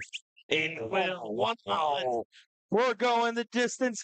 We already have the speed. You're all at home. In our time of need, let's watch it and tune in for these ladies here. Give them the love and support, folks. This is going to be a phenomenal match and a phenomenal last leg here. It's on for the diddle. 3 darts to count it up. Who scores more? Michelle had a little bit of an advantage, but she gets to see what Reagan scores. But it might not be an advantage if she finds a 140. Yeah, that's a great 140, and that may just be enough there. And we talked about the advantage going second. The advantage is like right now, if she were to hit trip 20, she could go bull on the last start. She wouldn't have had that same option if she was going first, obviously. But in this case, Reagan will get the start. Here we go, folks.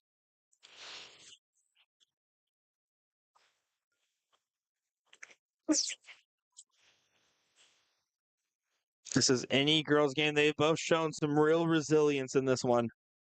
This has been a lot of fun to watch, a lot of fun to commentate.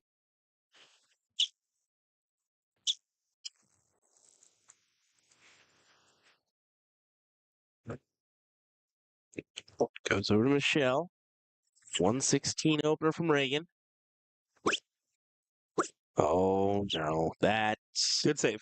Yeah, it was a good save on the last, just to tie it up once again here. Well, tie it up, I Yeah, should say. handicap is gone. Yep. But now we're just playing a chalk game of 426, the classic American darts game. That'll work. Two on the turn is going to be nice. 2 round gets the money, 3 round gets the honey. That's what they tell me. Joss just needs the bulls.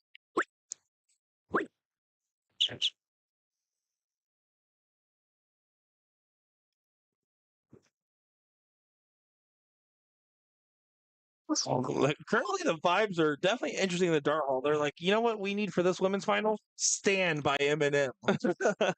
As we get a hat trick there, Reagan is in pole position. Yeah. And at 364, she will have 6 starts at this. She at least sets up the checkout look, although it's a doozy at a 159. Can still go with a trip 20, and trip 13. Yeah, well, this is still plenty of time. I don't even think you take a look at the 159 directly. I think you just go at the bull and chuck away here. Yeah. She thinks otherwise. Does get to 94 here. Michelle, it's up to you to save your own run at this moment. Needs to find 2 bulls and a decent fallout. That's not the decent fallout. And doesn't even find the bulls. 6 darts now for 94, and this is frustrating as this might be the end of her run here. Was otherwise a dominant streak from Joss. And tops it is for the title in a double dip here. Reagan to reel it in. Doesn't do so yet. We've seen double trouble and crazier things happen. Michelle cannot give up on this, but she knows the situation has gone dire. Trying to leave herself at 110. Does get to a finish just in case. But Reagan, you imagine, will finish it here.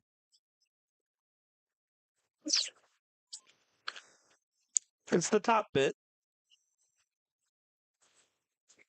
Can it go away right here, right now? Inside, double 10 now.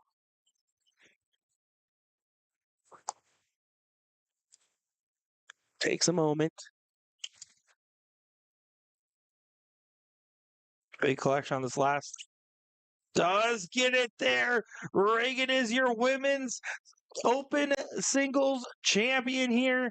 Michelle Joss does get double dipped, but there's a great comment from Michael here saying, you know what? She still gets that second place money and that first place for in-person finishing bonus there.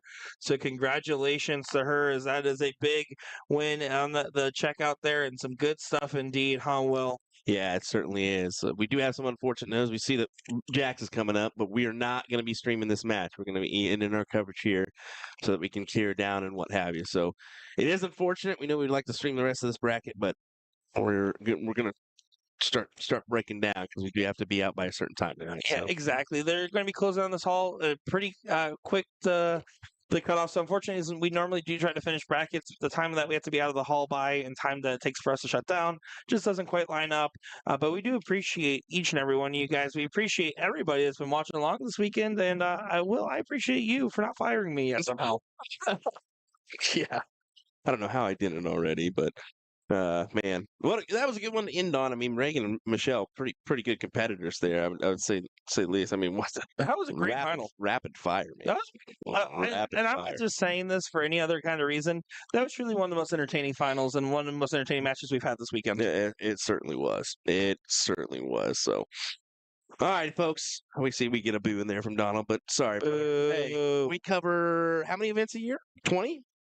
No, I'm sure that they're just saying that in jest because they, of course, want to keep watching the action, and we get it too. But let's be honest, with Jax being 14, we'll have plenty of time to watch his career continue to grow, and these other players as well. Big shout out to EDC for being gracious host. Big shout out to you guys again for tuning in. Yeah, we're gonna have a great match with him and that doubles affair here soon, coming out on USA Darts. So watch out for that one, him and Jimmy.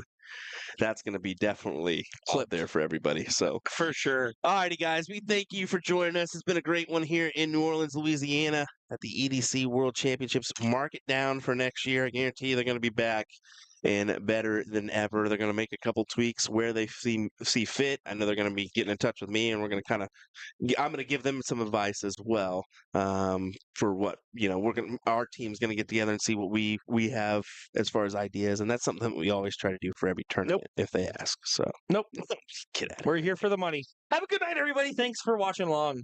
One last deal. Y'all need to come to the Canton, Ohio for the Ohio State Championships. Reach out to us. We'd love to do it. We'll give you a free quote anytime, folks. USAdarts.live. You go over there. You can send an inquiry in, and we could be at your next tournament. If not Will, if not me, well, why else would you stream it? You need us. Yeah, just or email me, will@usadarts.live, and we'll get you squared away for USA Darts to be at your tournament. And near the Football Hall of Fame. That'd be pretty cool. I've been there. Cool. I'd love to do that. That'd be fun.